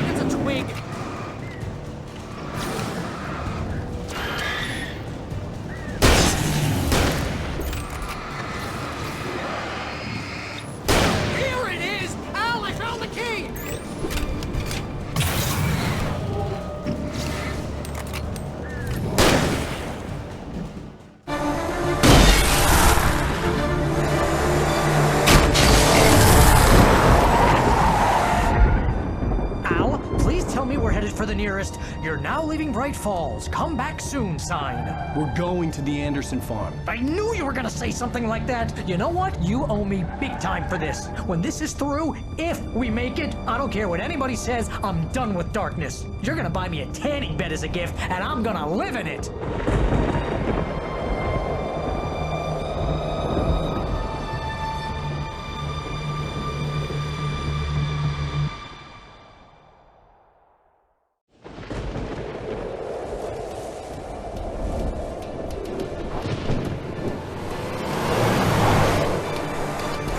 Crazy, but that's fine, Barry. Oh, you got that right, Al. You're barking mad. You are by far the craziest... But maybe that's inevitable when you deal with crazy stuff like this. It helps. This is happening, Barry. Alice, they never had Alice. She's trapped in the darkness at the bottom of the lake, but she's not dead. Al, how can you know that? I know, Barry. I can... Al, No, listen. I can bring her back. I can find her. There's something special about this place. The lake, it does something to the works of art created here. It makes them come true. But there's a catch. The dark presence, whatever that thing is, twists it to its own ends. That's why all of this is happening. It's using my manuscript to take over everything. Al, I believe you. It happened to Thomas Zane before, it happened to the Andersons. I believe you. Crazy or not, you're not delusional. Weird shit's going down. That's a fact. I'm on board, man. I'm with you. The Andersons knew about it, but they were too far gone to tell me with all the drugs they were on. But they wrote it down. There's a message somewhere at their farm, Barry. We just need to find it. Look out!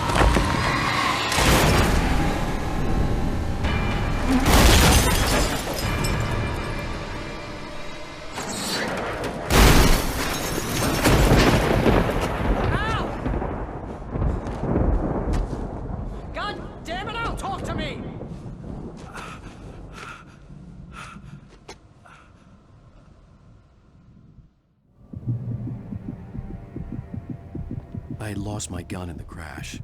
Barry was nowhere to be seen. Barry! Barry! Oh, man, you're okay! Jeez, it's good to hear your voice! I was trying to get out of the car, but the ground gave way! Man, what a drop! Don't worry, your cutout is fine. Forget that! Are you okay? I hit some bushes, didn't get a scratch. There's no way you can climb down, though. It's like a sheer wall. Al! There's something moving down here! Barry, it's a taken! Use a flare, Barry! Oh! Yeah! Barry, are you alright? I'm good, Al! I'm great! Guess you never messed with anyone from New York City before, huh?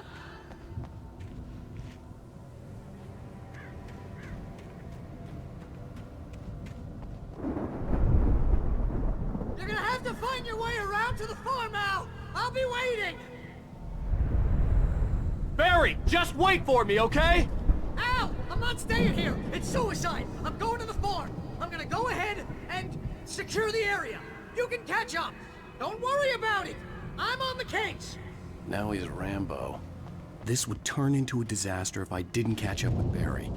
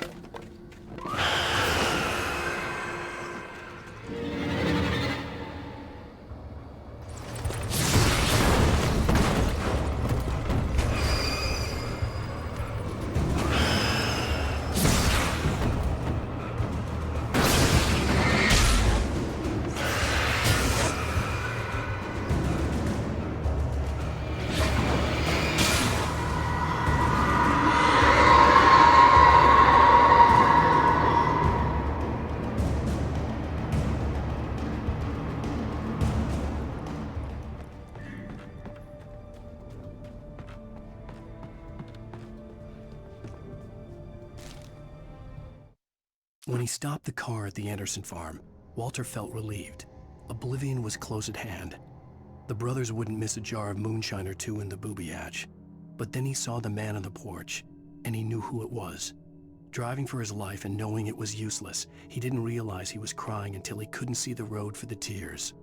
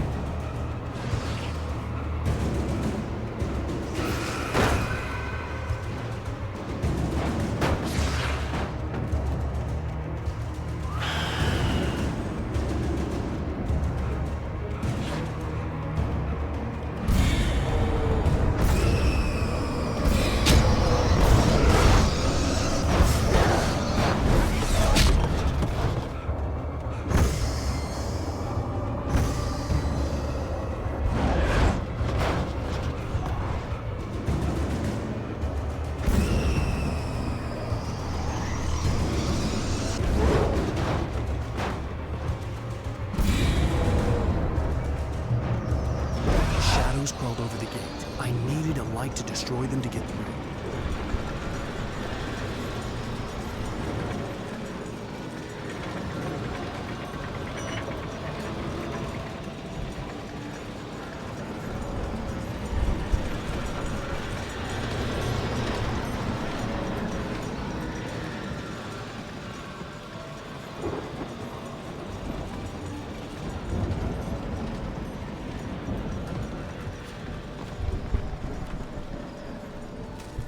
I hope they're... Agent Nightingale stared at the passed-out rider. The man was sleeping off one hell of a night. Nightingale felt a stab of envy at Wake's oblivion, but he had a job to do. He put the gun to Wake's head and almost became a murderer. His hand shook and his throat felt tight and dry. Biting his teeth, he tried again to pull the trigger. He lost the nerve. Wake stirred. Nightingale would have to settle for an arrest. Still be a working generator somewhere around here to power up the old lights by the gate.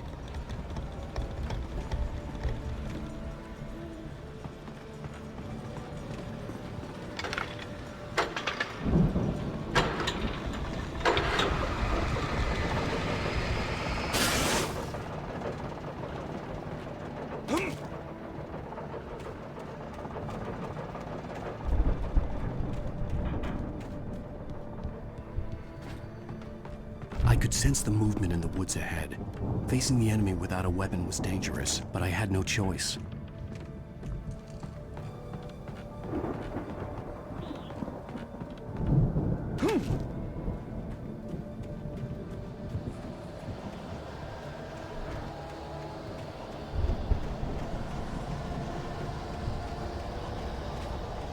Omega-3 fatty acids are good for your heart.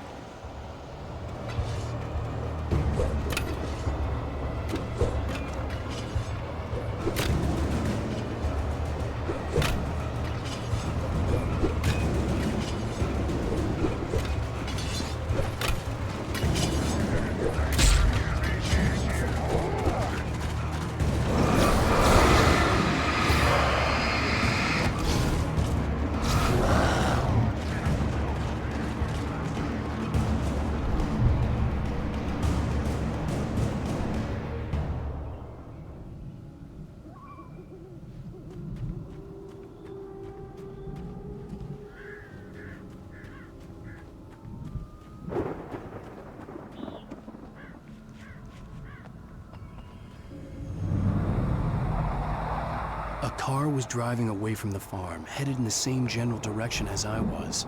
For all I knew, it was Barry, caught in the consequences of leaping before looking.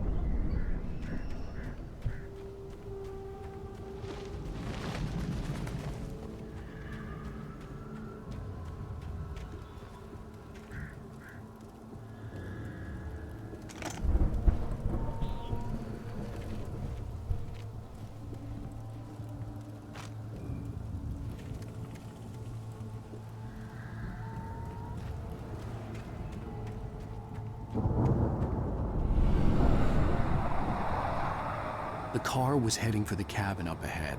It wasn't far. If it was Barry, I would see the damage soon.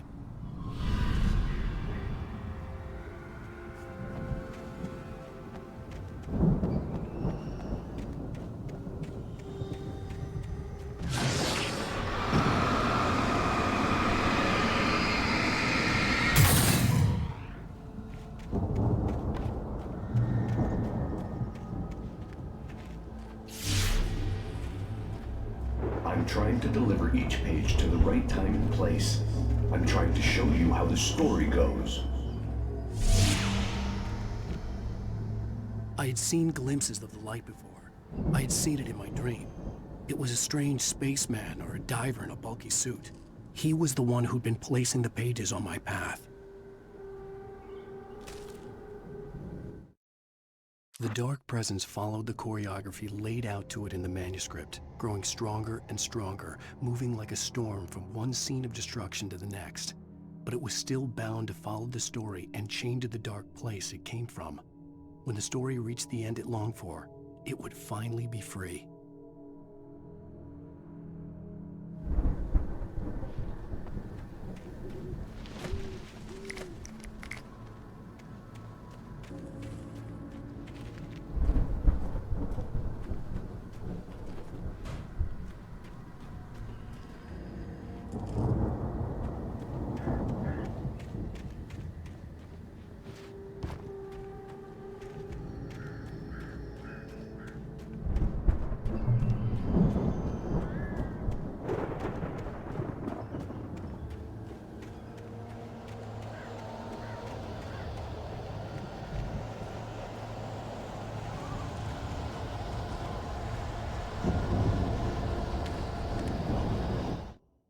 The storm raged on as the Anderson brothers walked unsteadily away from the clinic with the other patients in tow, knowing that this time they wouldn't return.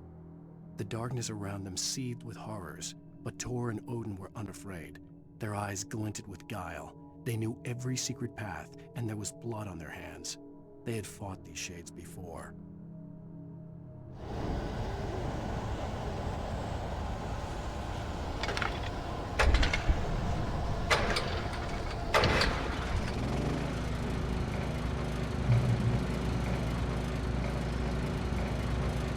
Someone had left a gun behind. Now I had a fighting chance of reaching the farm.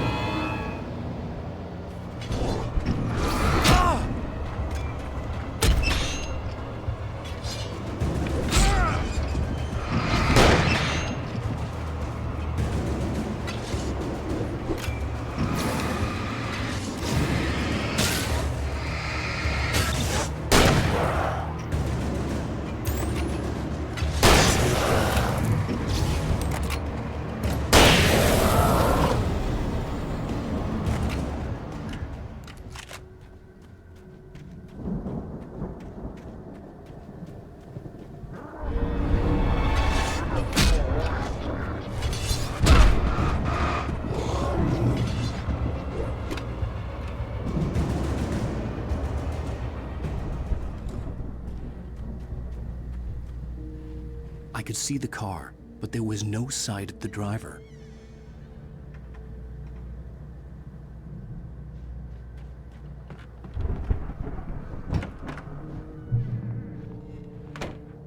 Hello? Anybody here? Barry! No! Danny, you're not! Please! What are you? No! Don't! I'm sorry!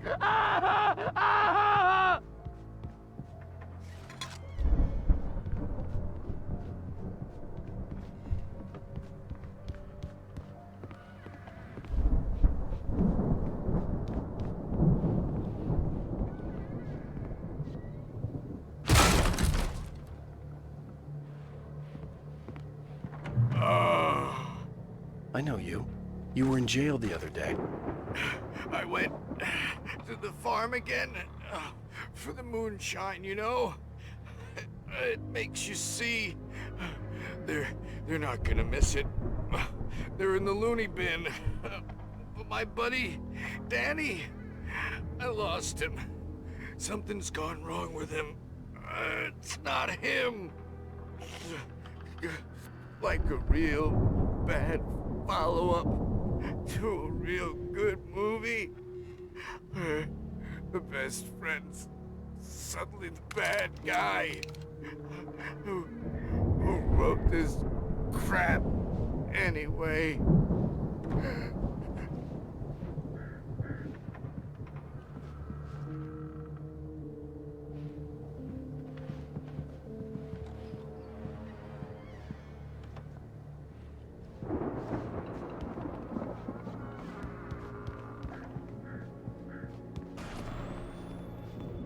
I've run through every possible course in my head.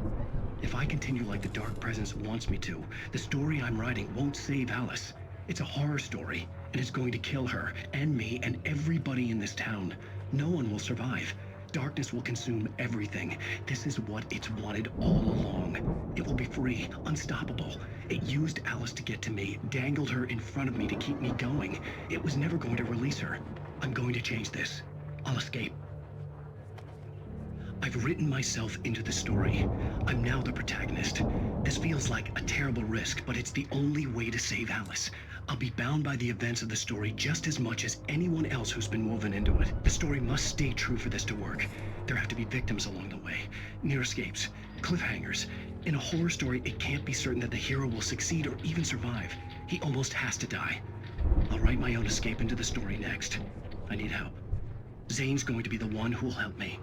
I'll make it happen.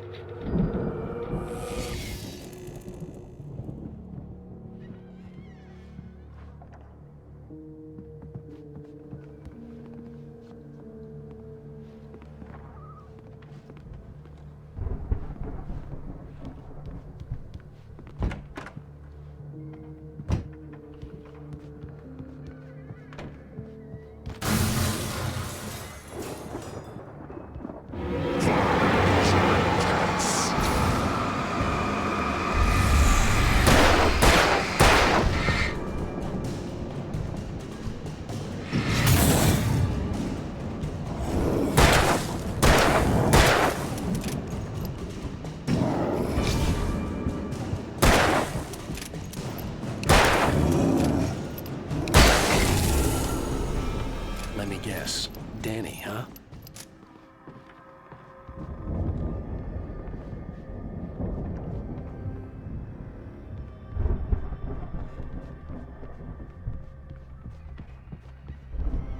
The front door was locked. The farm was still a good distance away. I'd need a car to get there fast.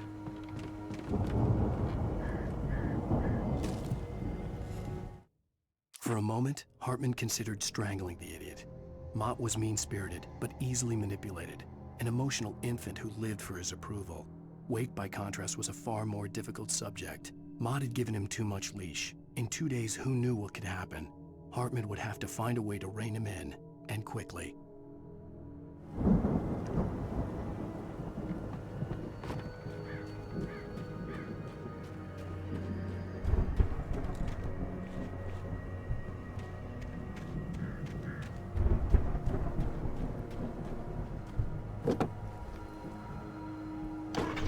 Barry wasn't up here, he was probably in trouble down at the farm. For a moment, I felt bad for doubting him. After all, I'd made it this far myself. But Barry was Barry.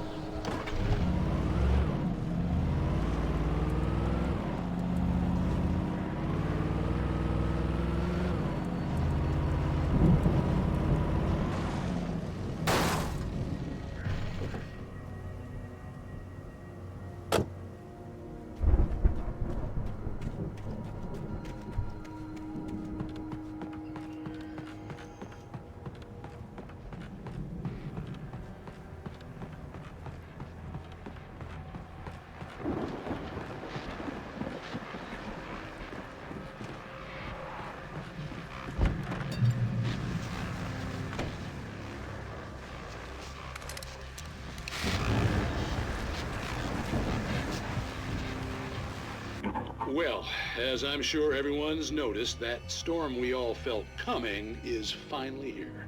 The boys at the Weather Service reckon it'll last until morning at the very least. Pertaining to that, let me read that missing persons alert again. The Sheriff's Department's still looking for a Caucasian woman, 30 years old, slim and blonde with blue eyes. She may be lost in the woods, and it's possible she's been injured in a car accident. If you see her, please make sure you get her indoors and call the sheriff. It's bad weather to be caught out in, so if you see someone in the area who maybe looks a little confused, give him a hand, all right? This is Pat Maine on KBF-FM, hoping you're all safe and warm tonight.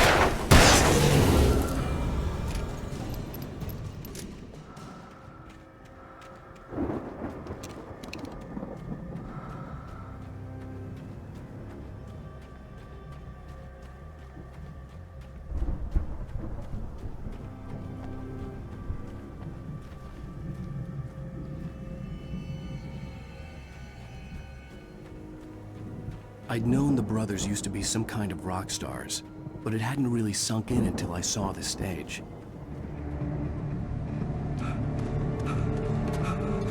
Ow! Run! Incoming! There's too many of them!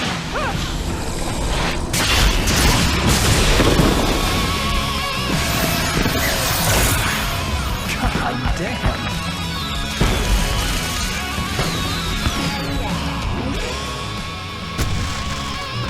So glad you decided to go it alone, Mr. Johnson. Shut up and shoot! Ow! We have to fight them off! I can set off more of the fireworks from here and help you out!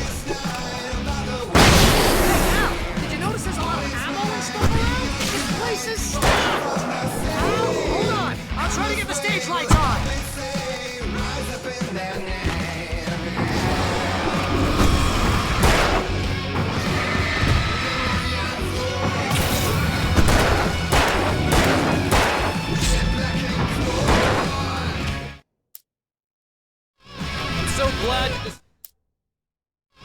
I'm so glad you decided to go it alone, Mr. Johnson. Shut up and shoot! Ow! We have to fight them off! I can set off more of the fireworks from here and help you out!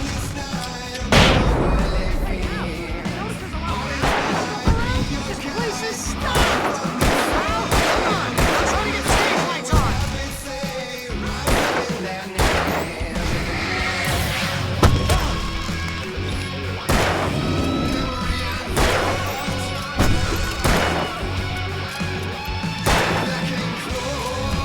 Yes! Here we go! Barry Wheeler to the rescue! No! Damn it! Goddamn turn-of-the-century wiring! Hang on out! I'll get them working again, I promise!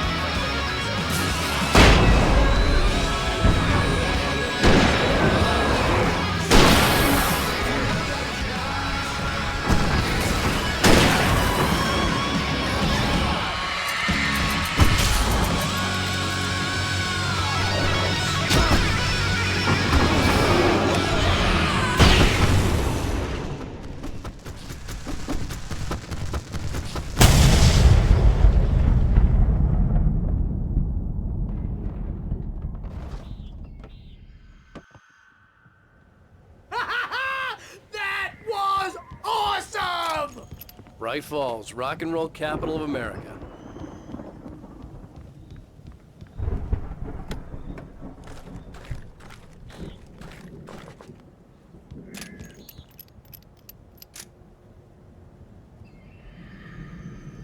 Hey, Al!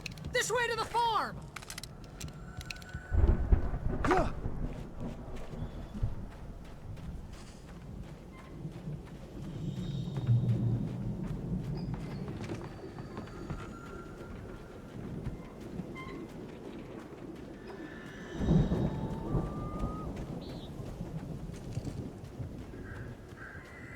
See, bestseller? No reason to worry. Your cutout's good as new, right where I left it. I'll come back for it once we have the place secured. Yeah, that's been my biggest worry all this time. We need to get this thing moved out of the way. This is as far as I got before they ambushed me.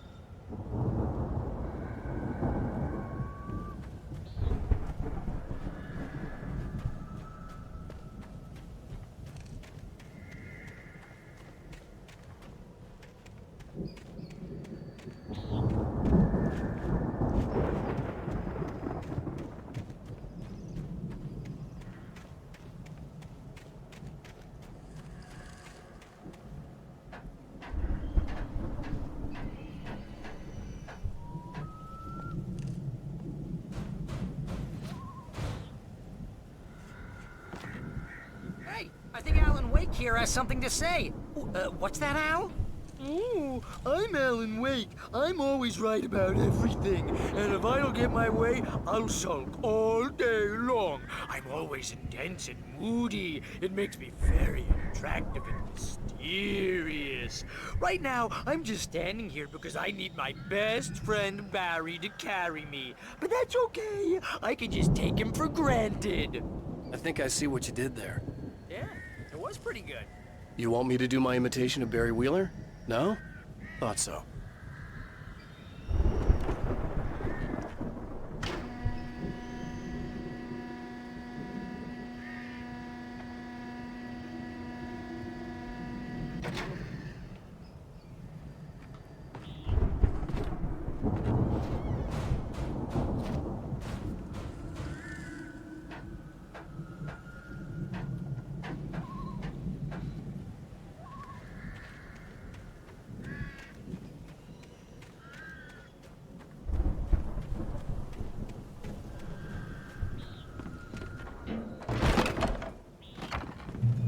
Wow! You look at that thing, Al! They really went all out with this Viking crap, didn't they? Look at all this stuff. They must have done okay for themselves, so how come I never heard of these guys before? And this from the guy who learned about Ozzy Osbourne through reality TV?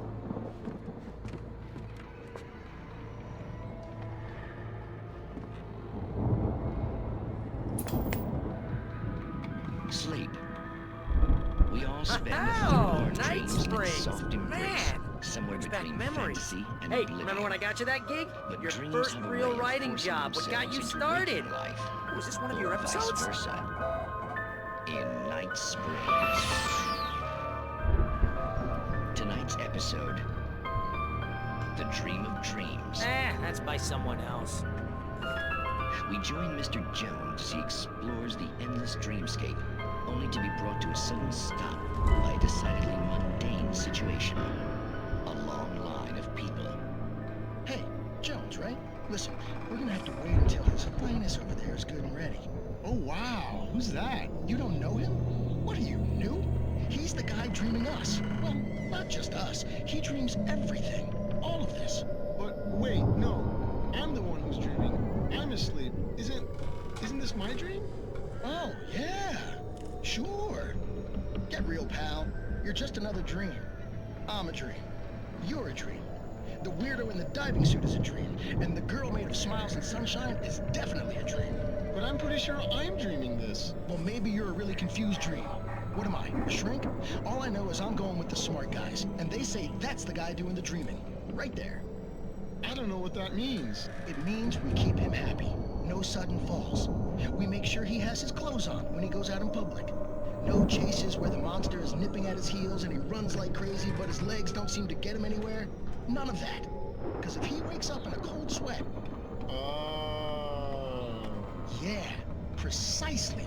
So we wait till he wants to move on. Keep things nice and calm. Hey, something's happening here. Yeah? What's that? What?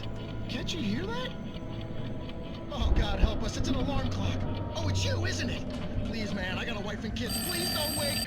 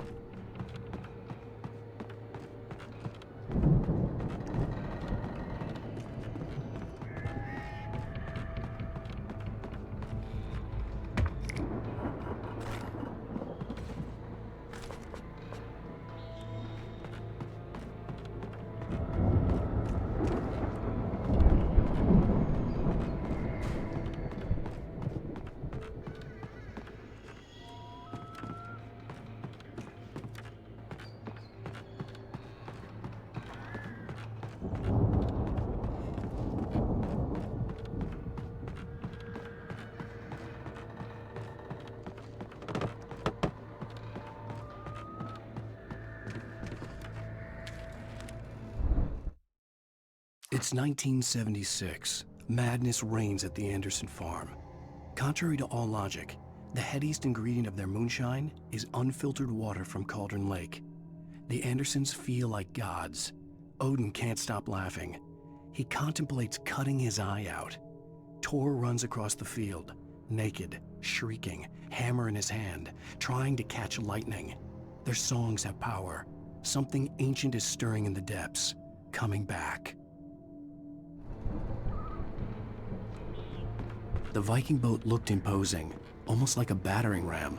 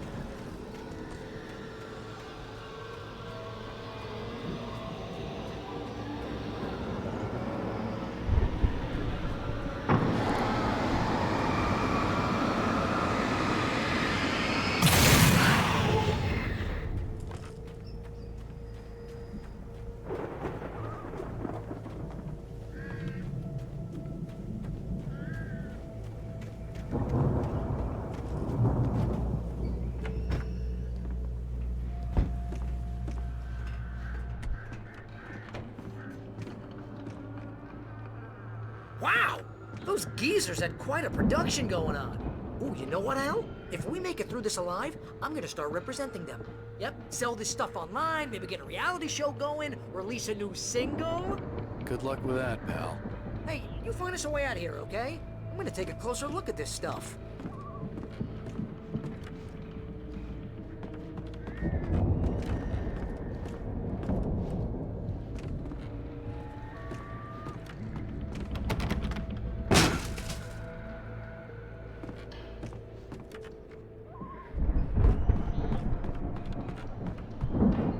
Be careful, Al!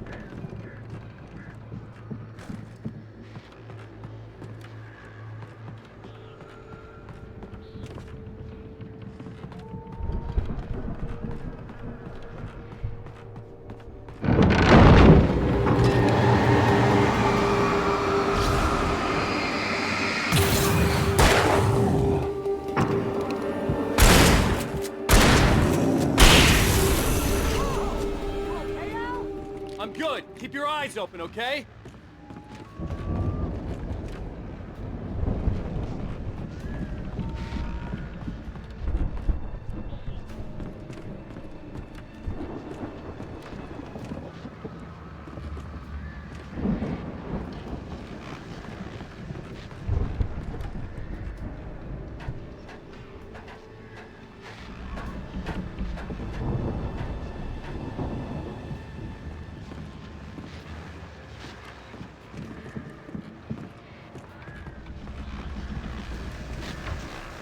As you regular listeners know, I tend to work through the night, but I'm not the only one.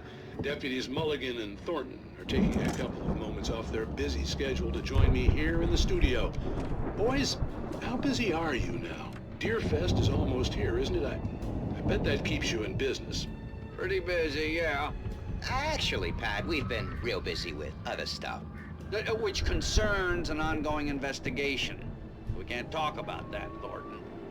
I wasn't gonna say anything. I was just saying we got, other irons to fry. And how would you compare your workload to last year's? Things have seemed relatively peaceful to me, but people do tend to get a little wild this time of year. Oh, it's wild, Pat. It's pretty wild. There's been all sorts of trouble this year. Vandalism, fighting, public disturbances. A lot of people gone missing, too. Yeah, it's pretty much the usual stuff, Pat. Just, a lot more of it. Now, is it just me, or does Deerfest get wilder every year? People seem to be more drunk, at least, or they start earlier and younger. Oh, it's definitely not just you, Pat, but... Definitely, Pat. Hey, I'm talking here, Thornton. Oh, shoot, I lost my train of thought. Not just me. Oh, yeah, it's wilder, Pat, but actually most of the trouble seems to be coming from grown men. People who ought to know better, Kids are doing fine this year. Well, that's nice to hear at least. Boys, I want to thank you for stopping by. I'll let you get back to your patrol. Sure thing, Pat. Yeah, sure thing, Pat.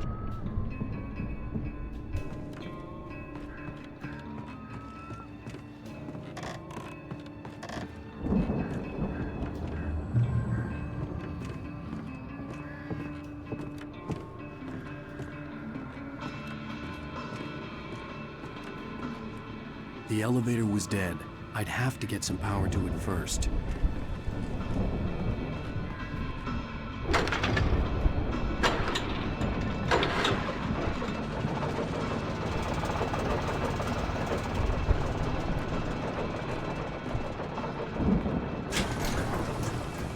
I could see the building that had to be the Andersons' home on the other side of the field.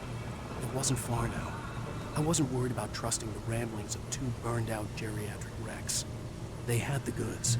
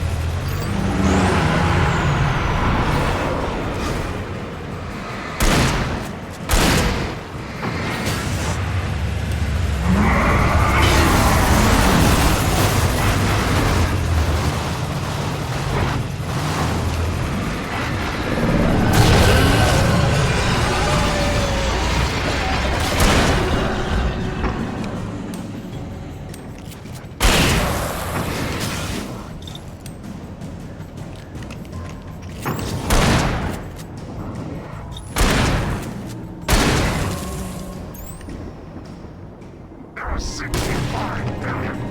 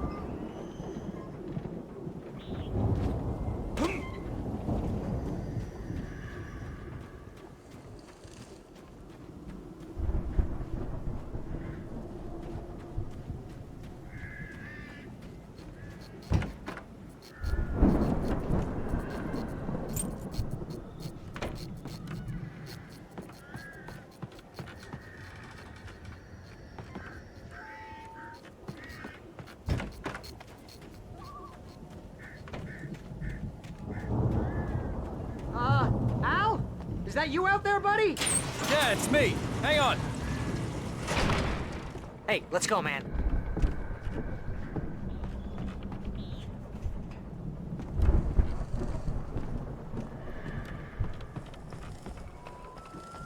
I think we're gonna have to work together to open this gate, Al. Looks pretty heavy. Ah! Hey, I think that's the farm on the other side of the field. We're almost there. This farm is a crazy place for crazy people. We should feel right at home then.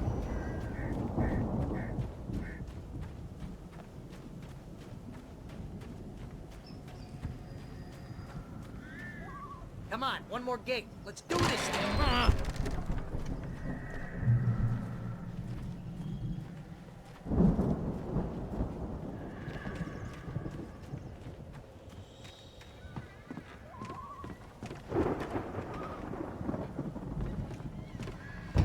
The lights are out. I guess we better check the fuse box.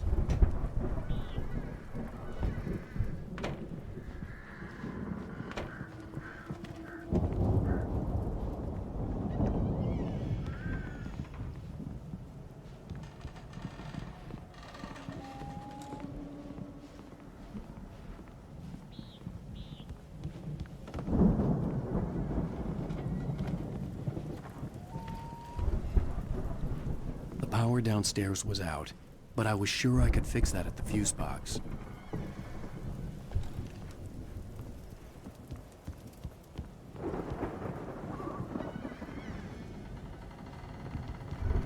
You know, this place looks kind of lived in. I thought the Andersons were in the booby hatch.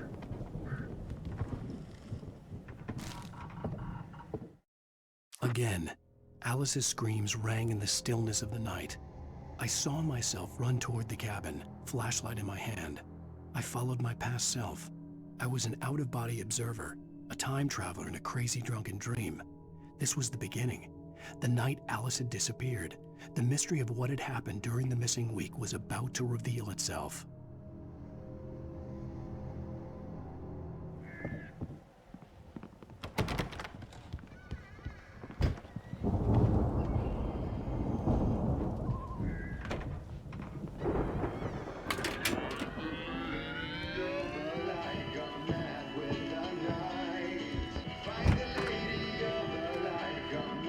Can you hear that, Al? Music? Of course. We need to find where it's coming from. That's the message the Andersons talked about. That's the whole reason we're here. Lady of the Light? Oh, that's gotta be what's-her-face, the crazy lamp lady from the town. Cynthia Weaver. Right. Must be.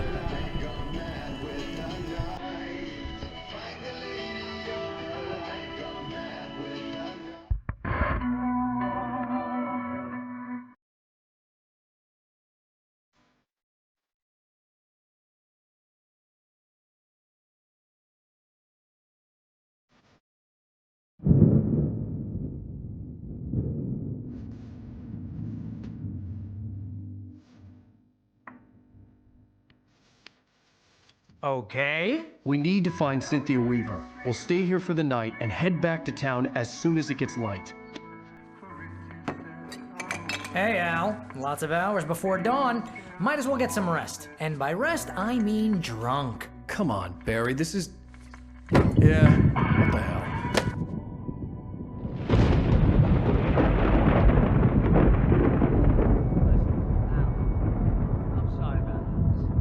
Seriously, because I know we don't get along, but we're gonna find her, right? And even though you're a crazy bastard, I'm gonna stick by you, no matter what, ever, Al. Sure, like a brother. I'm a writer, goddammit. Correct. If I just wanted to, I could write 10 books a year. And they'd be the best books that year. No, you couldn't. That's right, I couldn't. But I could, because I'm a writer. What? What do they put in this stuff? I feel like my brain is coming out of my nose. I'm gonna get the recipe off those coots and be a booze millionaire. I just miss her, Barry. I just want her here with me. I know, Al. I know. It's gonna be okay. We're gonna make it okay.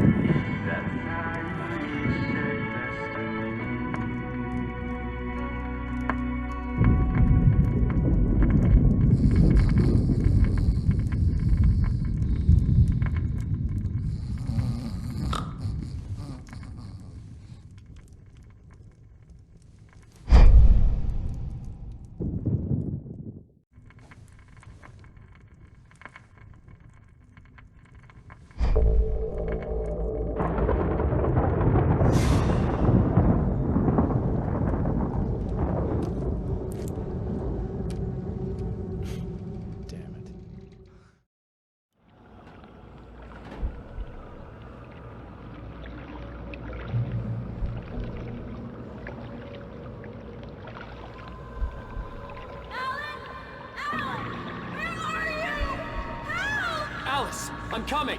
It's all right. I'm coming. It was a crazy, drunken dream, and yet it was more than that. It was the truth, a suppressed memory unearthed by the Andersons' moonshine. I was there, an out-of-body observer.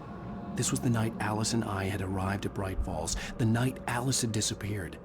I had a chance to find out what had happened. I remembered being surprised to see the cabin dark. Alice would have never turned the lights off.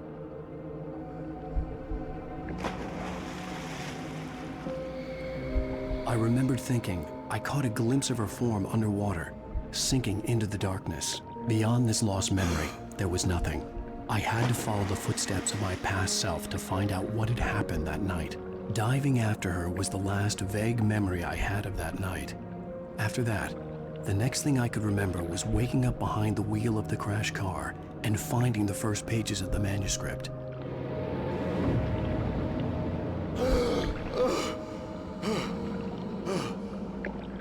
I couldn't find her in all that blackness. I must have thought she drowned.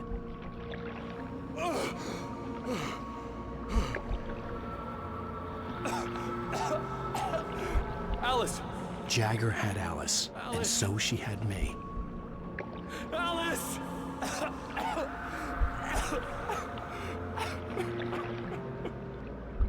I'd been easy prey. Look at the cabin. Is there someone in the window? Alice? Maybe she didn't drown after all. Maybe she's inside. Alice! Yes. The dark presence had touched me. She had dug her nails into my brain and used me, made me her puppet.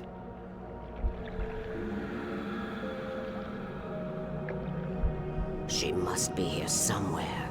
Maybe upstairs in the study. Alice! Yes, that's where she is. You can apologize. Alice! You'll laugh at the whole thing together and put it behind you. Alice? She's not here. You were foolish to think so. No, she's dead. She drowned. No, no, no! It's your fault your wife is dead. You are guilty. All she wanted was to help you right. You killed her. Ah! Oh, hush. There's still hope. Cauldron Lake is a special place. Here, you have the power to change things. She wanted you to write. I will tell you what to do.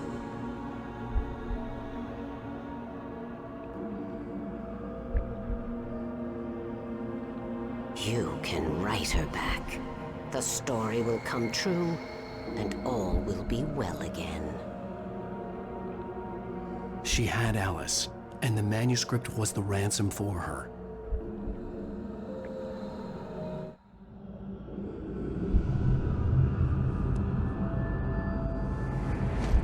Yes. All right. I'll fix it. I'll bring her back.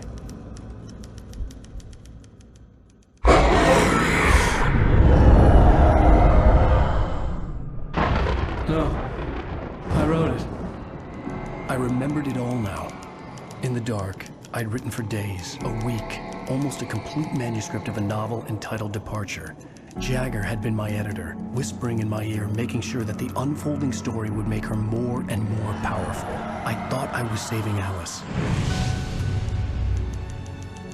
Even with the cobweb she put in my head, some part of me had been aware enough to write my escape into the story, to bring a light into the cabin to release me before I could finish, to interrupt the horror story before the ending, where darkness consumed everything and everyone. Zane was weak and far away, but I had written him into the story, and his light had been enough to set me free. It isn't here now. I'm here because it was written. I brought the light to set you free. You must hurry. It will know I'm here. It will be back soon. It stole the skin of my Barbara a long time ago. She looks so old.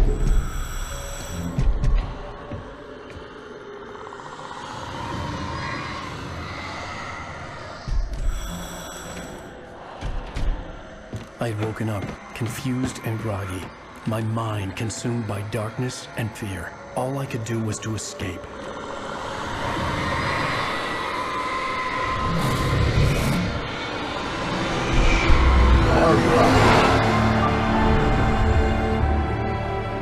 The week spent in the cabin had taken its toll.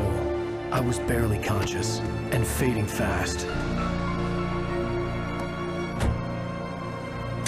It had to have cost Zane terribly, thrown him even deeper into whatever dark place he now haunted.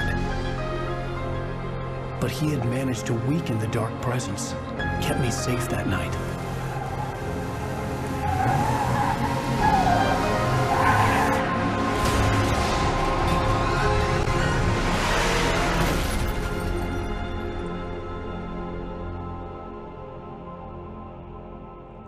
I wrote it.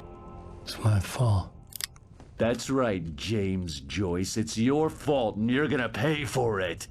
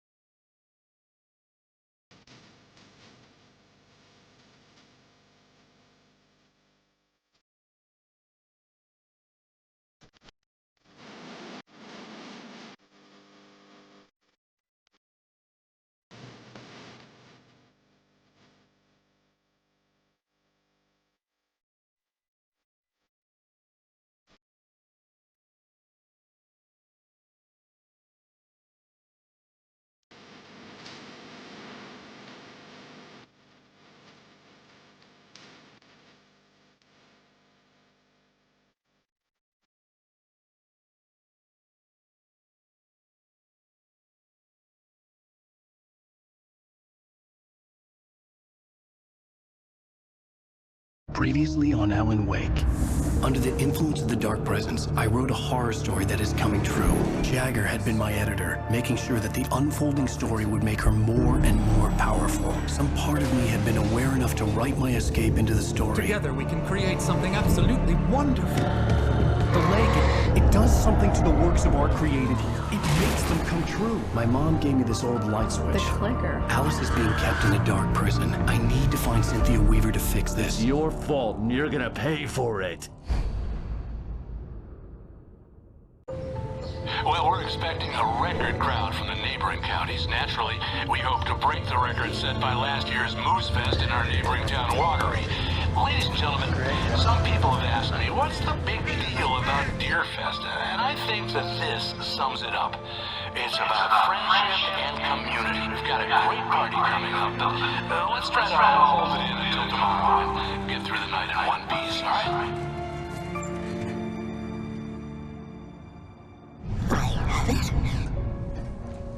Someone will come for it when the time is right. Thomas said so. He wrote it.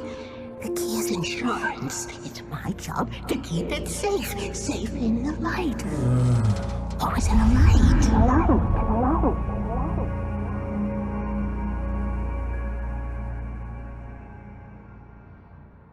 All the manuscript pages were gone.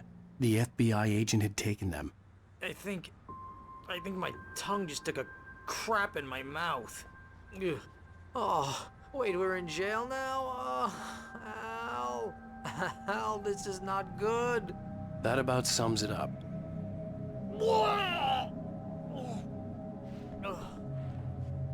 Oh, I am never drinking again. I need to talk to Weaver. She's the one in the song. The Lady of the Light. What, the crazy lady? Whatever you say, Al, but we're stuck here. They're not gonna... interviewed Wake. I had some reading to do first, Sheriff, and let me tell you, it was an interesting read. Well, I've got you now, Raymond Chandler. It's all here. All the evidence, including conspiracy to murder a federal agent. There's no way you're walking out of here. You hear me in there, Bret Easton Ellis? Huh? Agent Nightingale, I want to talk to your superior. Well, we all want things, Sheriff. I wanted my... Look, that's not possible right now. Agent Nightingale, I insist.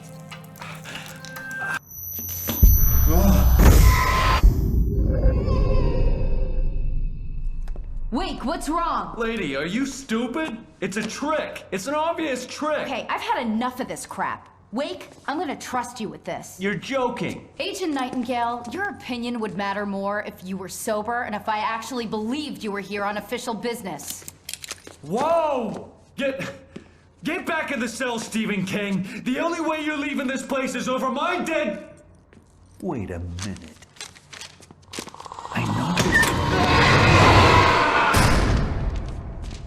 Oh my God! Light. We need light. It's the only way to fight this thing. In my office. I've got your things there. Follow me. Oh man, we're sitting ducks with the lights out. Stay... Nightingale tried to make sense of the manuscript. It was disjointed and strange. He didn't understand half of it, but it all rang true. Impossibly true. He took out his hip flask when he reached the page that described how he reached the page that made him take out his hip flask. It wasn't the booze that made his mind reel. Cool. I can get the emergency power on. Nightingale felt the situation veering out of his control, but the gun at least felt steady in his hands. He was ready to fire, resolved that he would let this happen over his dead body. And yet he hesitated. He had seen this moment before, read it in the page. He was transfixed by the déjà vu and the horror that he was a character in a story someone had written. Then the monstrous presence burst in behind him and dragged him into the night.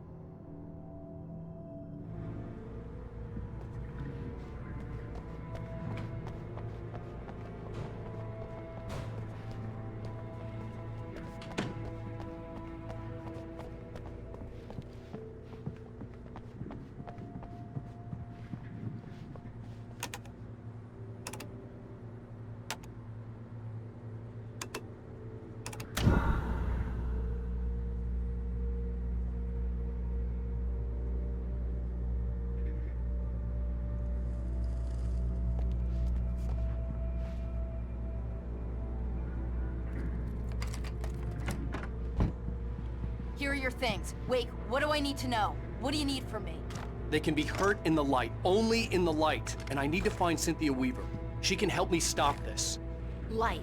Check. Cynthia. She lives in the old decommissioned power plant. I can get you there pretty quickly in the rescue chopper. Come on, let's get back to your friend.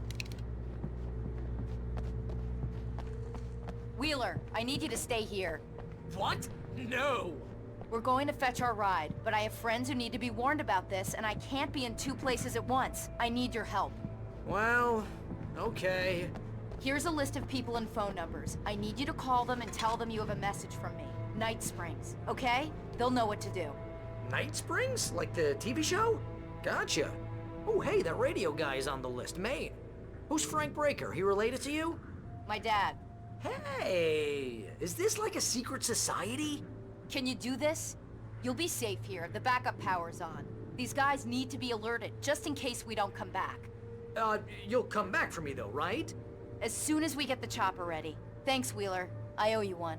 Okay, let's go, Wake. Through the back. My hangover wants a pizza.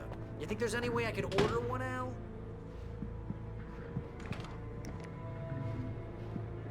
Hello, Mr. Breaker. This is Barry Wheeler. Yeah, I know it's late, but listen, the sheriff, Sarah, asked me to tell you something. She says Night Springs, okay? So I guess she... Yes, sir.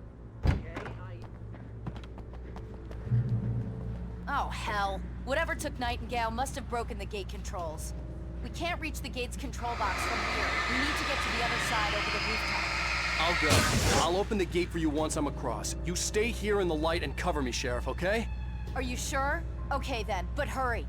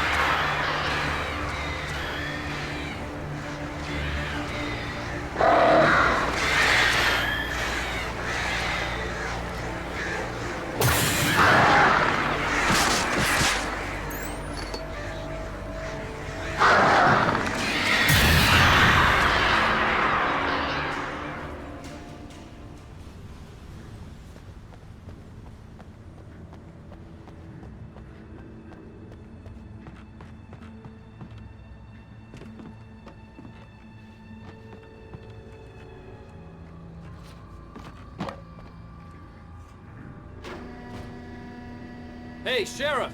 Your password. Night Springs? What's that all about? It's a stupid joke we have. That Bright Falls is the original inspiration for the TV show. This town can get weird at times. Never this weird, though. We need to bypass the generator control box. What am I, an electrician? Hold on! Ah, damn! That's smarts. Good job, Wade. Okay, stick close. Our first stop is the town hall. The keys to the chopper are there.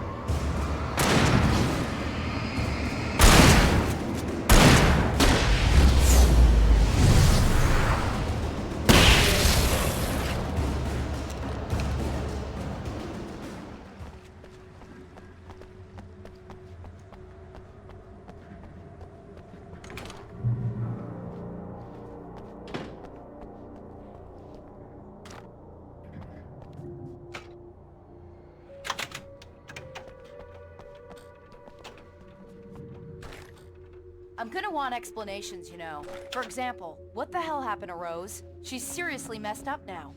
The same thing I think happened to me after I arrived. During this week, you can't remember? Oh, I remember now.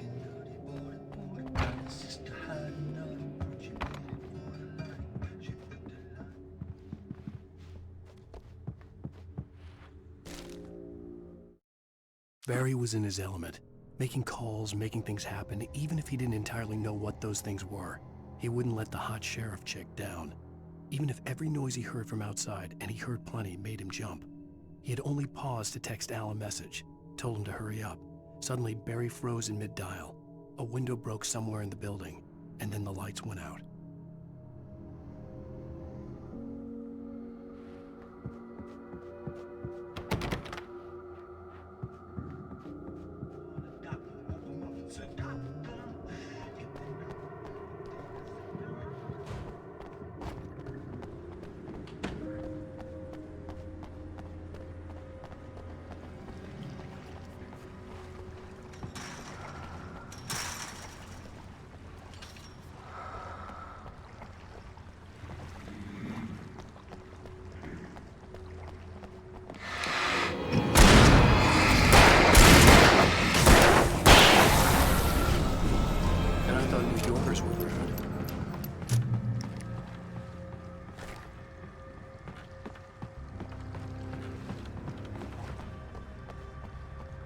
You have the right to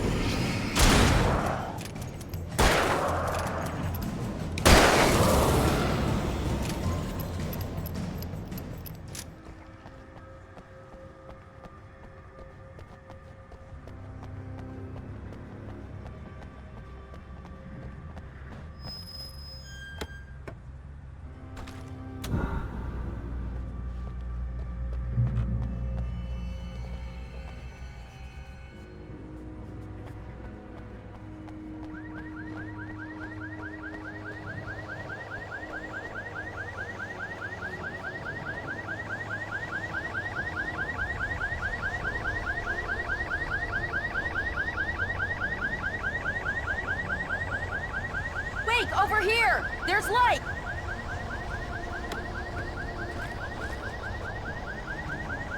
I have a key. Watch my back, Wade.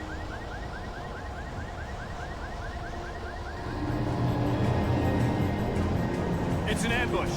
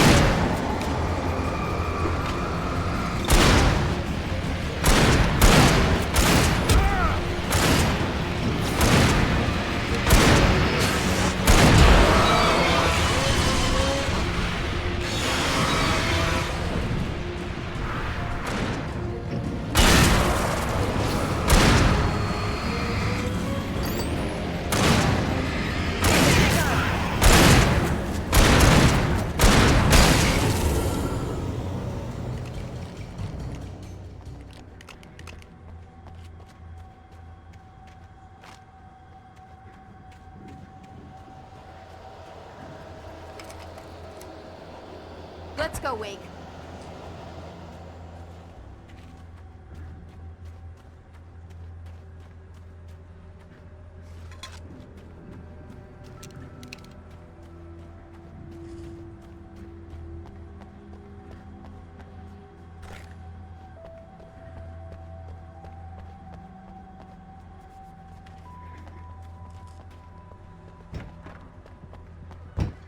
Okay, someone's messed with the fuse box here, but you should be able to jury-rig it while I find the keys. I already got electrocuted once today. How about I look for the keys and you get burned for a change? Fine. They should be in the clerk's office on the other side of the building, near the main entrance. Gotcha.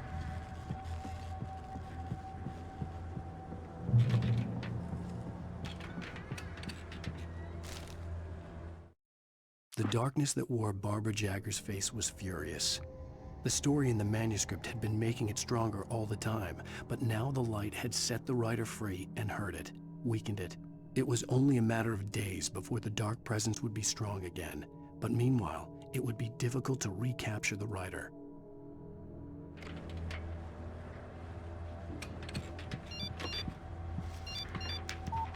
The message was from Barry. He was getting worried at the station. He wanted us to hurry.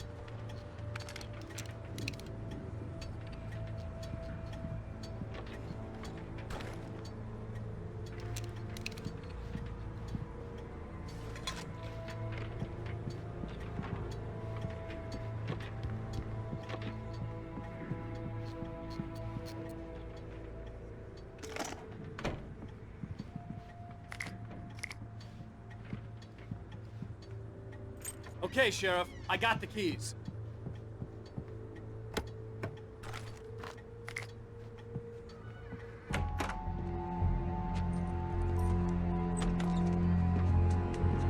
Barry?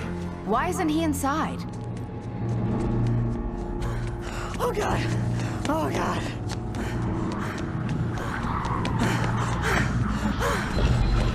Barry! Look out! Barry, move!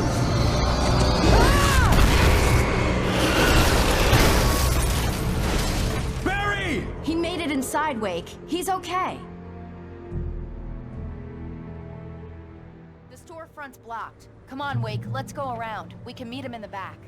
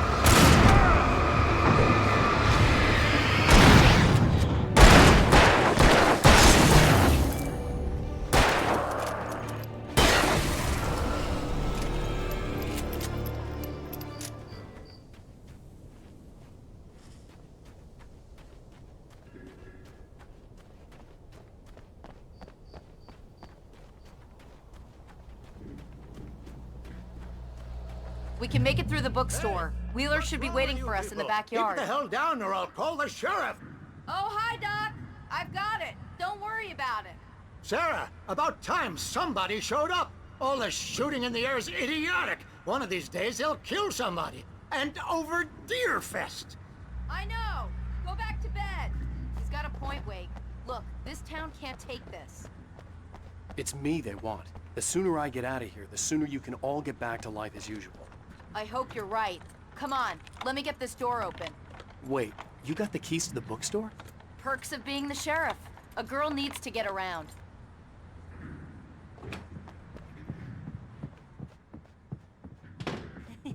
They're really taking advantage of your presence here, Wake. I heard they're selling a lot of your Alex Casey books. Right now, I'm not a big fan of my own writing.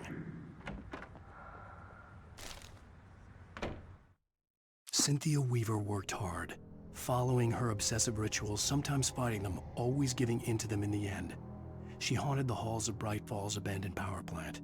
She marked her caches with light-sensitive paint that could only be seen by eyes that had been touched by darkness and saved by light like she'd been.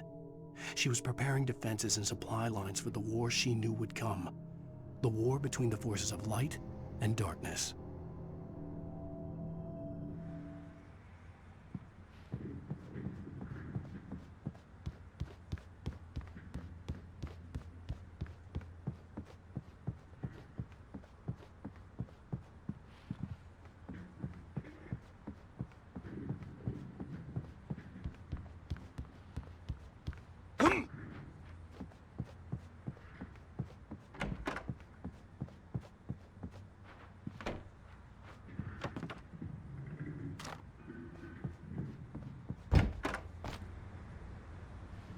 I don't see Barry.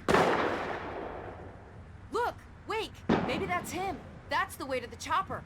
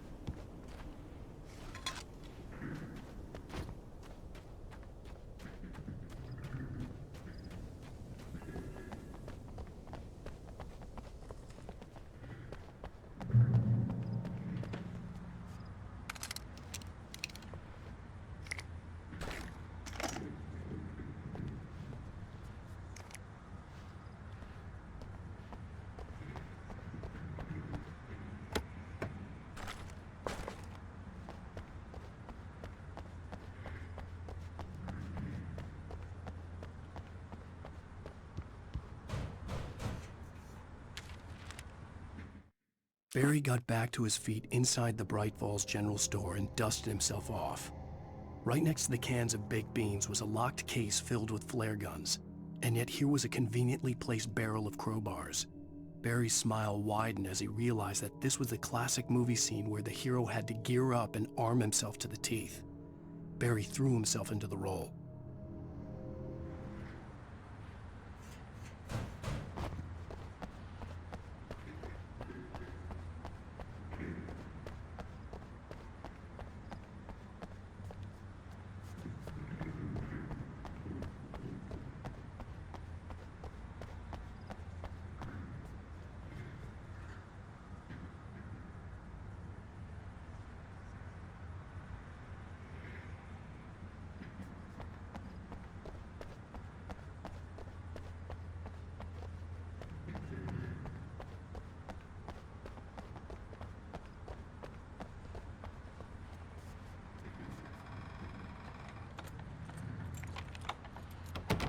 I'm gonna give Pastor Howard a piece of my mind about this lock. Ugh, I told him to get it fixed. Here they come. Physical labor. Let's take a break.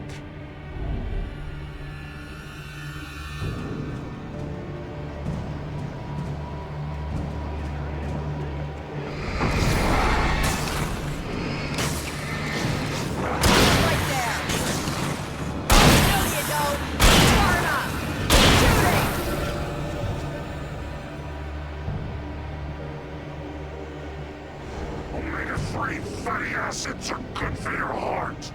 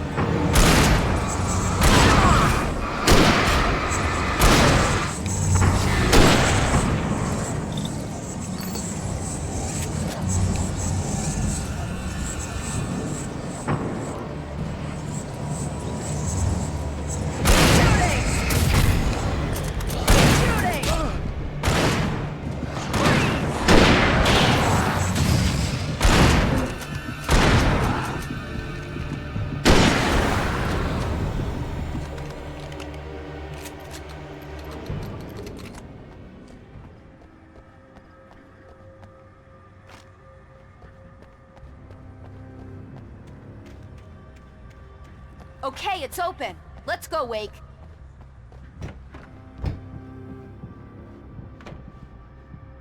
Wow. We keep them lit all night long on the night before Deerfest. Why? Well, it's tradition.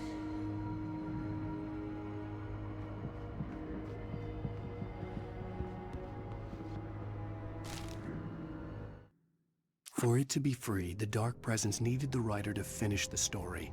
Again and again, the story let it get frustratingly close to the writer without letting it capture him.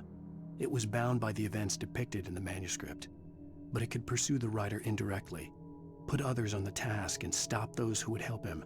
It took over everything in its path, made them its puppets, and sent them after Alan Wake.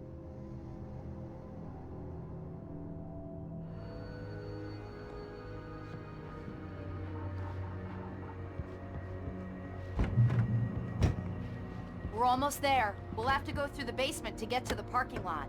Yeah, there's no way going through the crypt will turn out to be a bad idea.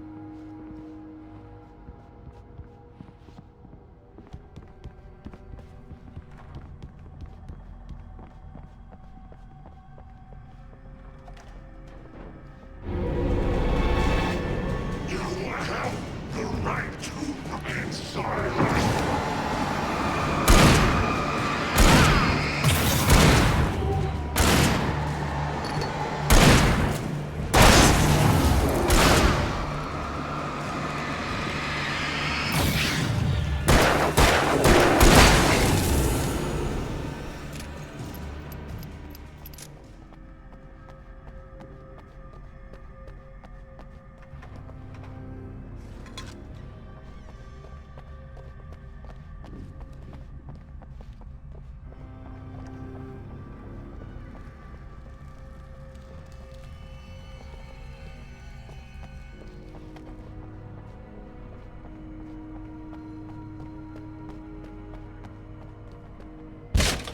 Did you call 911? Guess that one saw the light, huh? You didn't like that one? A tough audience. Well, I got plenty more. What are the Christmas lights for? Protection, man! Like garlic against vampires? Vampires. The helicopter's just across the parking lot and up the hill. Come on!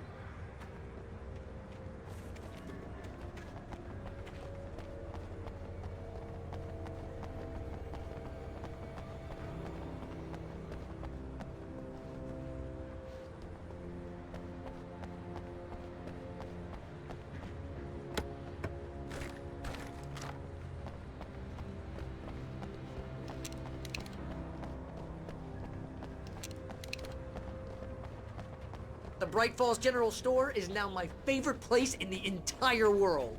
See this headlamp? It's like a superpower. I can just look at one of those things and they die. It's my flaming eye of Mordor. I wish I didn't say that. Yeah. Hey, I want a headlamp. Last one. Bastard. Alice had screamed until she had no voice left to scream. Around her, the darkness was alive. It was cold and wet and malevolent and without end. She was a prisoner, trapped in the dark place. The terror would have burned her mind out, but one thing made her hang on. She could sense Alan in the dark. She could hear him. She could see the words he was writing as flickering shadows. He sensed her too. He was trying to work his way to her.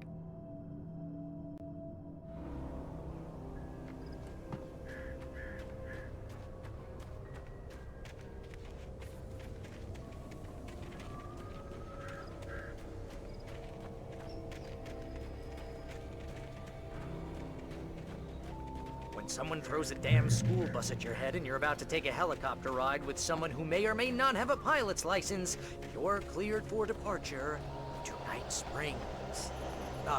No offense, Sheriff.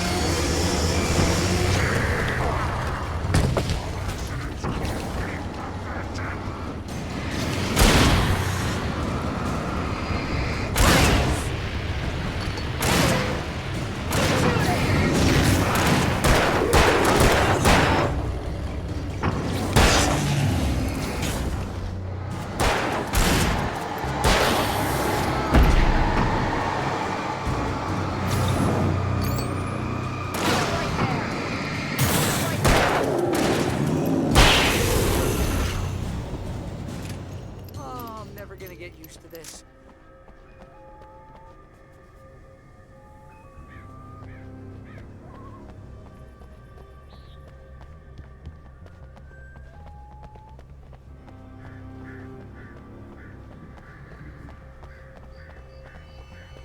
The helicopter's just up ahead. I'll need a while to prep for takeoff. Don't take too long. I want to get out of here.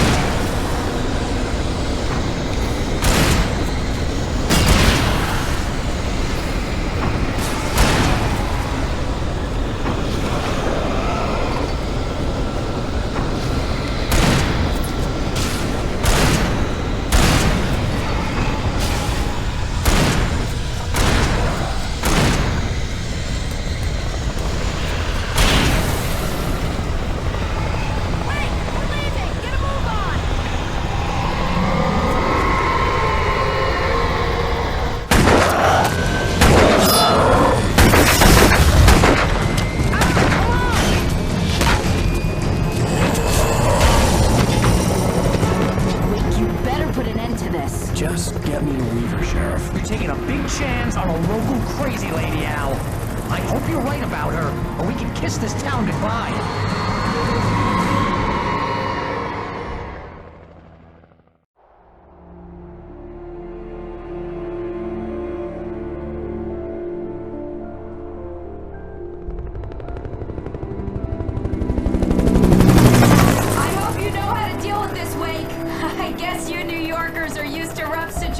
Like this. Right. The city's a war zone. King Kong, mutant alligators, and Alex Casey shoots the place up every weekend. Look, I never even carried a gun until a couple of days ago. Well, my dad used to be a cop there. Tells some pretty wild stories. Stuff like this? No, just normal bad stuff. Kinda like your books, Wake. I used to tease Dad that he was just like Alex Casey. You've read me. Oh, sure. You're a pretty good writer. A little heavy on the metaphors, maybe. Nobody's ever said that before.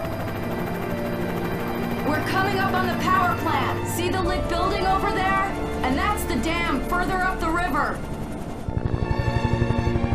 I can't land here. I'll take her down the road across the river. Just get me there, Sheriff.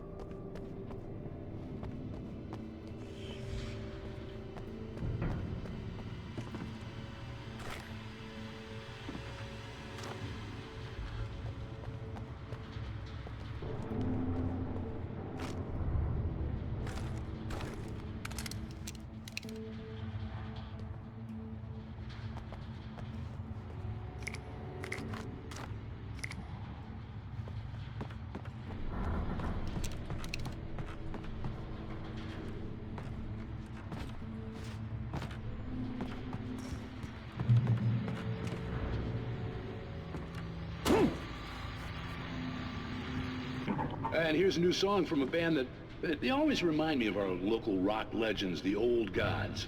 I couldn't tell you why. I guess it's just, one of those things. Anyway, here's Poets of the Fall and their latest single, War.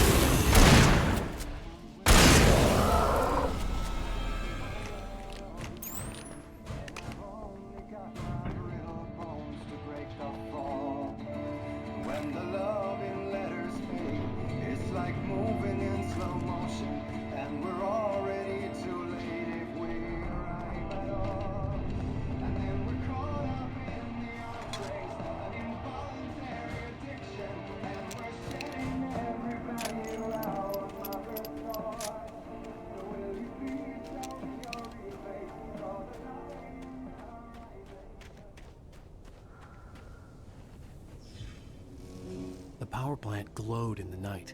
It was close, but I had to find a way across.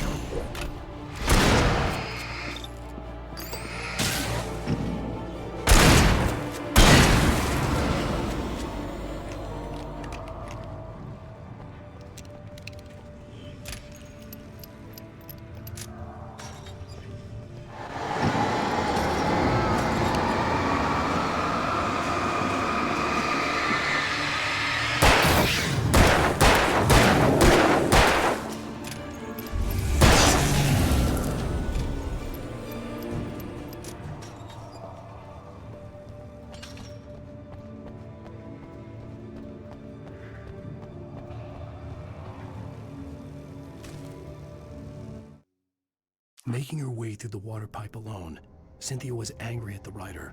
Foolish young man, taking unnecessary risks. And the way he broke the rules. Didn't he understand what was at stake? Since the terrible days in the 70s, she hadn't wavered once, as hard as it had been. She was tired of protecting the town all these long years, and now only wanted to rest.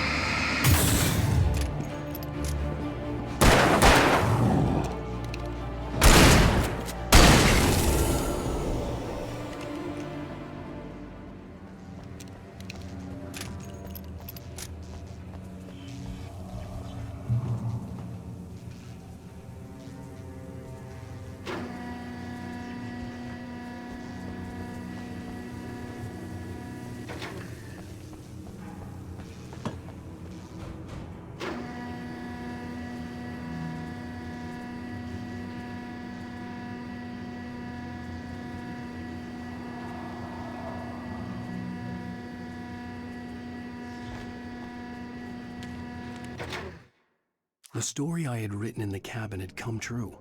Touched by the dark presence, I had written a horror story, but the end was still missing. The story was incomplete, and the last unfinished page of the manuscript still sat in the typewriter in the cabin study. If I could get back there, if I could read the page, then I could write my own ending to this story and save Alice.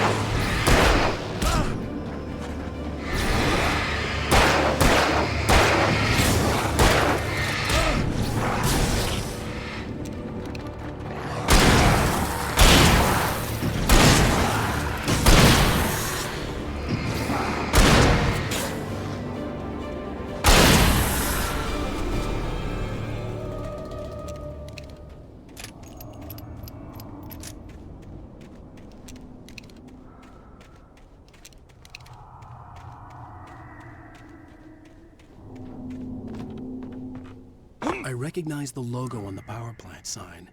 I'd seen a version of it painted all over the area, signifying hidden caches of supplies.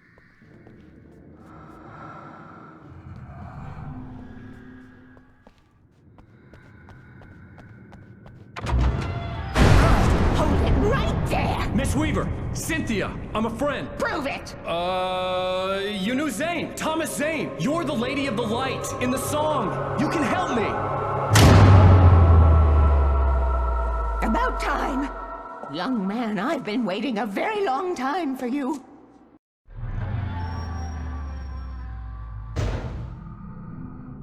It's in the well-lit room. Excuse me?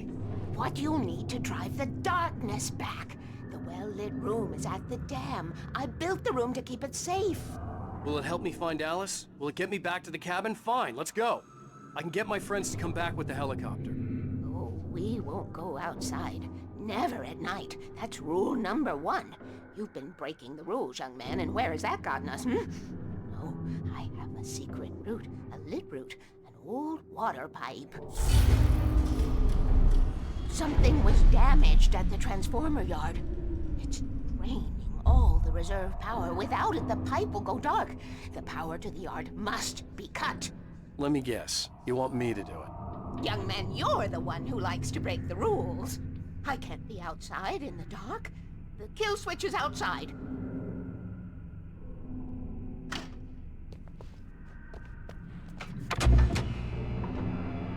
I have been preparing for these times, the dark tides. You have found my caches, haven't you? You can see the signs. Very few people can. Yes, please, take what you need. This is all for you, for the likes of us. We do Tom's work, don't we? Hurry! The switch is on the wall facing the shore.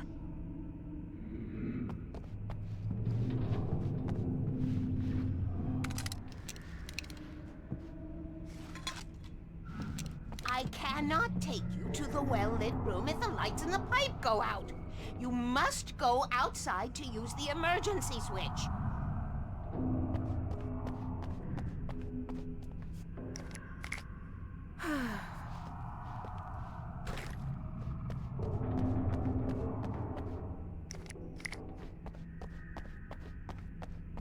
Dark.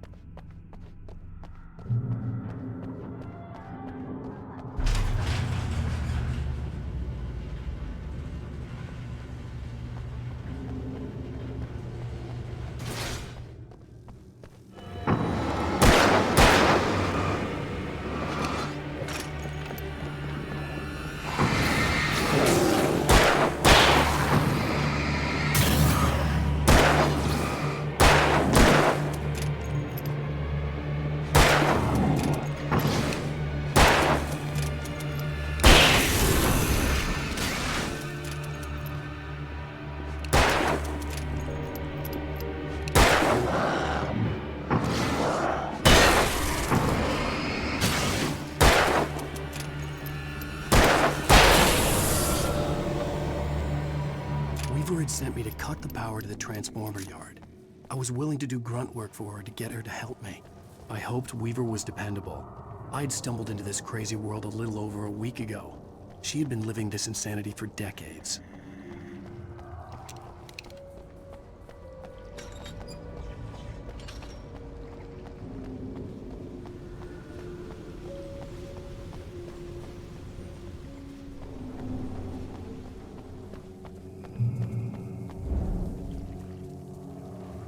I could see the kill switch that would cut the power to the transformer yard.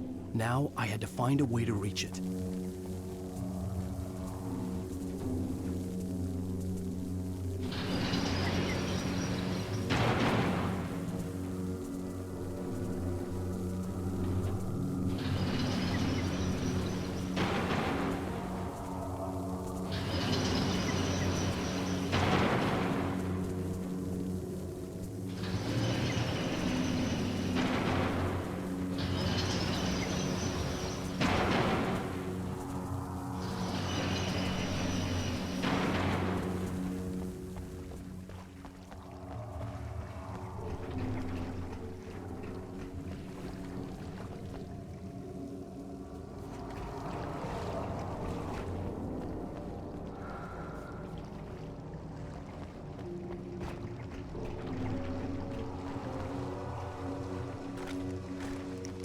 designs these things?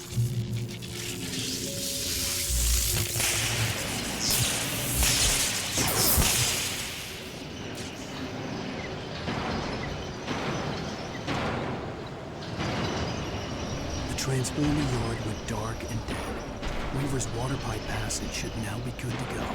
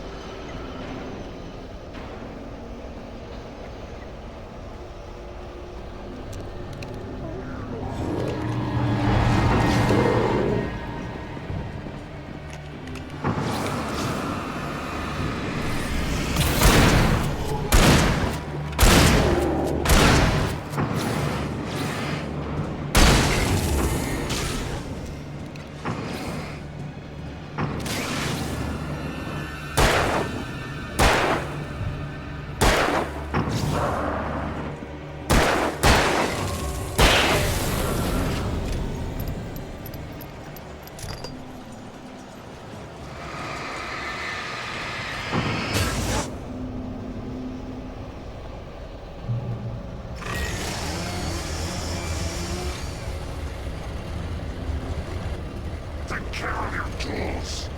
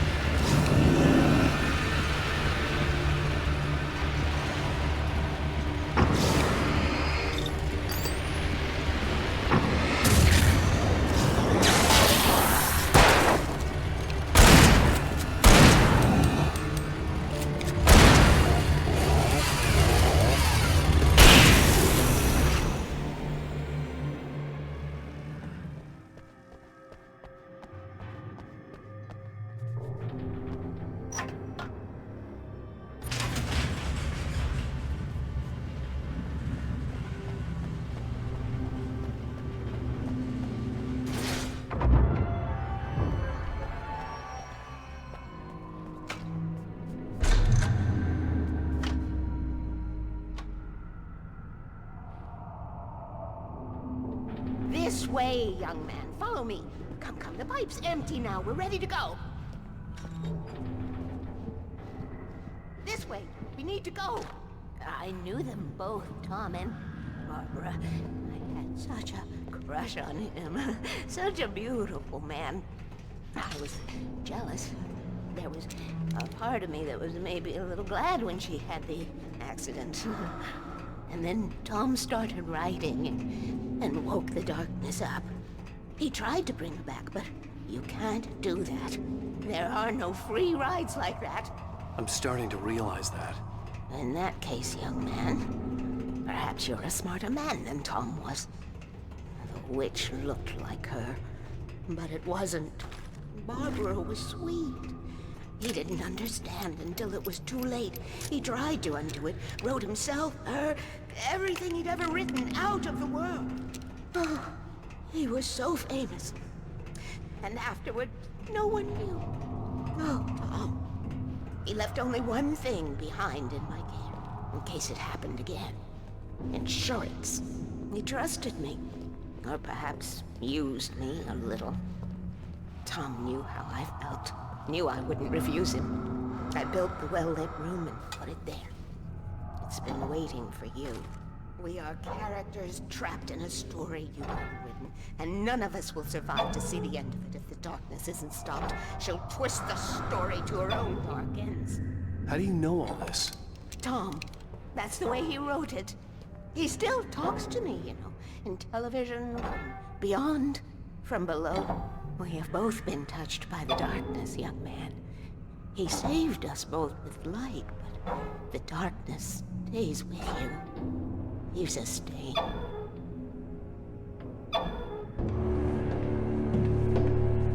This pipe will take us directly to the well-lit room.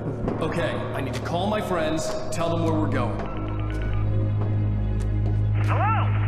Al! Barry, we're headed to the dam in one of the pipes. Meet us there. Okay, I'll tell Sarah. It's Sarah now?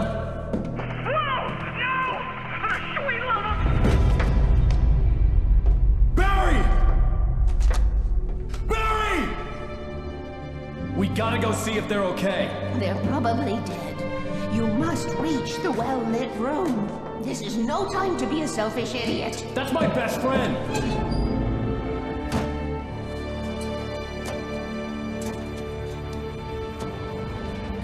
Well, be a fool. I'll use the pipe. I'll meet you at the dam if you make it.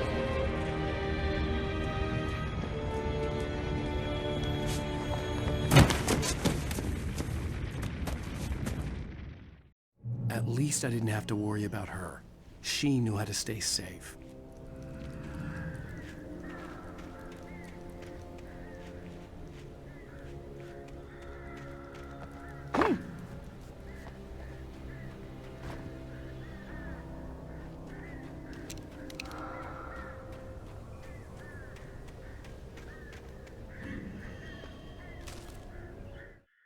Sarah was almost starting to relax. Maybe they could turn this into a win yet. Suddenly, there was a piercing sound, like a table saw gone wild, as 100 birds made out of shadows swarmed into the rotor. The chopper bucked wildly and the board lit up, telling her what she already knew. They were going down. Barry Wheeler screamed next to her.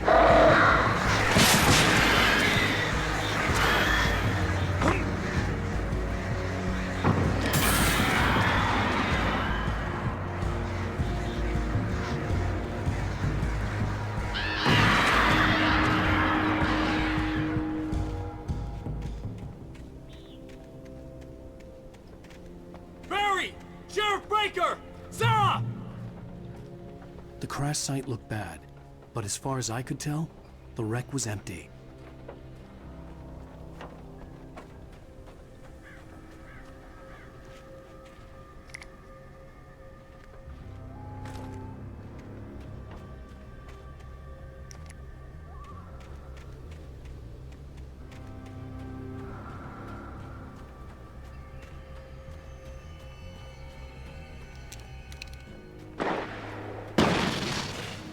Barry! Barry!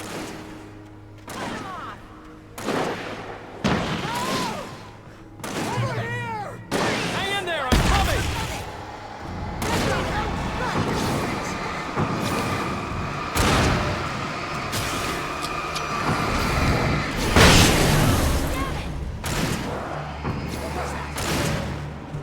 No, you don't.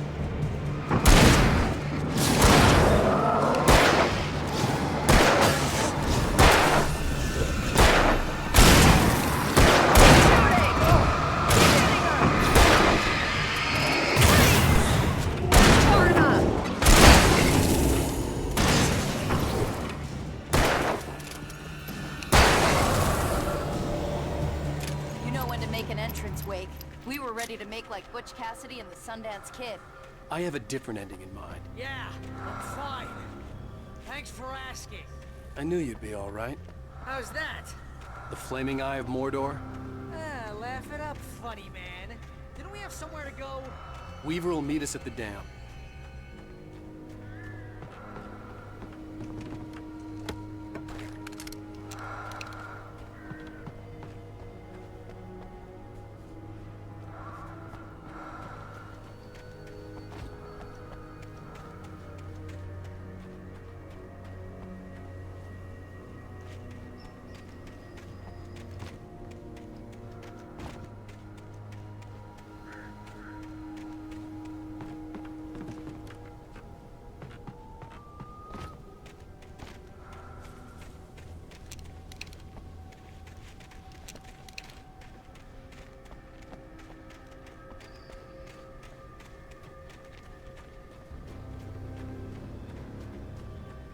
You spend most of your night running uphill while the crazy bunch of demon hicks try to take your head off with an axe.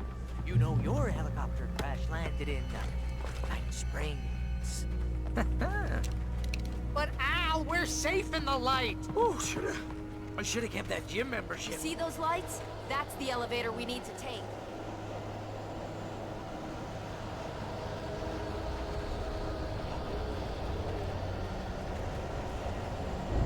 You can't beat a good ride. What the hell is that thing? It's everywhere! Oh crap, there's more than one of them!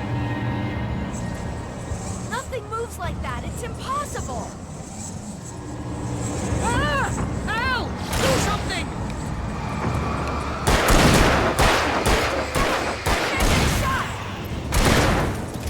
There! No, there!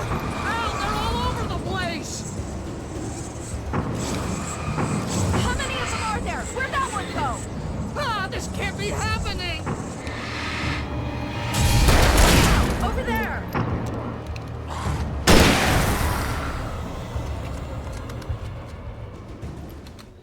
Was that it? Are we safe? That was... wow. I think we're okay. Oh, I can't take much more of this. Hey, Al, I got a bad feeling. Let's keep our eyes open. Wake, call the elevator. I'm keeping watch. I think I hear something moving around.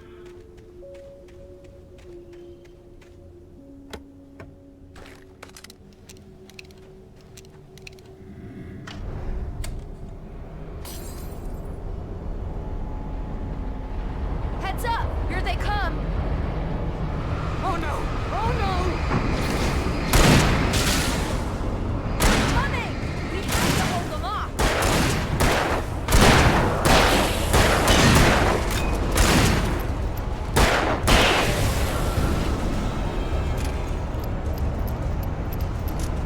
Oh no! Oh no!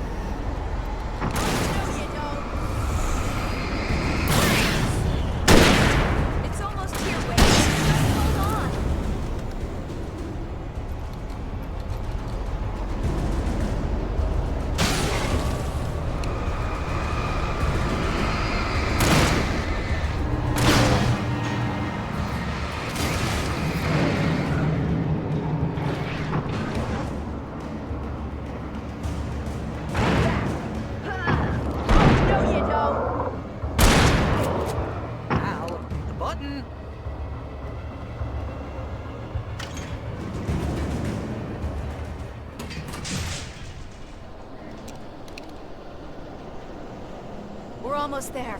There's an entrance into the dam at the top. What's the plan, Wake? Well, Weaver's crazy, but she's got something Zane left behind. Something to fix this.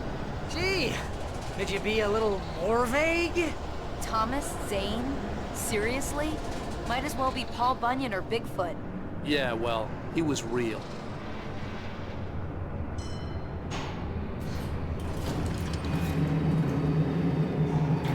Let's be careful, okay? Oh, jeez, I hate this.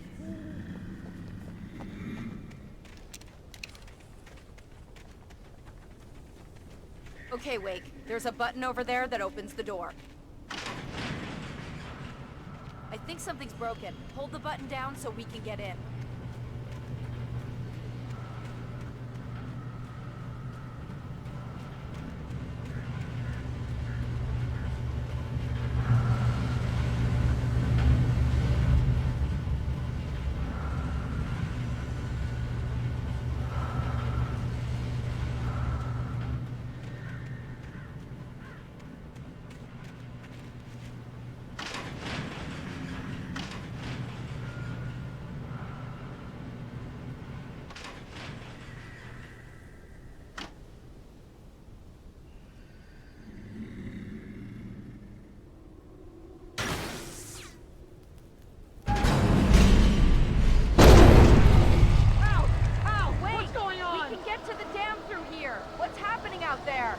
You guys go ahead and find Weaver. She should be in the dam now. I'll have to make it alone through the top. Okay, Wake. Good luck. Don't get yourself killed. Ow! Please, be careful. I'll take good care of Barry, Wake. You just look after yourself.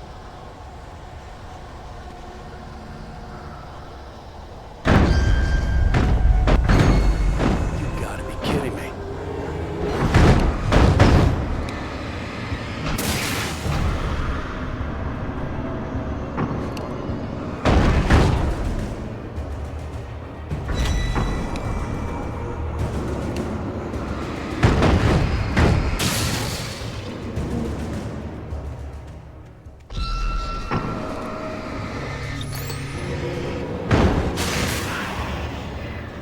Down, boy.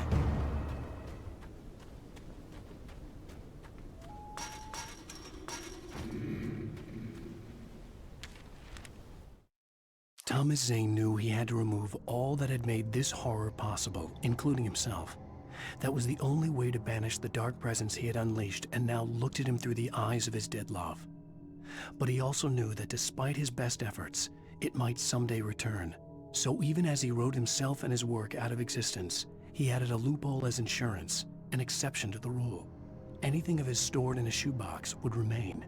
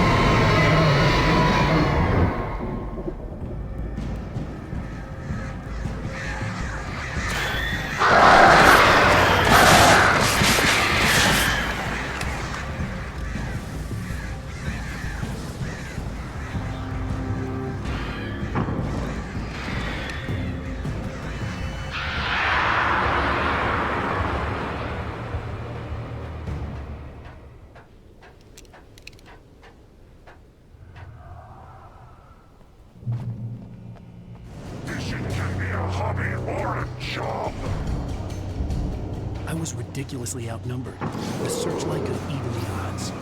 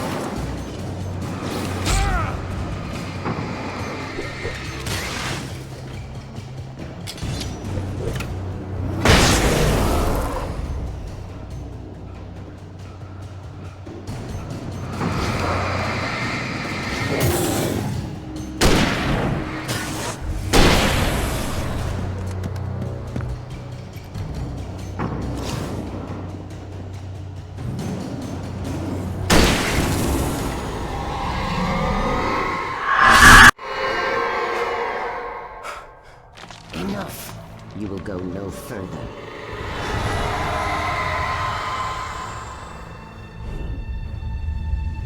Stop. Stop now.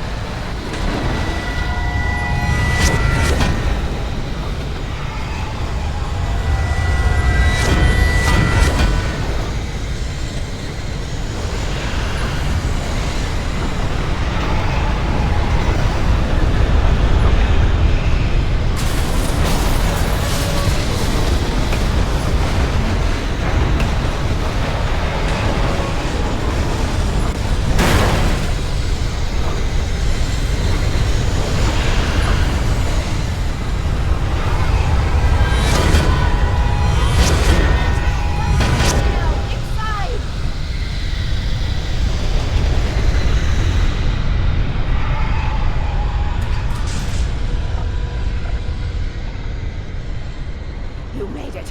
Well done. I'm glad I was wrong. But it was a foolish chance to take. Don't worry about the noise. We're safe here. I have looked after the well-lit room for many, many years now. There is no shadow in the well-lit room. The power is fail-safe, and all the bulbs are numbered and changed regularly based on their make and model. Right.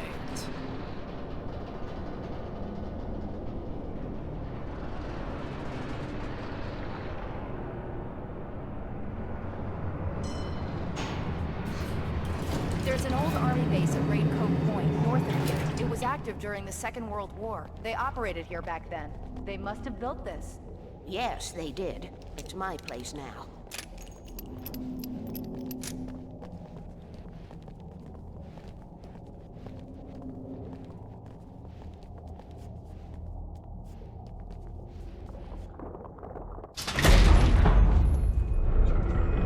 Take it, and I won't need to worry about the room anymore, because 6 and 33 and 118 need changing soon, and I don't want to climb up the ladder to change them because it's very late, and I'm tired. And if you take it, I won't have to do that anymore.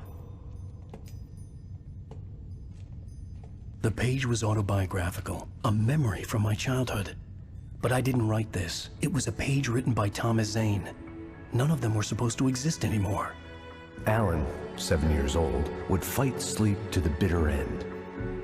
When he did sleep, he soon woke up, screaming, the nightmares fresh in his mind. One evening, his mother, sitting by his bed, offered him an old light switch. She called it the clicker, and flicking the switch would turn on a magical light that would drive the beast away. To imbue the talisman with all possible power, she added that it had been given to her by Alan's father. Alan never knew him, and anything of his took on mythical proportions in his mind. With the clicker firmly in his hand, Alan finally slept like a baby. Now, almost 30 years later, Alan thought of this as he stood on the rim of Cauldron Lake, the clicker in his hand. He took a deep breath and jumped. My mind swirled. I'd given the clicker to Alice, yet it was here. Zane had written it into existence, in a story I had written. I can get to her now. I can finish this. Do you remember standing on a broken field? White crippled wings beating the sky. The harbingers of war with their nature revealed, and our chances flowing by. If I can let the memory heal, I will remember you with me on that field. When I thought that I fought this war alone, You were there by my side on the front line. When I thought that I fought without a cause, you gave me a reason to try.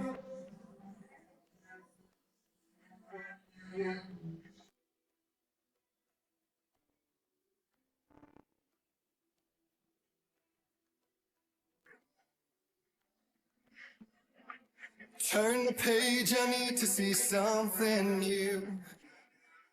For now my innocence is torn. We cannot linger on this stunted view, like rabid dogs of war. I will let the memory heal. I remember you with me on that field. When I thought that I fought this war alone, you were there by my side on the front line. And we fought to believe the impossible. When I thought that I fought this war alone, we were one with our destinies entwined. When I thought that I fought without a cause, you gave me the reason why.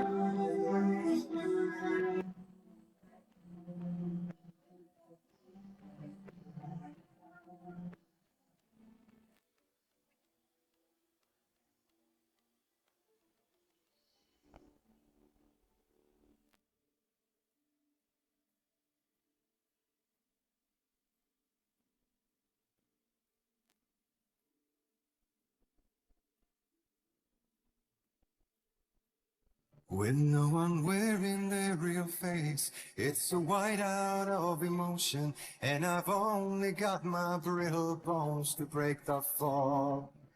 When the love in letters fade, it's like moving in slow motion, and we're already too late if we arrive at all. And then we're caught up in the arms race, an involuntary addiction, and we're shedding every value our mothers thought. So will you please show me your real face, draw the line in the horizon, 'cause I only need your name to call the reasons why I fought.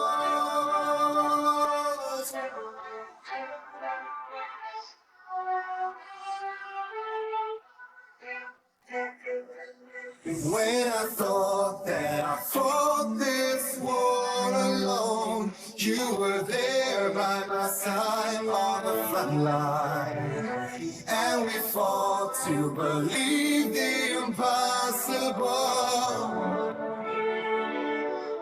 When I thought that I fought this war alone, we were one with our destinies entwined.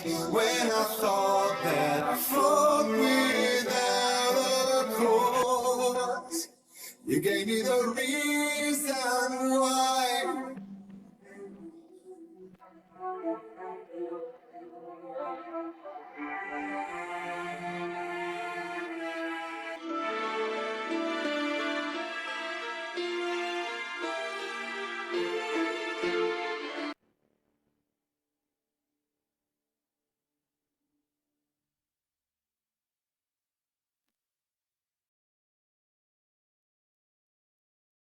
Previously on Alan Wake, I wrote a horror story that has come true. Thomas Zane did the same in the 70s. You will go no further. If I continue like the Dark Presence wants me to, the story I'm writing won't save Alice.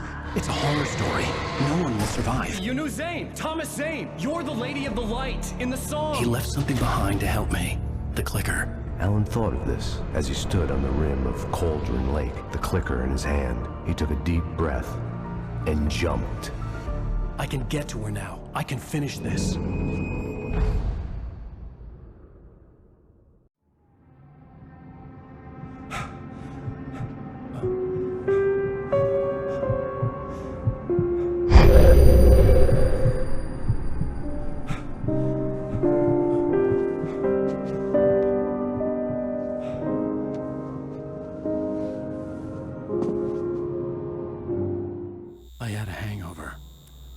was about to explode and the light hurt my eyes. I needed my sunglasses and painkillers to dull the pain. In one of my finer moments of self-deception, I swore to quit drinking.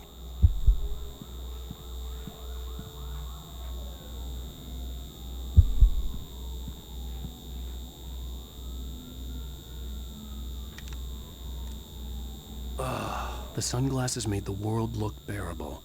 Now I could keep my eyes open without feeling like a vampire in the sun.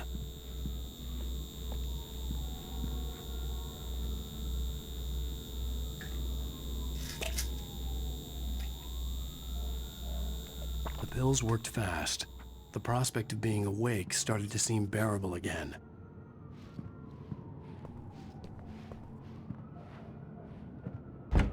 There was a message waiting for me on the machine. You have one new message. Al! Are you still asleep? Wakey, wakey! You should have your show on your TiVo. If Alice wasn't too mad to record it. She called me earlier and really chewed me out. Yeah, we went a little overboard last night. But parties are a part of this business. Al, look, I'm saying this as your friend. She's not doing your career any favors by trying to run your life like that, okay? I'll talk to you later, Al. Watch the show!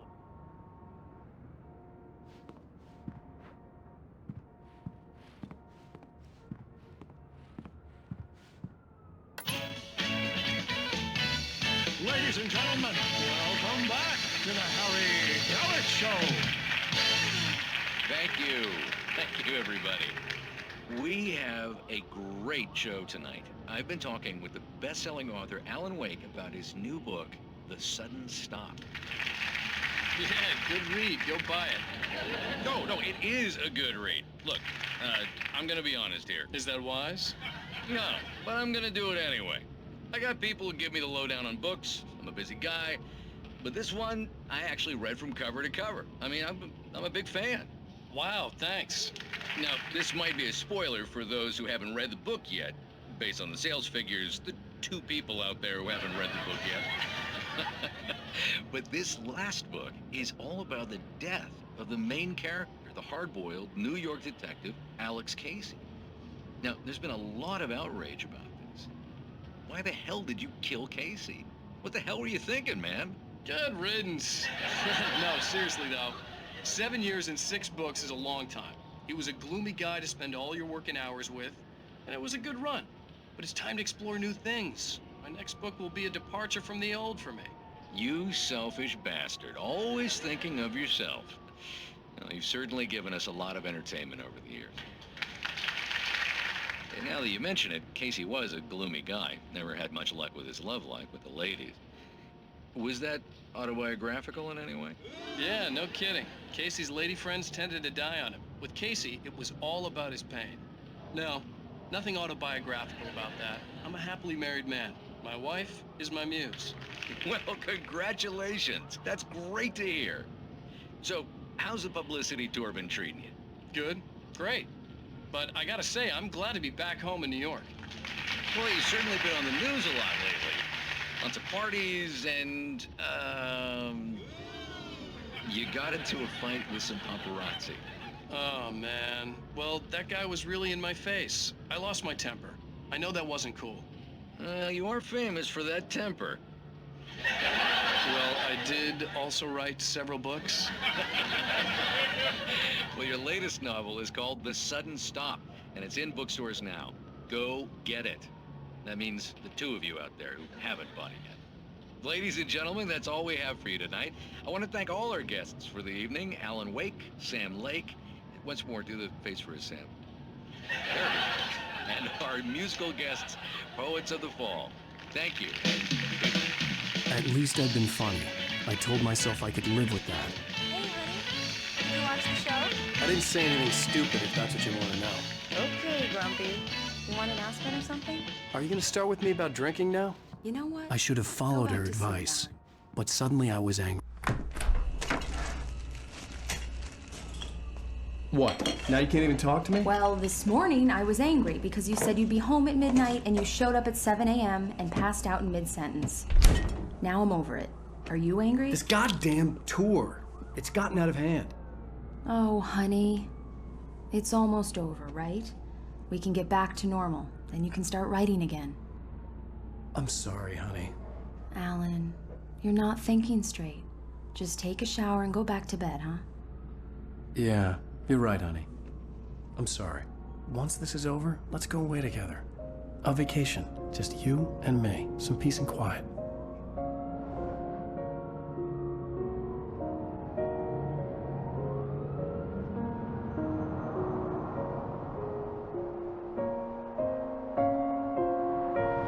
Somehow, the clicker was the key to the cabin.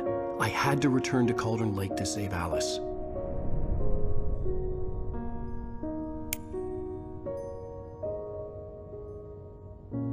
I'm going back to the lake to finish this. I'm going to write an ending to the story in the manuscript on my own terms, to make it all right. Why can't you just write it here? The last page is still in the typewriter. I need to read it first. Everything needs to be just right. Zane tried to cut some corners, and it didn't end well. Okay, ready when you are. I'm sorry, Sarah, but I need to do this alone. Barry, take her gun. Miss Weaver, close the door when I leave.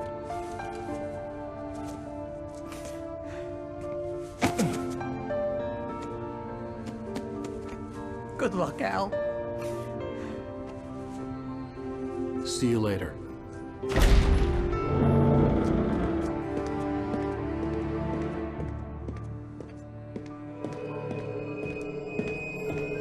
When I got out, it was warm and sunny. I'd flicked the switch of the clicker. Had it done this? I didn't stop to question it. I had to take advantage of the sunlight to get to the lake. On Zane's page, I'd stood on the rim of Cauldron Lake, about to use the clicker. That's where I was headed.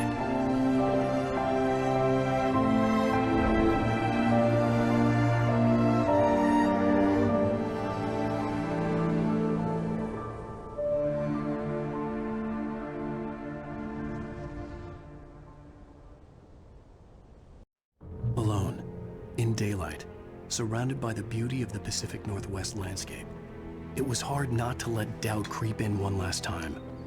I could still chalk everything up to a dream, a delusion. I had enough imagination to make up something like this, having been in the cabin all this time, trapped in a story inside my head, gone mad from grief over Alice's death like Hartman had claimed. There would be no way of knowing. I told myself it didn't really matter. My course was set.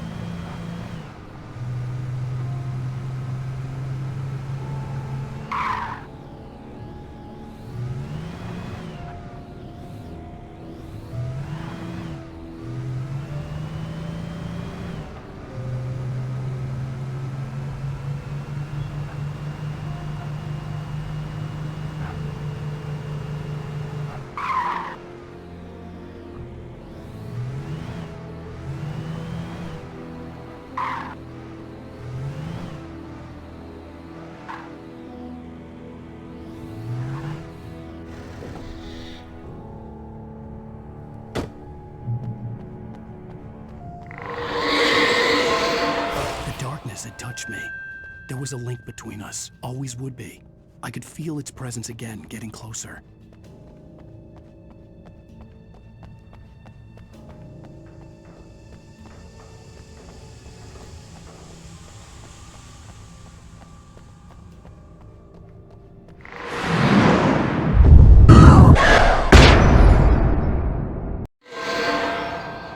I will kill your wife.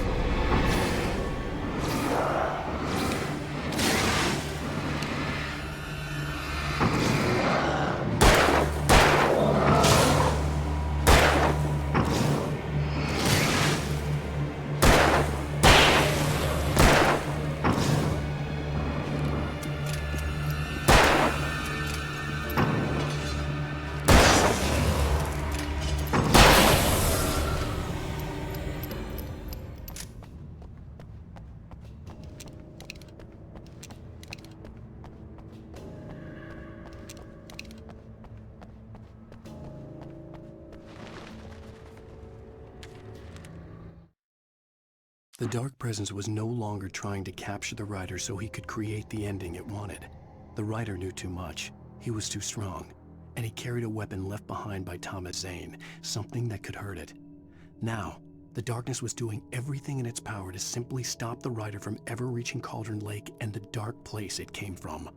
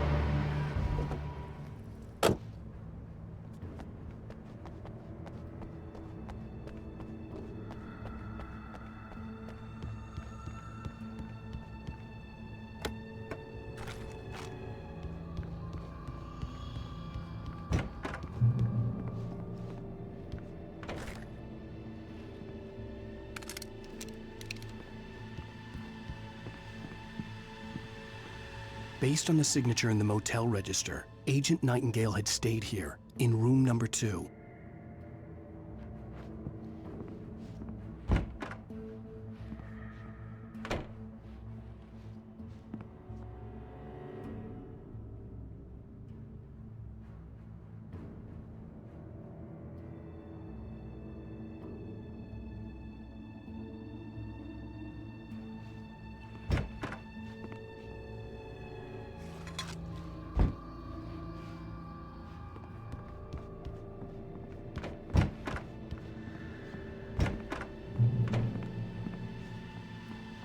This had obviously been the room where Agent Nightingale had stayed when he hadn't been busy harassing me.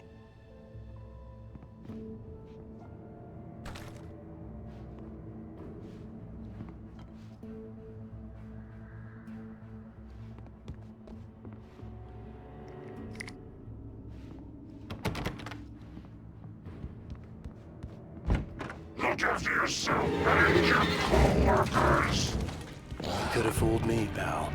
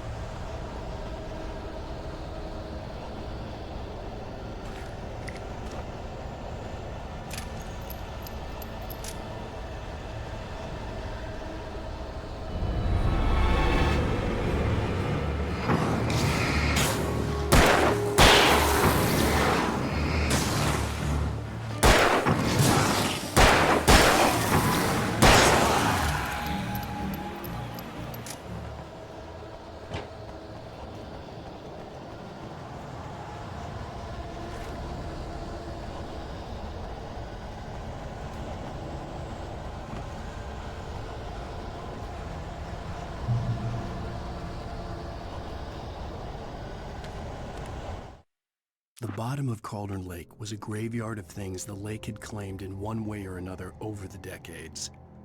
The dark presence brought them up in its wake, scattering the rotten waterlogged hull of an old boat here, the remains of a long-ago crashed airplane there, trees shattered under the impacts. The earth groaned. It didn't even notice.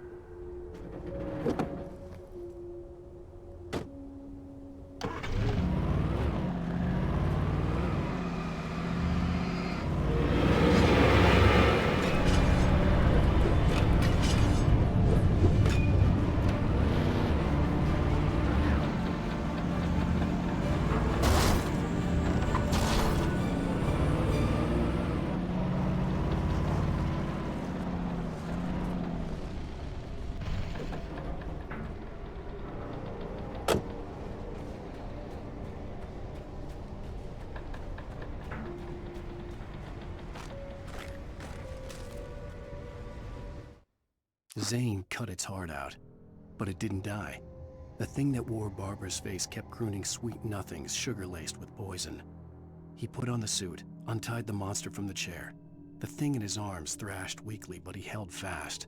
He stepped outside, off the pier, and into the dark water.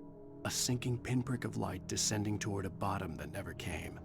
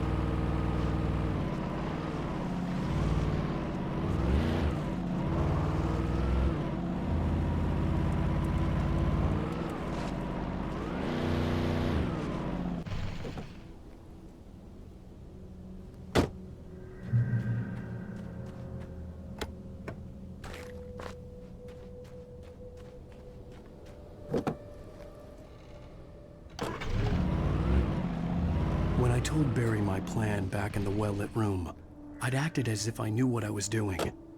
I didn't. I was operating on the shifting logic of a dream. I had to fight my way to the lake through the horrors of the night. I had to flick an old battered light switch imbued with childhood magic. I had to write a happy ending to a horror story. I had to save my wife from the dark prison she was being held in.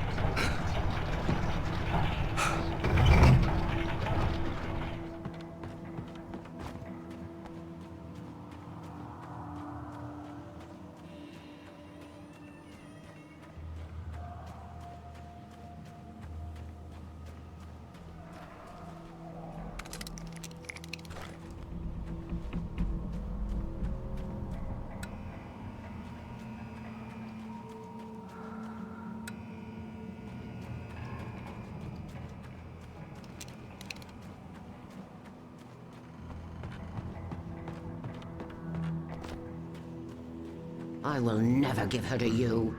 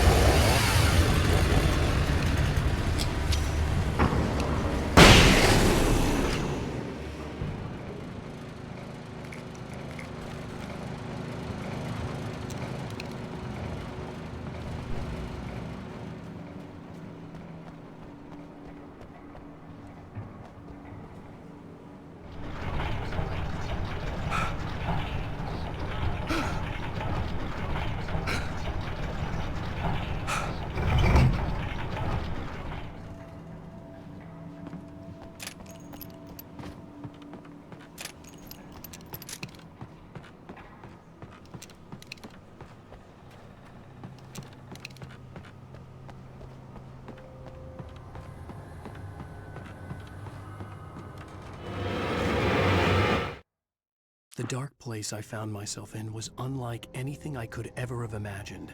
It wasn't solid. It flowed. It was conceptual and subjective. For someone else, an artist in another field, it would have been very different. I could sense the story of the manuscript all around me, the words and ideas floating in the air, poised to become real.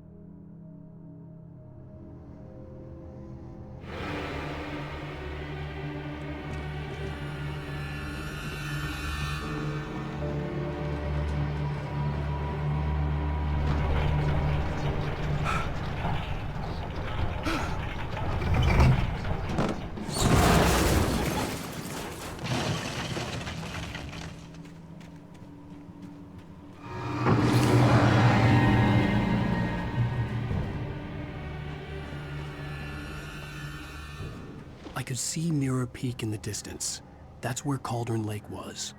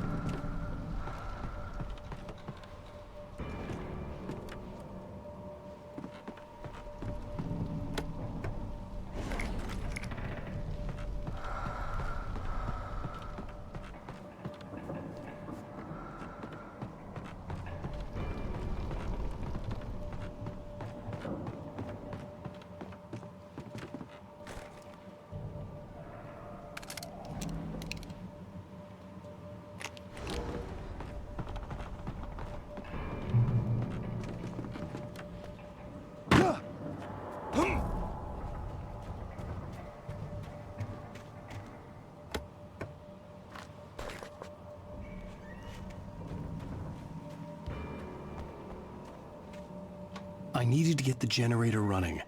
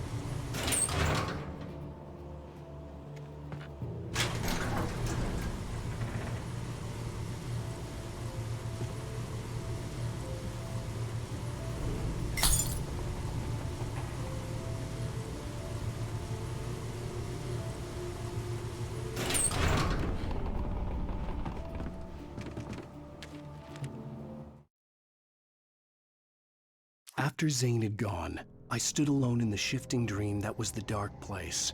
I had to find a way to the cabin. I'd written myself a way through this place in the manuscript. I followed the idea of a path. I'd written myself across the ocean that blocked my way, and with that, there was a bridge to the island beyond. The idea of the cabin flickered in the underwater darkness. I willed the cabin to be real, and it was.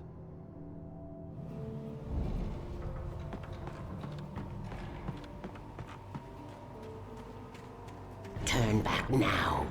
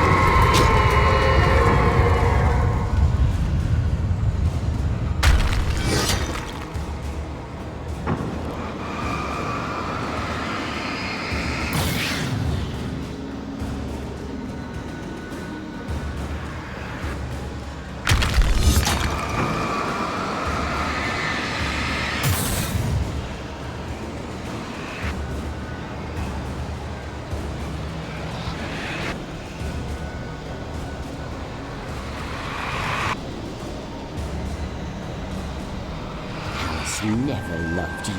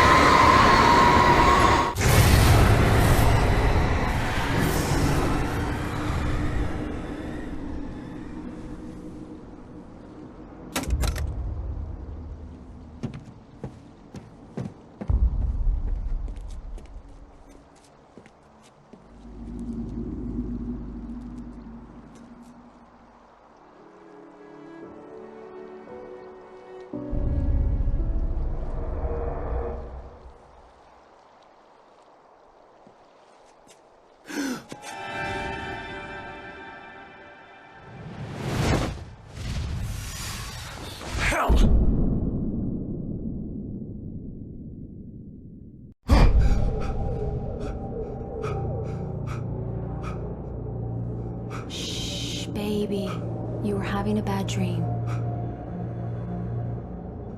It was just another nightmare. No. Everything's fine. You're home. It wasn't a dream. Everything's fine. Turn the lights on. Turn the lights on! Shh, baby. The power's out. There's no light. Come back to bed and I'll make you forget all about your fear of the dark. My fear? It's your fear. Why aren't you afraid? You're not Alice. Turn the lights on now. Where's the clicker? What did you do with it? Alan, honey, you're still 1 foot in a dream. You're not making any sense. Come back to bed.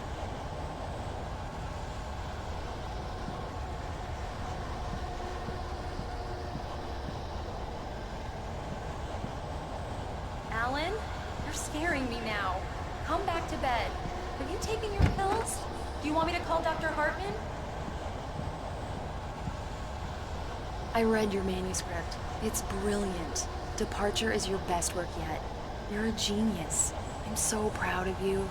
Come back to bed. We'll talk more about it in the morning.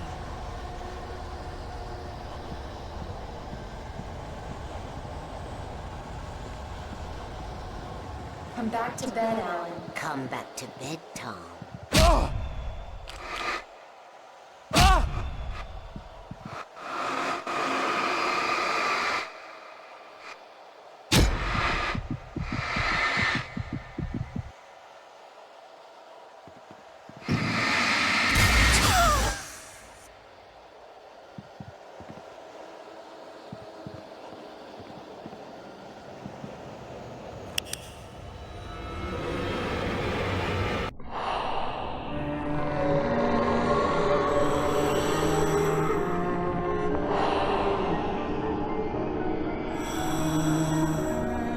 must find your way to the cabin.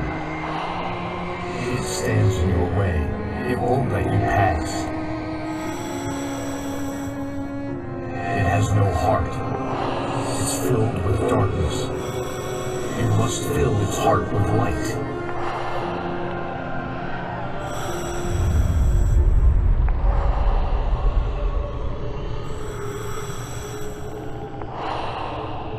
Don't mind him. He's Mr. Scott. Your friends will meet him when you're gone.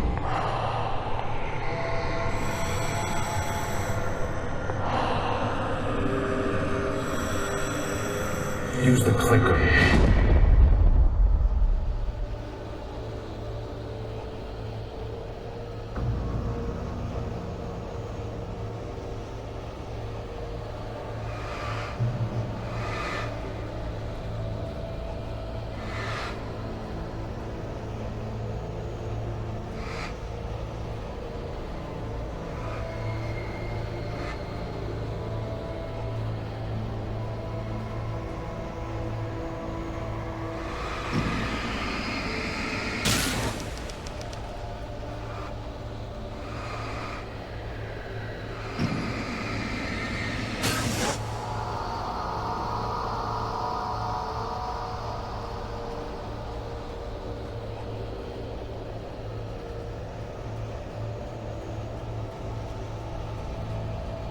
I'm leaving you.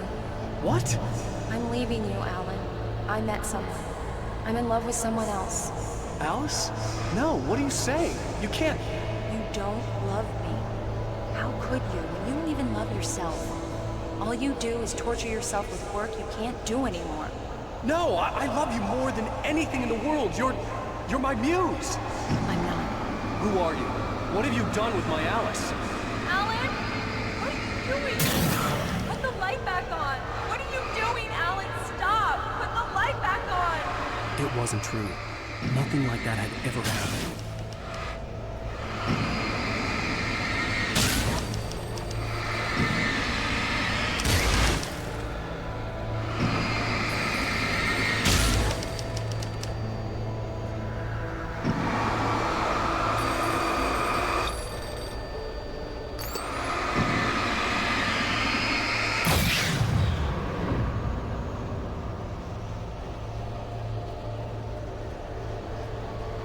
You're not my Barbara. Tom, let me go. I promise to be good. Please, untie me, you naughty boy. I will help you write your masterpiece. I will love you forever. No, you're not Barbara Jagger. I made a terrible mistake. I should have never written you back. You came back wrong. Your heart is filled with darkness. Put that knife away, Thomas. Put it down. My heart is filled with darkness. I'll cut it out. I'll take you back to the depths you came from.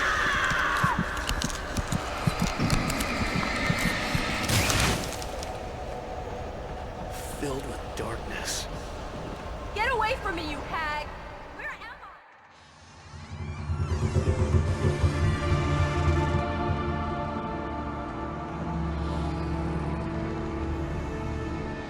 Now you will never get her back.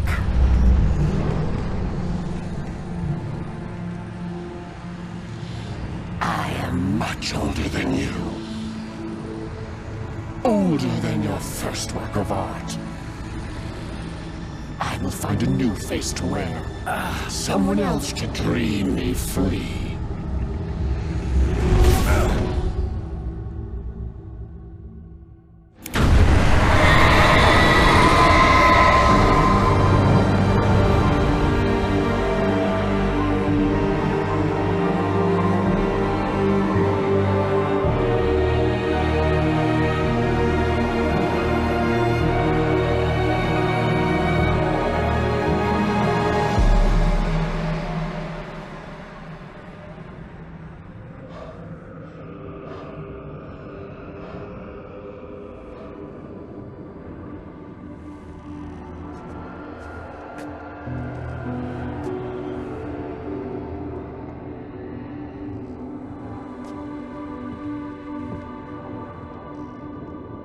I could feel Alice's presence close by. I understood what I had to do now. I knew how to write the ending to Departure. There's light and there's darkness. Cause and effect. There's guilt and there's atonement. But the scales always need to balance. Everything has a price. That's where Zane had gone wrong. There's a long journey through the night back into the light. Alice? Alice?